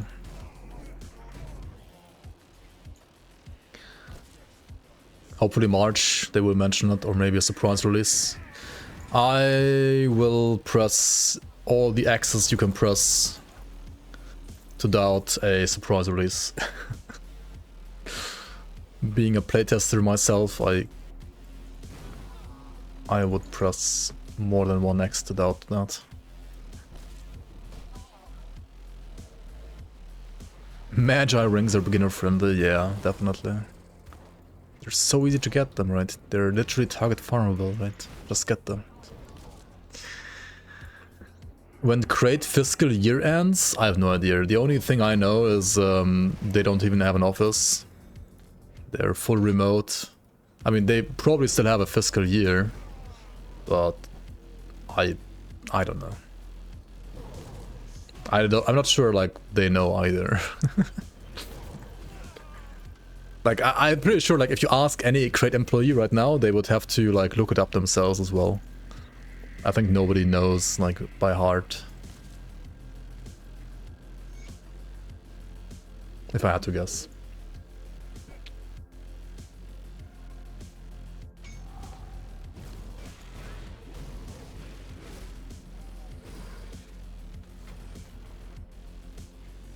Quick draw gloves.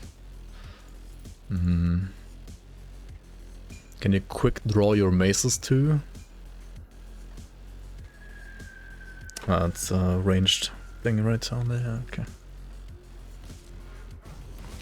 Zarya, I mean, can be scary, right? When she does like the debuff on you and then puts down the crystals and then the crystals zap you and you can have like debuffs because of like no chaos rush, yada yada yada, right? But Come see what's left of my wares.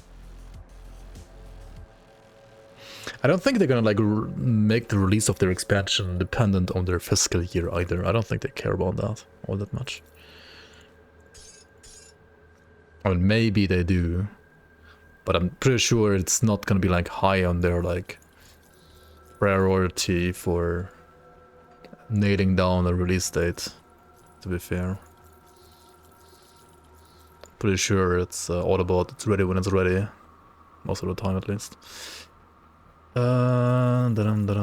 Sell all of that.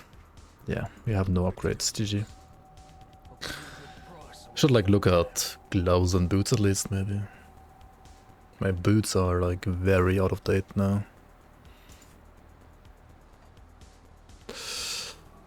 Whatever.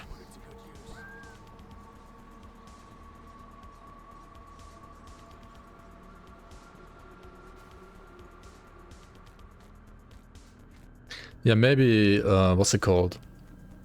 Madeira, the founder. Great, maybe he cares about it. I mean, he should probably know. He should know.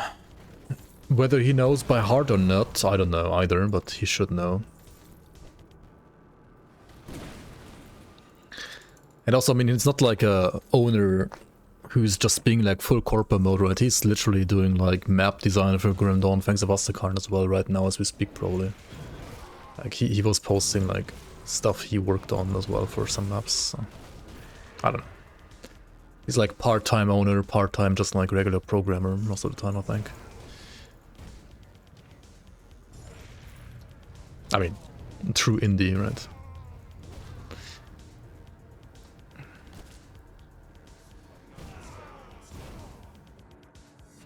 How can you do away with just Demolitionist? So once you are respected with Devil's Crossing, right, which usually should happen around you killing Krone and like handing in all the faction, like all the quests from Krone. So like after 4 hills basically. You can go to Devil's Crossing's Quartermaster. I can just show you real quick, I guess. Right, go to this guy, Ellis. And you can look at this gear and also these blueprints, and there's like the Bladesworn Talisman. That is a blueprint for a relic that allows you to duel with melee weapons, and there is the Gunslinger Talisman that is a blueprint for a relic that you can craft that allows you to dual wield ranged weapons. And then there's a bunch of other stuff that I should also probably buy at this point, because you want to be able to craft this stuff eventually. And then, well, you just go here and you craft the thing, right? Yeah, I crafted this, you can also craft this for Gunslinger, right? And that's how you can do that without being some other class. These guys are pretty good actually, they have like a lot of attack speed. Kinda 0 resistances, but good attack speed. You're welcome.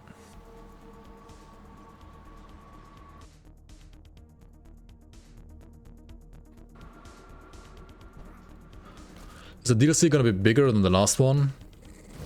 They said the map is gonna be like about the same as the map from last time. But I'm pretty sure the overall like features and improvements and modernizations being done to Grim Dawn are gonna exceed Fangs of like Forgotten Gods by, I would personally say, by a lot even actually. Like I think it's gonna be as impactful as like Ashes of Mammoth was. Like overall, when it comes to what it does for the game. Like Ashes gave you like 15 more levels, gave you like mythical items, endgame and so on basically, right? Fangs of Vastakarn gave you movement abilities and Shattered Realm, and that's kind of like all it did, right? So I think Fangs of Vastakarn is gonna be definitely more impactful than that. Do we see a harder Celestial? There's gonna be multiple Celestials. That's all I can say, I guess. And also multiple Nemesis. Maybe even Celestial Nemesis. Who even knows, right?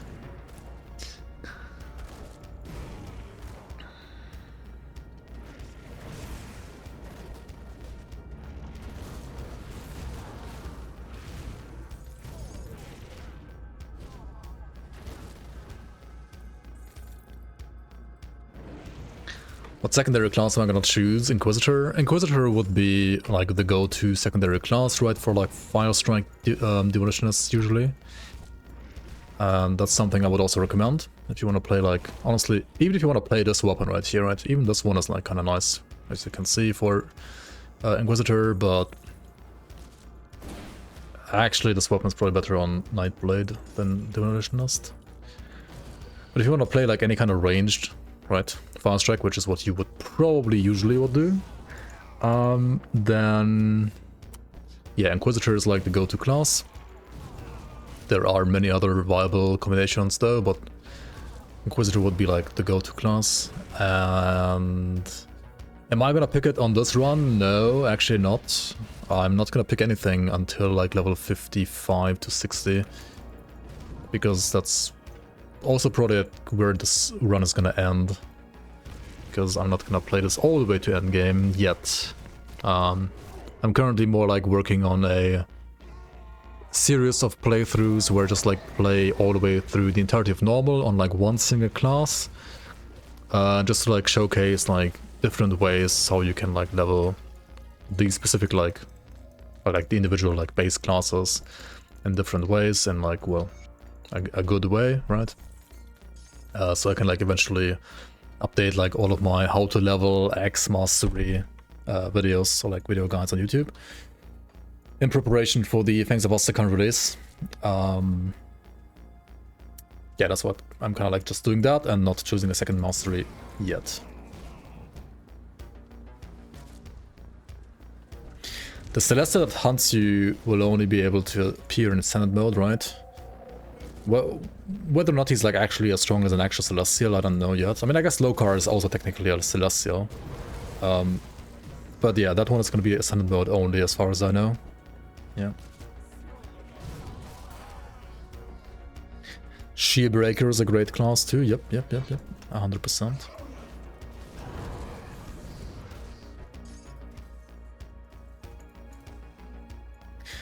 I think I'm gonna go all the way to Brimstone first, before like even picking Thermite Mine. Like go like full lazy mode, no, like just one button build until you max out the entire tree. Our retaliation builds not good. They are good. They are very good. They are good.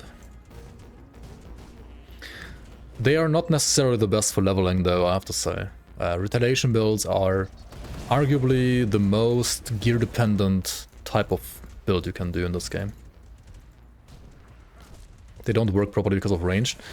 That was true before 2019. In 2019, the expansion called Fangs of Ostakarn came out. I mean, not Fangs of Ostakarn, fuck. Forgotten Gods came out 2019, right? And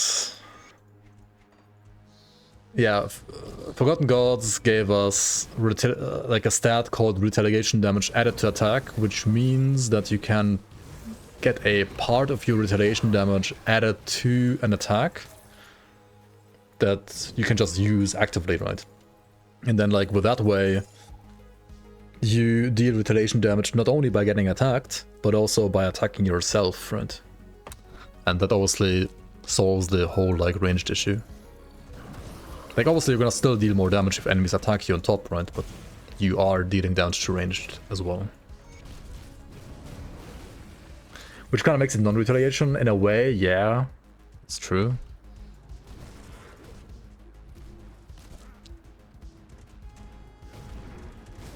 You can also retaliate with ranged with Wire Devotion. Technically, I guess, yeah.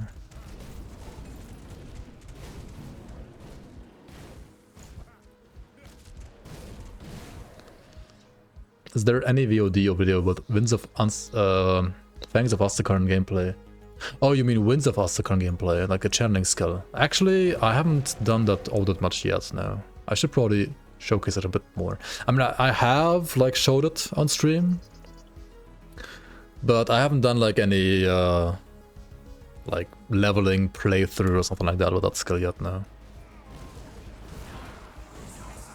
But if there's high demand, I guess we can do that. Maybe even like next. I'm kind of like still waiting for like a playtest patch to come out. I mean, I'm actually playing on playtest patch right now in this very moment for like a different reason, because there is like an interesting Fire Strike gun as well that I want to show you guys later. And also like want to see what it performs also compared to like Kyrian Skullbreaker.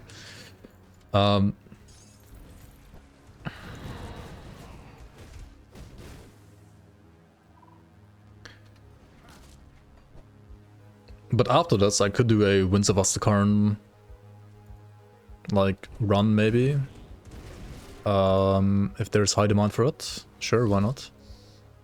I would either way wait for the new playtest patch though, I think. But yeah, once that one is out, we can do it. Sure, why not?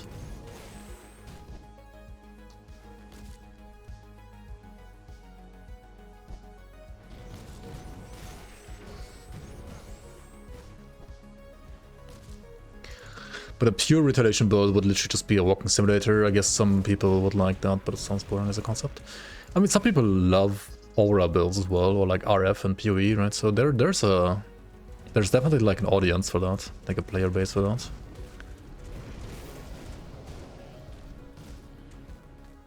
But yeah, you maybe want to play something like a Skater instead. It's maybe the closest thing to RF in a way. Or you just play like Aura Paladins or Aura Purifiers, stuff like that maybe. I mean, Aura as in you can play like Vindictive Flame, for example, right? Like max out Vindictive Flame and then play maybe like Aura Sensor on top from like Inquisitor, or honestly, Wind Devil is like the best walking simulator build I think right now for leveling at least. Ever since they made like Wind Devils permanent. Wind Devil is like a really good skill actually.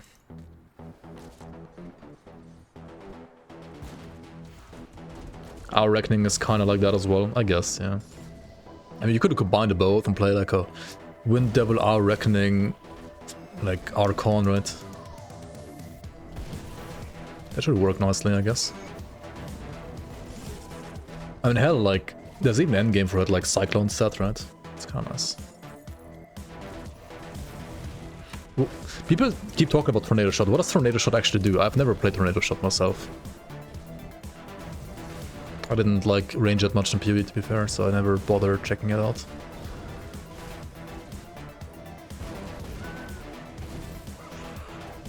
Like I either played caster or melee in PvE as well.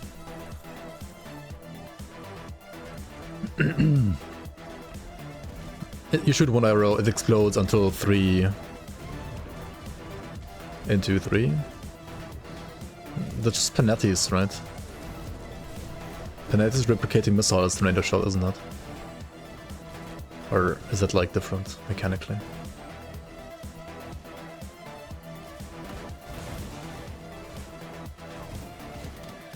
PoE stands for Powerful Projectiles. Everybody's better if it uses projectiles. I don't know, I mean, maybe that's true, sure. I just don't like the gameplay, I don't know. I prefer to play what I like to play instead of like what's good to play. Most of the time, at least. I mean, ideally it's good and I like to play it, but...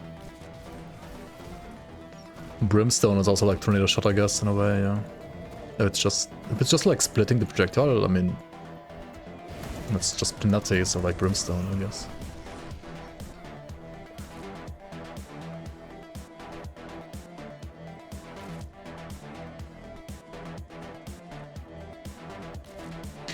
You stack flat added damage and projectile number for ungodly clear speed on Tornado Shot.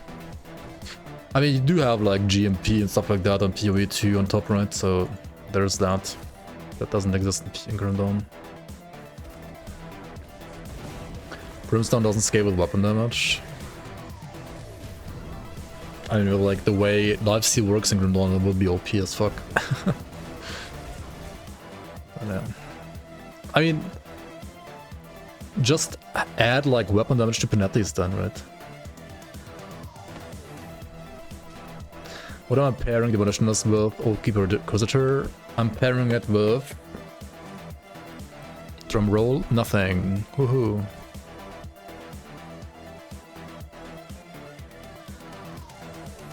That is for now. May the light of But this is also not gonna go to endgame all the way. So... See anything you like? It's just a... demo through normal playthrough. That's just what it is. That's all it is for now. I want to use Goddess Ring, of course, right? It's pretty good. TBA build, yeah, exactly. I think I'm fine, like, losing... Oh shit, the 8th Aetheress on Wheel of Ring is still good though, isn't it? Man, I need more Aetheress.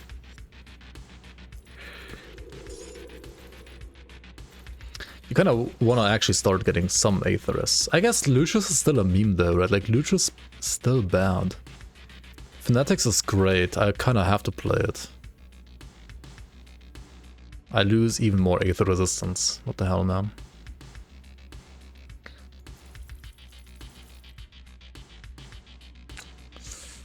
Yeah, okay. I got a second one for now, but I have to like get it out of this as well. What do we do? What do we do? 1, 1, and 1.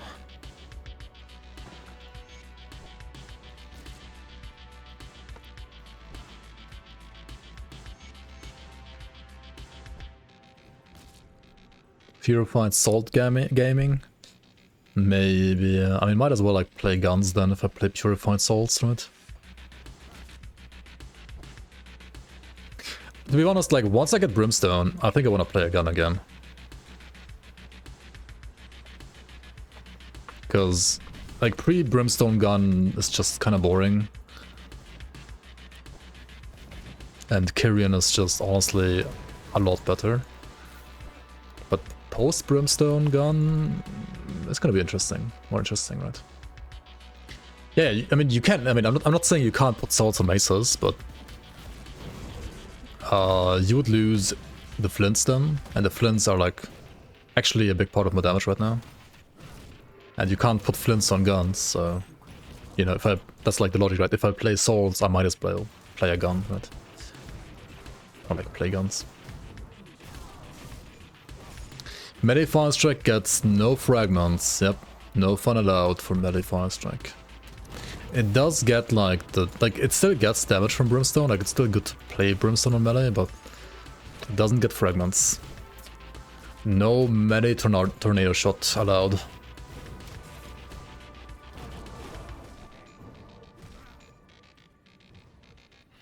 I'm not gonna play Bartholomew Wormhole. I mean, I could if I chose the right faction. But I chose the wrong faction if I want to play that one, actually.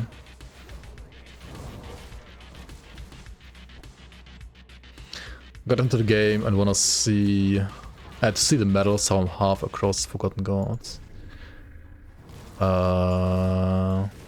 Pistol and Shield is what you're working on. Pistol and Shield.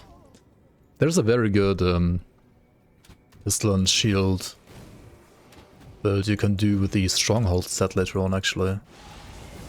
I think, yeah, Shieldbreaker or Purifier are like the two classes to go for that one as well. Like Demolitionist or Oathkeeper. I mean, Inquisitor or Oathkeeper, right? Oh my god, these guys are scary. These Gargantuans. They're like actually scary. Like if you have like bad armor at this point, and you have no blast shield, you're gonna die to these guys, honestly. Like they proc my blast shield there as well. I mean, you gotta like kite at them a bit, I guess.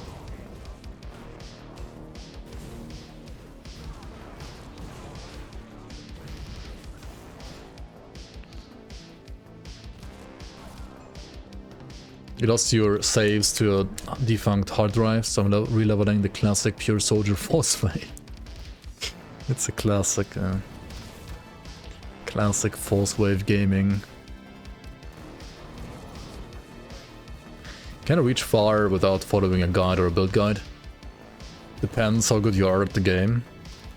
I mean, like, depends how good you are at... I mean, yes, you can, right? If you are good at games in general, I guess. And you can respec, right? You can always respec. Like, okay, like even if you are bad at the game, right, and you encounter like a wall, you're not breaking yourself, right? You're totally fine, like not following a guide or like trying out stuff, or not following a guide for a while and then like eventually following a guide. You can still like do whatever the guy is doing in the guide anyway, right? That's fine. Like respecing is not auto punishing in this game. It does increase the price, that's true, but it has a cap at some point, and also you can always just like farm items and sell items to respec. Like as long as you like sell all your greens, or, like pick up all the greens and like obviously sell all the ones that you not want to use, you're gonna be fine like with iron bits.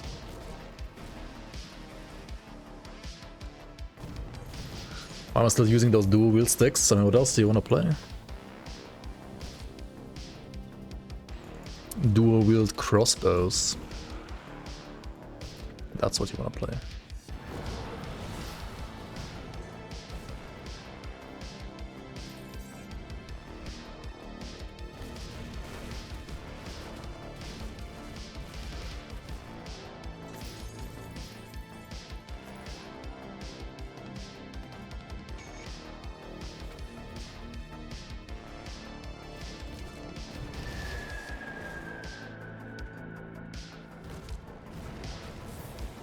Yeah, we're gonna do with crossbows soon. Don't worry.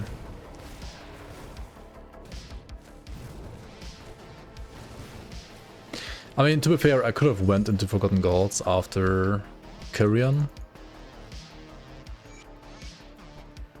I think that's the play, right? You do Forgotten God. I mean, you do Forgotten Gods after Kyrian, yeah. Like you do Undercity, and then you just go to Forgotten Gods after that. I kind of sidetracked a bit because I wanted to like show you Archon, but then again, Markadar is here, no Archon is here. But I might as well do this to farm reputation. Time is chosen to now be able to craft a belt with +1 all skills to Demolitionist, ideally. So that's another plan. Level 35 Devil's Crossing gear is also pretty good for Fire Strike, yeah. I can do that now. Okay, let's check out my rep with Caimans.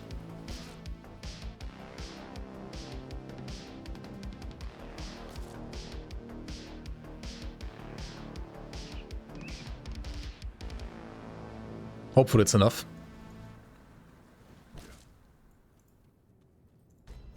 Respected, woohoo.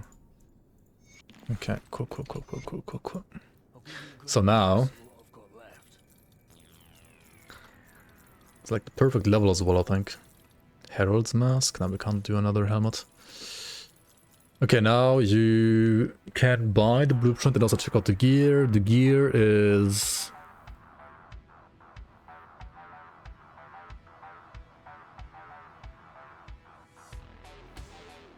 I mean, these shoulders are okay, but the rest is questionable, I think.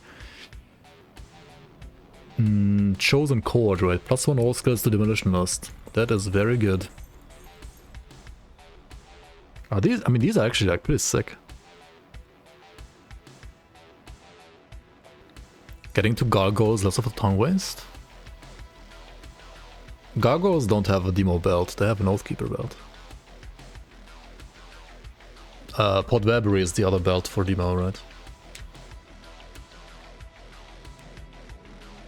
Shoulder you don't want to change for now? I mean, I could change shoulder actually, I think. You only care about the conversion, really. Which I'm not even using at this point.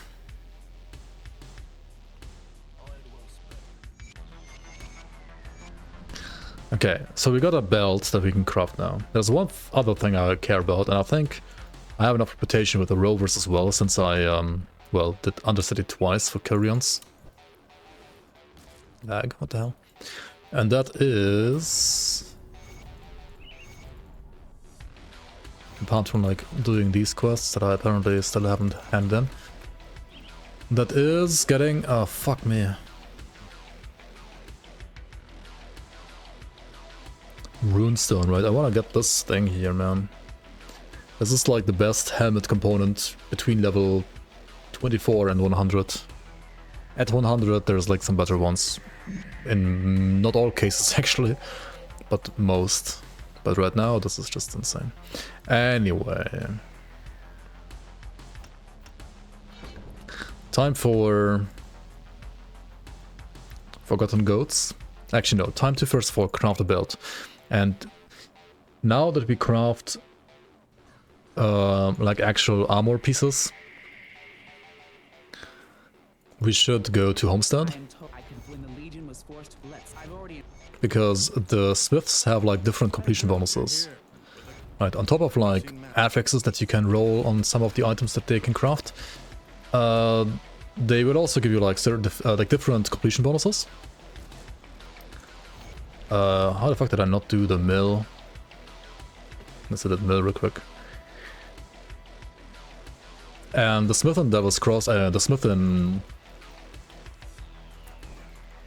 Homestead, like the Black Legion smith in Homestead, he can roll either Aether resistance, Chaos resistance, or HP. And obviously like Aether res would be really nice to have, right? HP as well.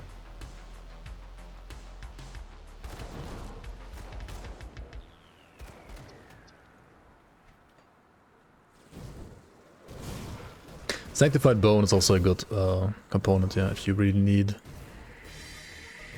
Chaos Res. I feel like ever since they added Poison Res on top on Runestone though, like it's very heavily favored towards Runestone. And you can put the Runestone on your head and the what's it called? Sanctified Bone in the chest, right? Then again, like chest has other great components that you want to use, like maybe Kyrian's Shattered Soul and so on. So it's not always that easy. Okay. Where the fuck is it now? Chosen Core, right? This one right here needs a Enchanted Flint. I think we make like... I have to be careful, right? Because this one also needs scrap. So I can only do one, I think, right now. Aggressive. I mean, okay, that's kind of bad because it's only an offensive ability, but it'll be fine for now. Current build is Leech, though. I think the build is all of my Leech right now. Oh well, no Leech run. Let's go. Do I keep this? I mean, you just don't, right? You don't. Is Elementalist or Druid better right now? Trying to decide which one to pick for Lightning Promise Strike spam, I guess? Honestly, they're still good, both. I don't know. They both have like their disadvantages and advantages, I would say. Vitra's kind of scary right now, that's true. I should like upgrade this. At least like 10% more, there we go. I mean, I downgraded my HP a little bit, but it should be fine. It's fine. What am I doing here? I'm doing what? Fuck, I forgot.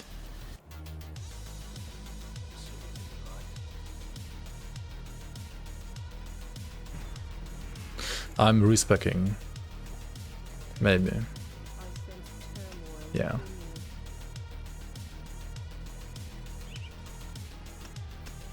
I think putting these two to 12 right now at this point is...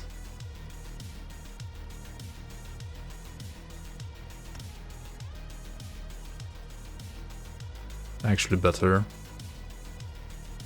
And instead like getting to Brimstone quicker and like this down to 5 as well. Okay, time for... not for Fangs of Ostakarn, time for Forgotten Goats. I mean gods. Just get Leech and Gloves. Yeah, but then I lose like attack speed on Gloves. Oh dude, Gloves are like level 20, what the hell. Okay, anyway, let's just play some Forgotten Gods.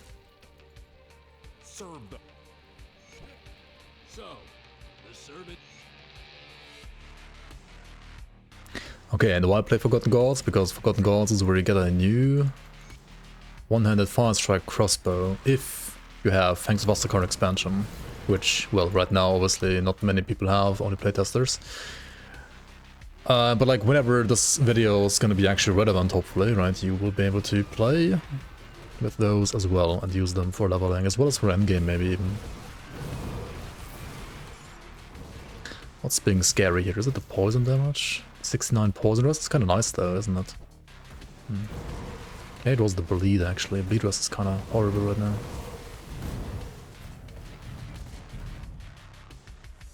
Who needs health anyway, right? Yeah, just play around Blast Shield, right?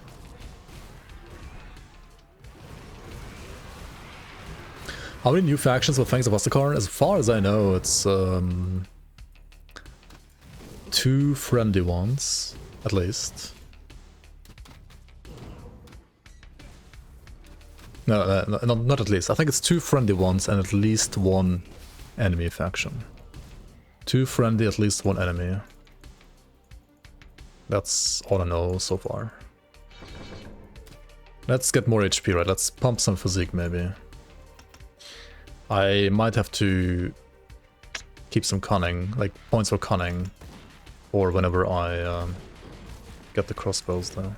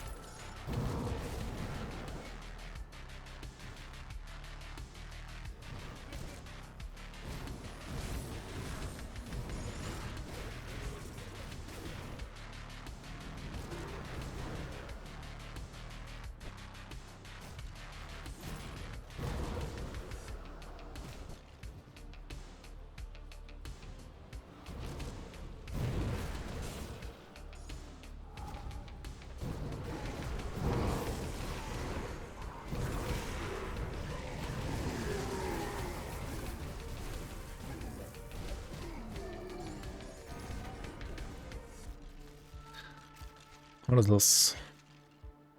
Void Tear. Some new item as well, I guess. That is one of the items of all time. There was like a double rare, right? Dominators of Arcane Battles, actually. Interesting. I'm planning to do Grim Dawn speedrunners again at any time in the future. Eventually, at some point, probably, yeah. I mean, it's always good content, to be honest.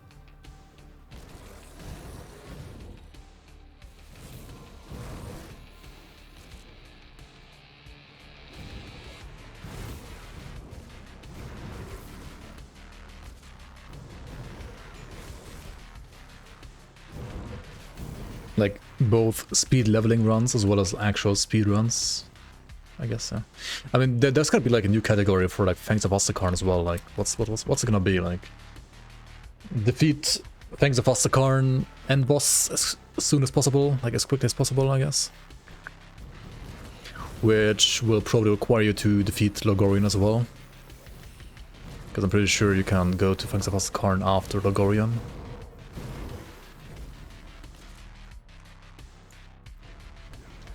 Honestly, it would be kind of a cool run, like log into whatever the end boss of Ostakarn is run.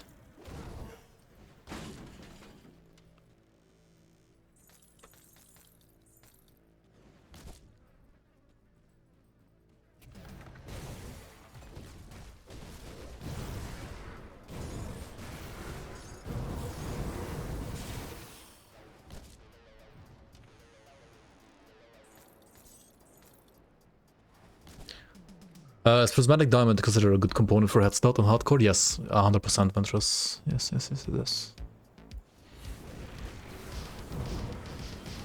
To be fair, I mean, yeah, it's most of the time better than Runestone. I mean, 99% of the time I think it's better than Runestone. There's like some situations where Runestone maybe is better, but Prismatic is most of the time. I think Prismatic is like best in slot for head component. Probably for like 70% of builds-ish. Something like that.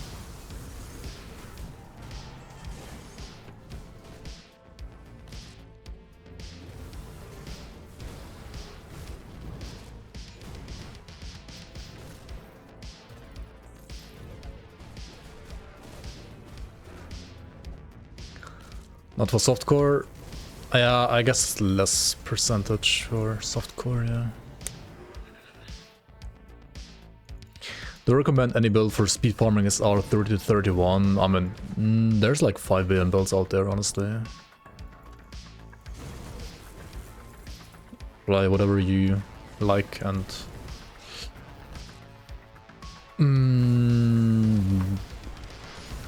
I mean, I know like all of my endgame builds can do SR 30 to 31 decently. I have never bothered like going for like fast at speed really that much in hardcore. So if you were looking for like super fast softcore farmers, you probably would have more luck on the forums actually. If you check out, for example, there's like some guys that like post like top 20 subjective builds every now and then. Probably like some of those builds are like really fast for 30 to 31.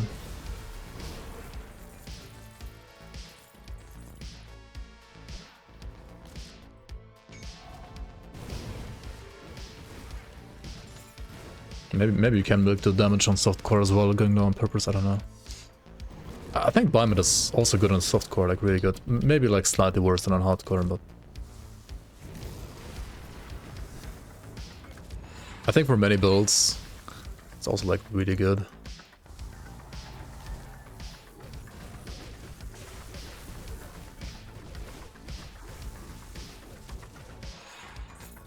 Ramzul's Misty Orb. What does it do again? For like non-berserkers? Oh, it's Devastation as well. Aether Devastation.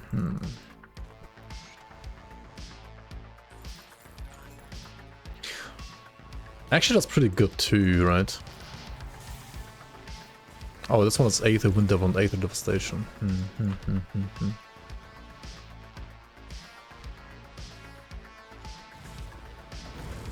Aethel Druid. I don't see that being better than Spearbinder though.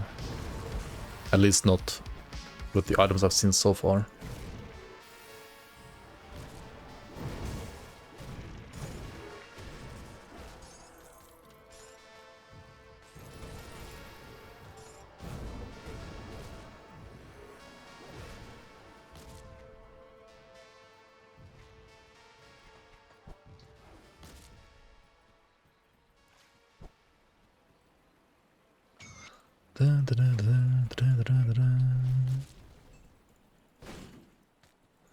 Oh yeah, if you're looking for like other items to save for like leveling faster for alternative characters, Leovinus' ring is one of them.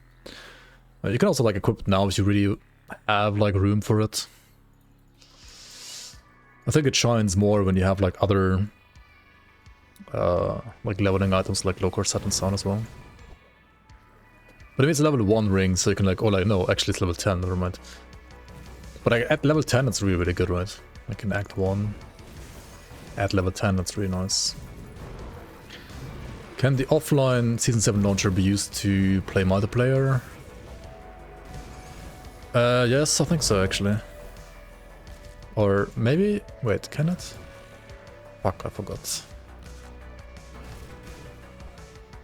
I think... there might be still like some restriction in there. But like, you can play like custom multiplayer together, like without launcher, and then like with launcher. Like you use the launcher only for like crafting the stuff, like the essences, right?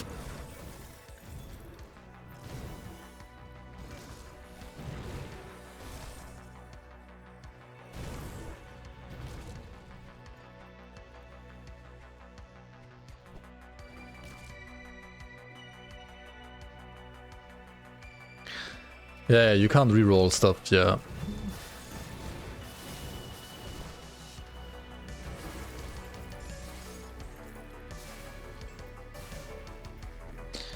I have to, I think, I don't know if it works right now, I don't think it works right now.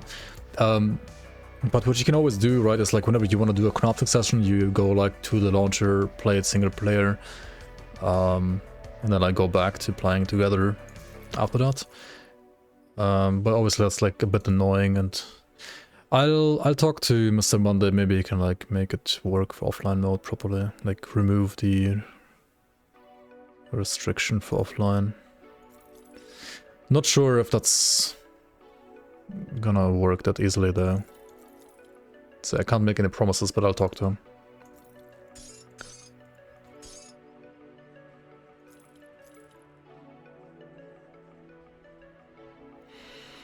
I mean, I've gotta like upgrade boots at some point, right? Like, what the fuck am I doing? Just like pick these boots, for example, that even have Aether resistance. Really nice boots. Actually, very nice boots. Shoulders, they're kind of whatever, right? Gloves, I should also like upgrade gloves eventually.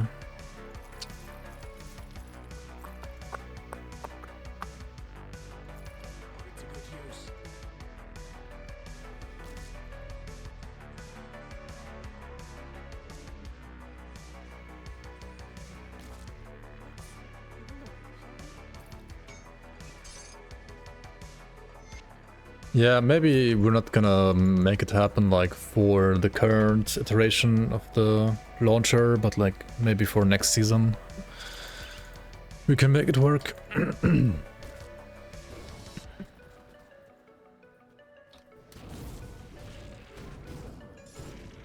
But I mean, you can still play all the content, right? It's just a bit annoying to go into single player with launcher to craft and then like go back to non-launcher for multiplayer. Have you even played the game until you fight more with 2 friends? True, true, very, very good point.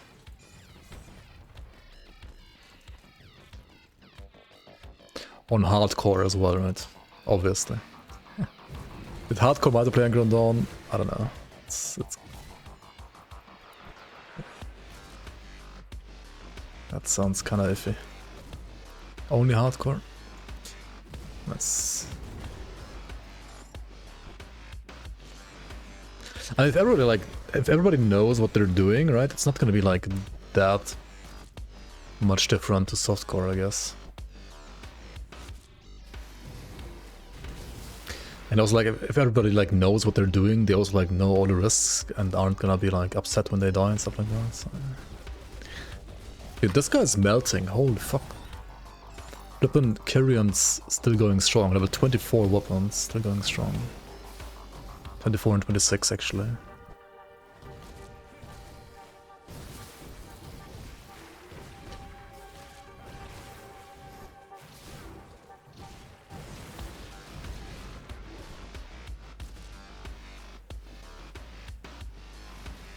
How can you dual wield? You equip an item that allows you to dual wield, and then you can dual wield.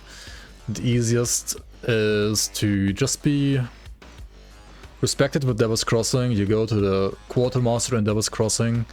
You buy the blueprints for Gunslinger Talisman for dual wielding ranged weapons, and Blade Master's Blades 4 and Talisman for dual wielding melee weapons, and then you equip whatever weapons you want.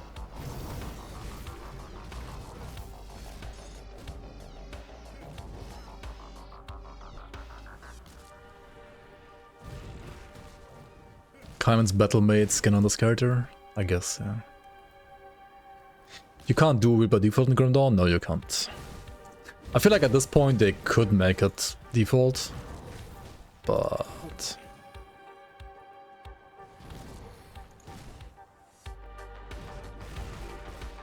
And there's many ways you can dual wield for sure. It used to be way more restrictive in the past.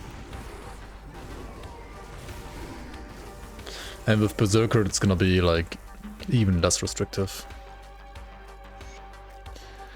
So yeah, they might as well like just make it default by now, to be honest. I don't know.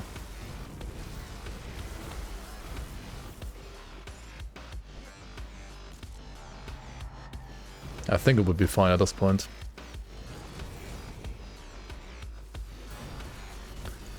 When am I doing Nightblade again? I don't know yet. I will have many runs to do, to be fair. Okay, we've got Brimstone now, which if you're using a ranged gun or pistol, will make Fire Strike like splinter into like fragments, and then like those fragments also like deal damage, and you have like great AoE actually. But on melee, you don't get those fragments, and you still get more damage, which is still great, especially when you convert like the chaos damage to fire with the shoulder. At least like some of that to fire. But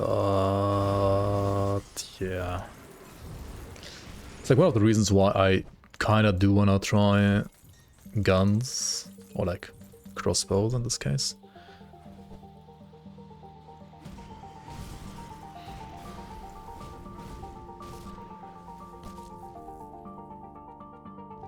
Yeah, Nightblade allows you to dual wield melee weapons by default. Inquisitor allows you to, or like not by default, but that's like level 1 skill. Inquisitor allows you to dual wield ranged weapons with like a level 1 skill. And Berserker is gonna allow you to dual wield both melee and the ranged weapons with a level 1 skill.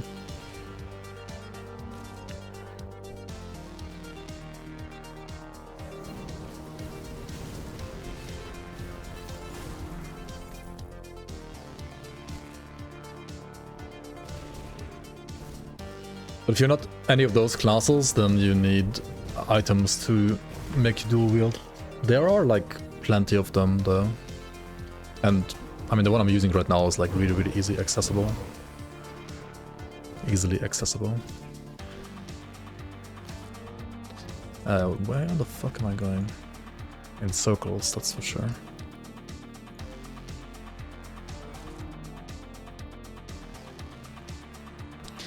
One melee, one range would be cool. Yeah, it would be cool, but it would require like a significant rework of major parts of the game, and it would require like adding like animation sets as well for that. So it's not gonna happen, I think. Maybe in Grim Dawn 2.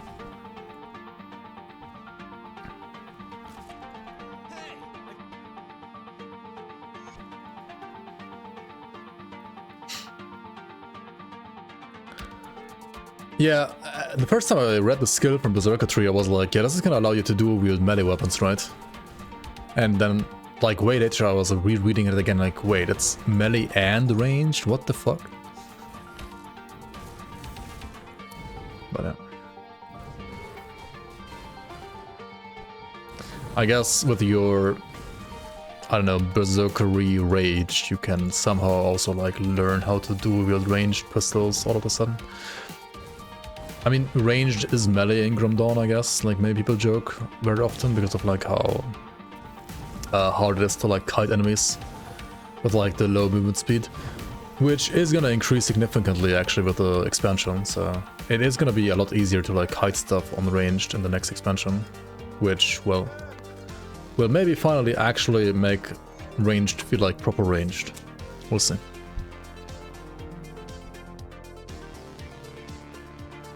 Fresh start beginner, which class do you recommend you to play? The one that you think looks the coolest. Like, I'm not even kidding. All classes are viable, all classes have good skill builds. I have multiple beginner guides for like pretty much all classes. Maybe not like all class combinations, but like for most classes in the game. Or all classes, like for all classes and most class combinations in the game. So yeah.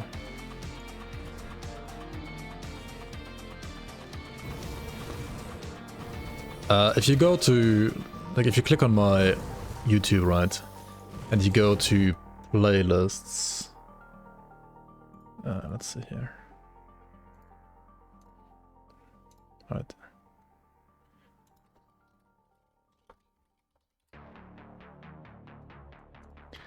I mean, if you, okay.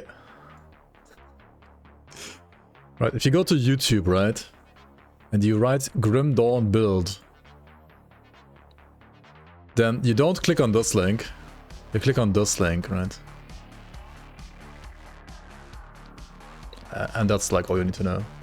Like, just watch that video and then choose whatever you think looks the coolest, and that would be a good starting point. But you can do like many other things as well. But like, don't watch Sinitargy. He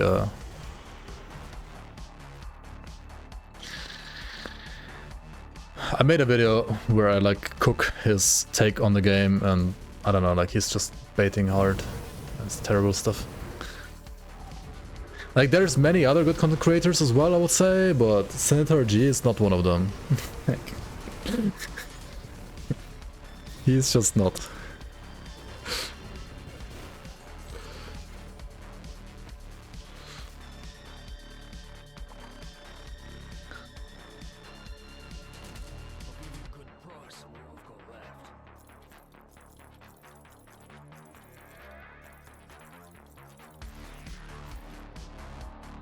Flamebrand is actually a really good one-handed sword, so maybe I'll play this as a second, like instead of the corrosive Kyrian.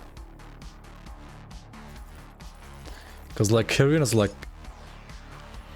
I mean, I could like go there again, like refarm a higher level version of it. But unless I, like, until I do that, I think it's like kind of falling off a bit now.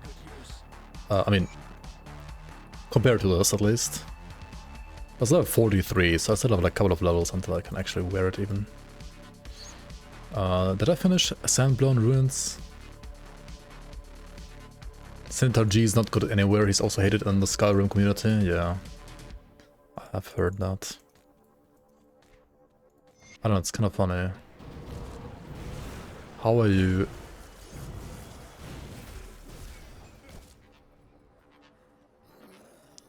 Like, I don't get YouTubers that just make good content, man. Like, why are you even like doing content if it's just garbage? Like, what's your goal? Like, I generally like don't get it. Like, are you just a bad person in real life too? Like,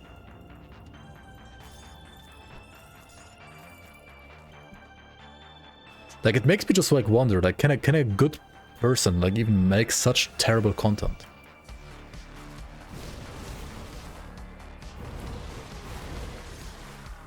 It's like, it's just like morally wrong. Not bad, just lazy. Well, it's lazy and bad.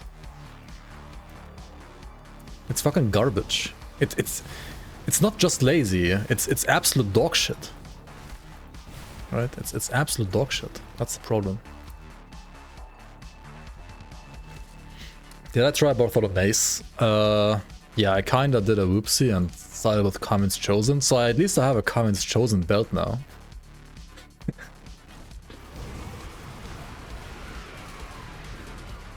I mean, that's +1 demo there, which I wouldn't have otherwise.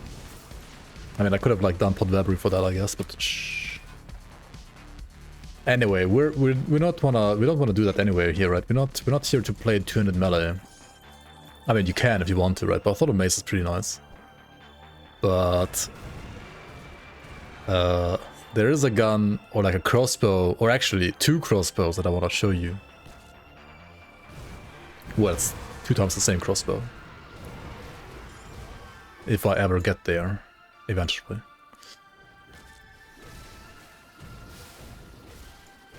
Because base fire damage, probably, yeah.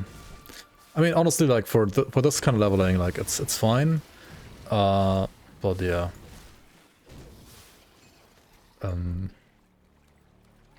It should be better, yeah. The Bartholomew should be better, for sure.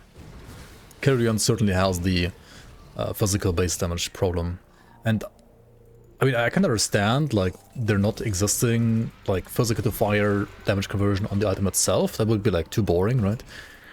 But is there like any other item that has like physical to fire conversion? Does like the Gallon do that maybe? Like maybe like the Gallon Irian is an actual build, who knows, right? 1194, next in Ortus. Yikes.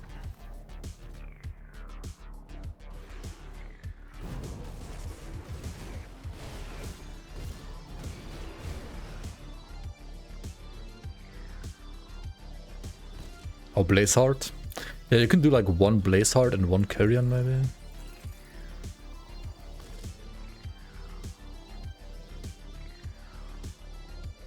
Hamilcar, Rain and Morndale. I mean, those stream on Twitch, they don't do YouTube though. I would say the YouTubers that are fine to watch as well are like... Well, who's fine? I don't know, guys. Pikey's, I guess, is fine. Arcade Life is like fine, I guess. I mean, Madly, but I mean, he doesn't really like do guides, he just like posts Crucible and SR runs. I mean, for like beginners, right, I think Pikes is fine. I don't think he's like that great for like min-maxing and stuff like that. I mean, my own content isn't the pinnacle of min-maxing either, I would say, but it's like the best hardcore min-maxing I know on YouTube, I would say. I would dare to say. Like, Madly's content is obviously better for softcore. The man's the shittiest takes, really. Yeah, I don't know. I mean, I think it's like most of the stuff is fine he's selling, but I didn't like notice all too much like actual garbage takes. Or like at least not many garbage takes that went beyond just early stuff. Or what am I saying? Like, do we play Chariot? Do we play Hydra? I mean, we kind of want to play Hydra next, right? But I don't have the ranged weapon yet. Sun Herald's Claymore is actually an interesting option if you play like Commando, right? You could like place Fire Strike Sun Herald. It's not really like made for that, but it is an item you could consider, yeah. I guess for like 200 Fire Strike in general. It's interesting. Oh shit, this Champion Amulet doesn't have the temper stuff yet, right? Does it? Huh. Liat Arc? Well, yeah, for Sun Herald, if you play Commando at least, you just play like Fire Force Wave or like Fireblade Arc instead, right? It's just better than Fine Strike, I think, with that sword, but maybe you can play it without being a soldier. Maybe, I don't know.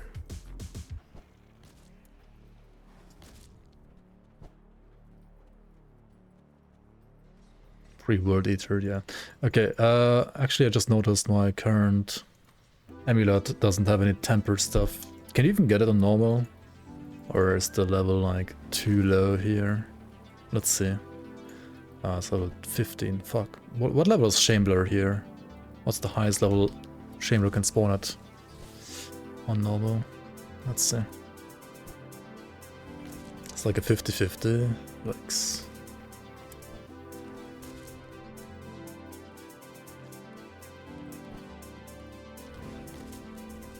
Is there hardcore viable reckoning builds? Yeah, there are. I mean, I played one on Sentinel, like Chaos Sentinel. You can do Vitality too, or Physical Warlord, or Acid as well.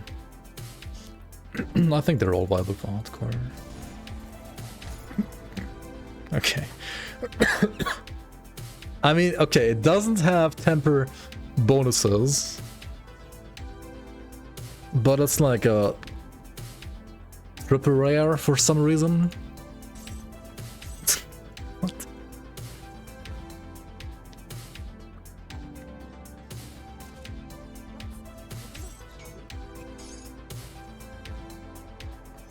Streamer luck?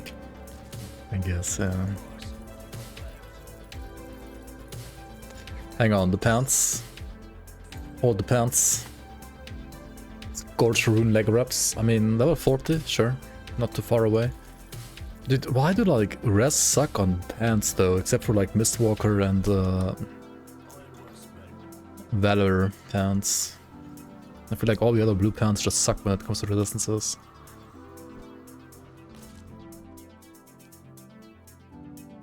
Level 70 when the changes happen? For this? Really? That late? I thought it's earlier than that. That was maybe like 30. Well, okay, this one is level 8 still.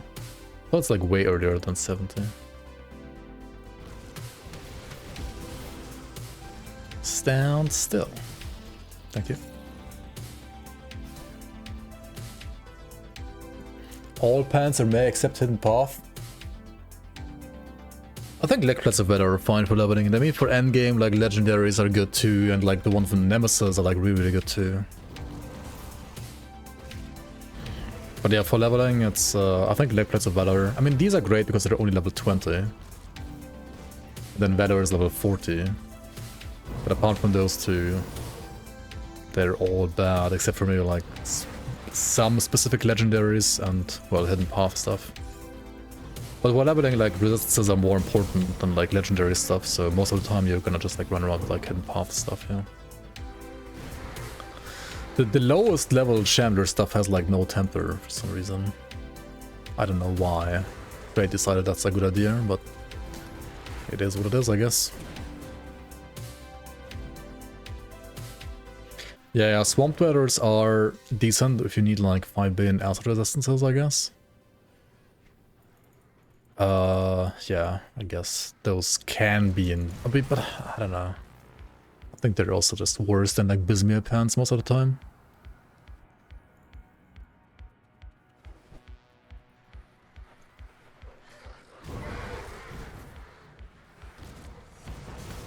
Hello, and you're dead.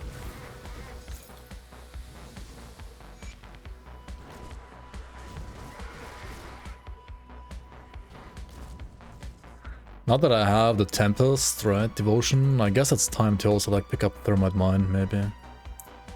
Do I like doing that? Not really. I kinda enjoy like one button right now, to be fair. But I guess it's time to start using more than one button.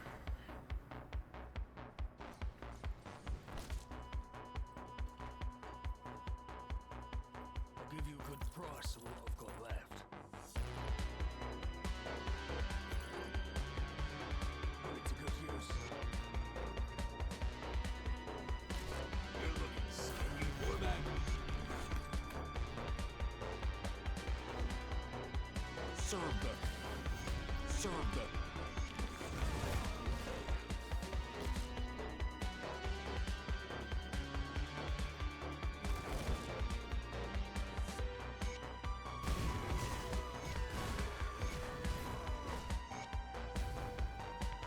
Hello?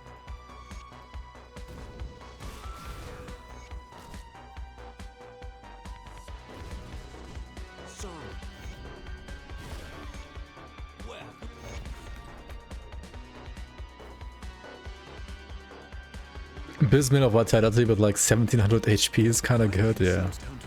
For sure, for sure, for sure. Yes, Traveler. This one like always reminds me for some reason of the fucking Last Epoch Spirit Guide. Which they... Did they change the model on that, by the way, in Last Epoch still, yet? Like, have they changed it yet? Like, the flippin' Spirit Guide in Last Epoch still looks the same as, like, it looked like in day 1 of beta. Or, like, alpha or whatever. Like, holy...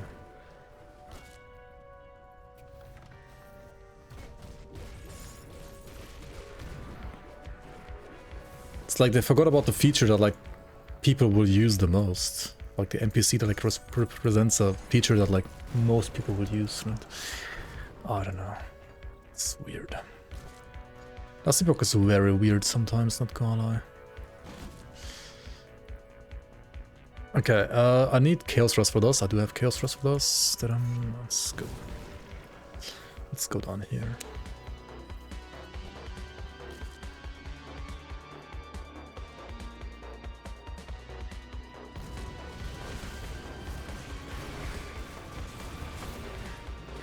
Chthonians are kind of fire resistant. I think not the void parasites, but like all the others are pretty fire resistant, so... Getting a Thermite Mine might be a good call now.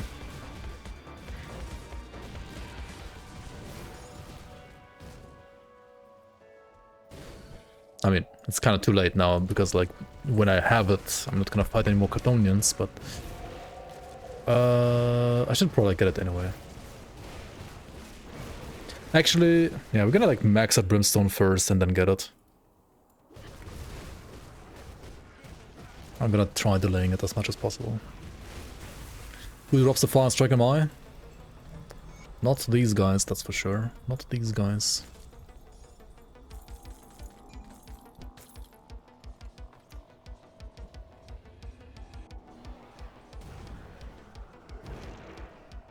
It's taken like 9 years for Crate to move the clock to the left corner.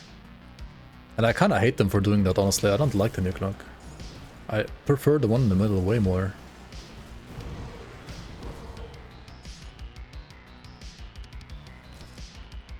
Old clock was way better in my opinion, I'm not gonna lie. Like, I don't know why they...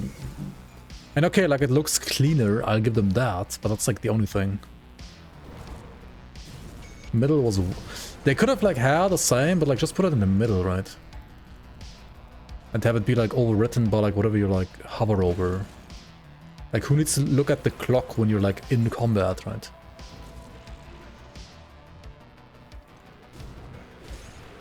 I mean, I like the style. I think it's less in your face than the old one. But why is it top left? Like, it's really bad. Like, I don't know. Like, not gonna lie. It's actually really bad. Top left.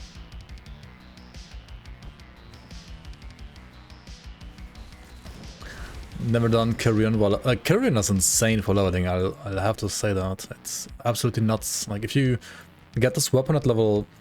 I don't know, whatever are you, like level 20, 25? 25-ish, right? It's completely nuts at that point. Better than any range weapon you can play at that point. I mean, at this point, right now, right, you could, like, get Ugdenborg Arcane Weaver at level 40 from Ugdenborg, maybe, if you went there, or you could, like, play Bartholom's Gavel as well. Those are both better.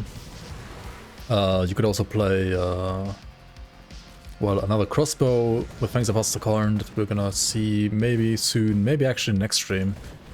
We'll see. Maybe next stream. Maybe it's gonna be like the big mystery at the end of the stream still. We're gonna check it out next time. because it's getting very late. And I do have to get a point to stop here. Because tomorrow's a day, it's one of the days where you have to like get up and have a day, right?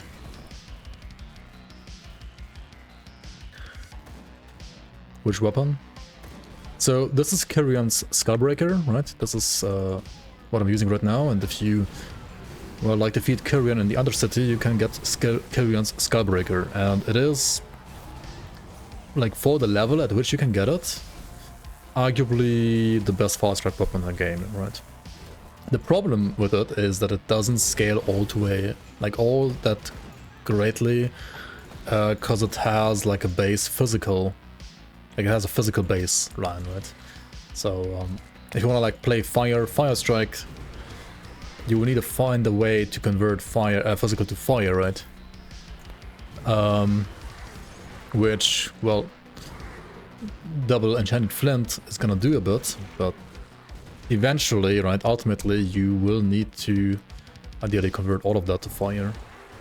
Which, well, at 94, the Blaze Heart item that you get from the questline in Mammoth on ultimate difficulty will give you.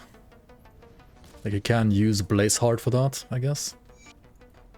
Like one Blaze Heart and one Kyrion's could be honestly a very decent like beginner melee fire strike build. That is totally viable, I think. But yeah, otherwise you might just want to like play Bartholomew's Gavel, like 200 fire strike, or like, well, ranged fire strike. Yep. Yeah, Blaze Heart, Kyrion's, and this helmet is like fully converted fire strike, which should be really good actually, I think. Question is, what secondary class do you play for that? I mean, you can play Purifier, like Inquisitor obviously, you can play Shieldbreaker, you can play like the Oathkeeper secondary, of course. I think like those two, right? I like the two big classes you play. Obviously, right? I mean, very big question, right? Crazy answer. Never heard before. Never heard this answer ever before.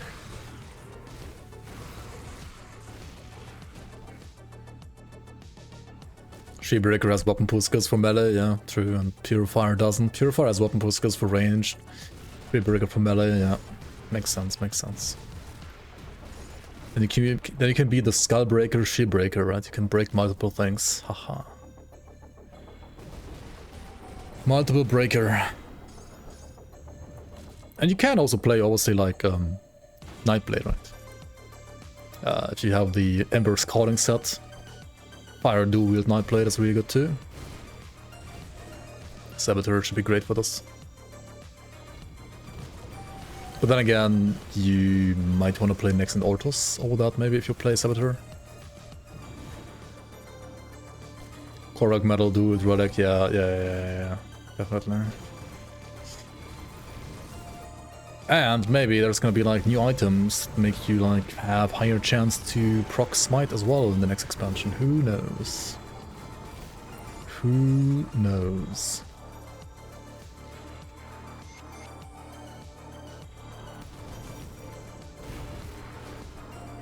By the way, whenever you fight these watchers, like if possible, whenever possible, try to always evade the clap, right? Don't get clapped by the clap. The claps hurt. Otherwise you will not only hear the claps, you can also feel the claps.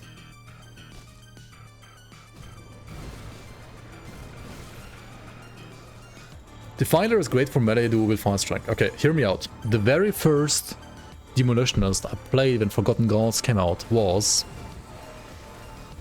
dual wield Blazeheart Defiler. Yep, that's actually true and real. And it was fine. Like, not insane, but it was like playable, fine, yeah, that's fine. How bad is a Shieldbreaker with shield and sword? It's actually pretty decent, yeah. It's totally fine. Do you play RF or Fire Strike for that though? And I guess you can play either depending on like what you want to do. Rift Claw Slicer is pretty good too, yeah. Probably Fire Strike? Yeah, I guess. And otherwise, why even be a demo? Mage Stormer for Alacrity, I mean, that is one of the mages of all time that's storming in this one. Yeah, Rift Claw Slicer, It's a good item, isn't it? I mean, it's obviously better for like Defilers, for example, or our Reckoning kind of stuff, but... yeah, it's a nice item. Yeah, that's the other thing that I was also like wondering about, like, Shipbreaker, if you go like full Fire Strike, needs a fuck ton of points. So maybe that's not the play.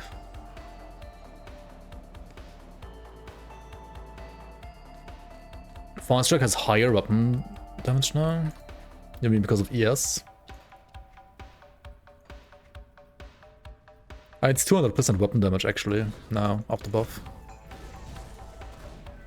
I guess it's 210 if you max out both.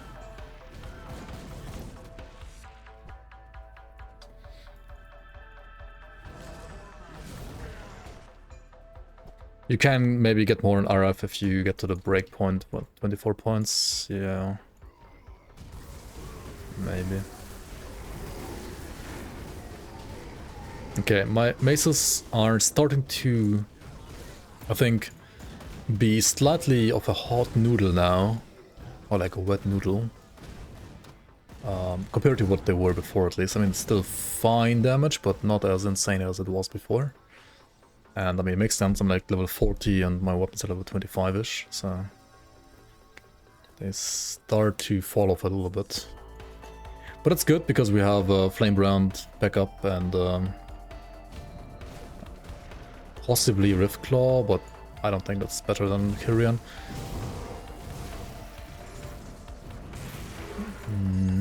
Or we just like farm more Kyrian, or we just get the pistols, or like the crossbows rather, that was like teasing all this time eventually. That's actually probably gonna be something that we're gonna get like next stream, not today. I will have to keep you waiting with the teaser until next stream. Why the fuck can I not go through here? Hello?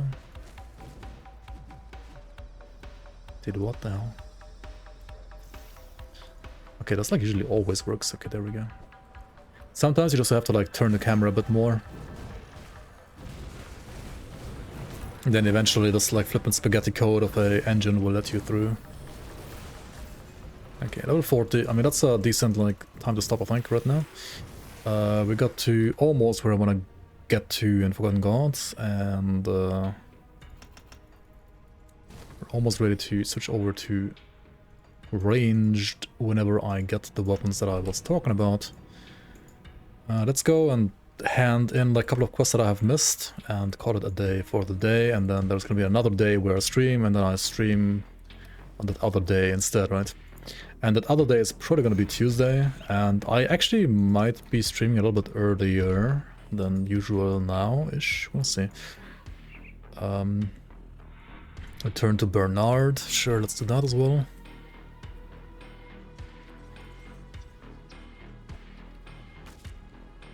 Why don't I use the Galacross chest? Because I was not at Galacross yet. Galacross chest is great though, yeah, that's true. But if you look at my progress in Mammoth, right, like Galacross down here, somewhere in Mammoth, it's awesome for Fire Strike, 100% agreed. I'm just not there yet. Good soft cap for Thermite Mine, a good, like, like a good point for Thermite Mine is 13 out of 16. I mean, for endgame, you kind of want to just max it out as high as possible, because resistance reduction is one of the best, like, damage multipliers in the game. For leveling, I would put like 13 points and like stop there and like invest into other stuff first, and then like max it out later. Yeah.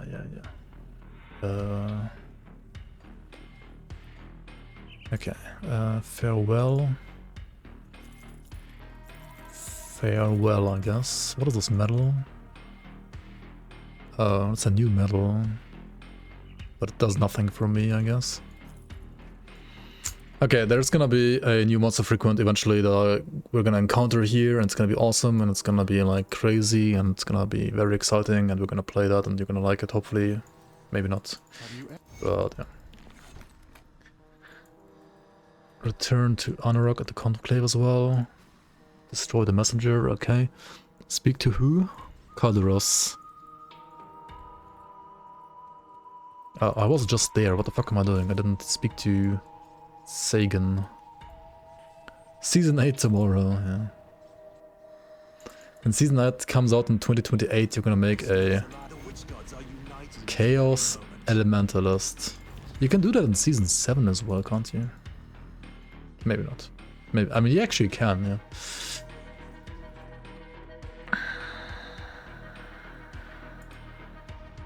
Alright.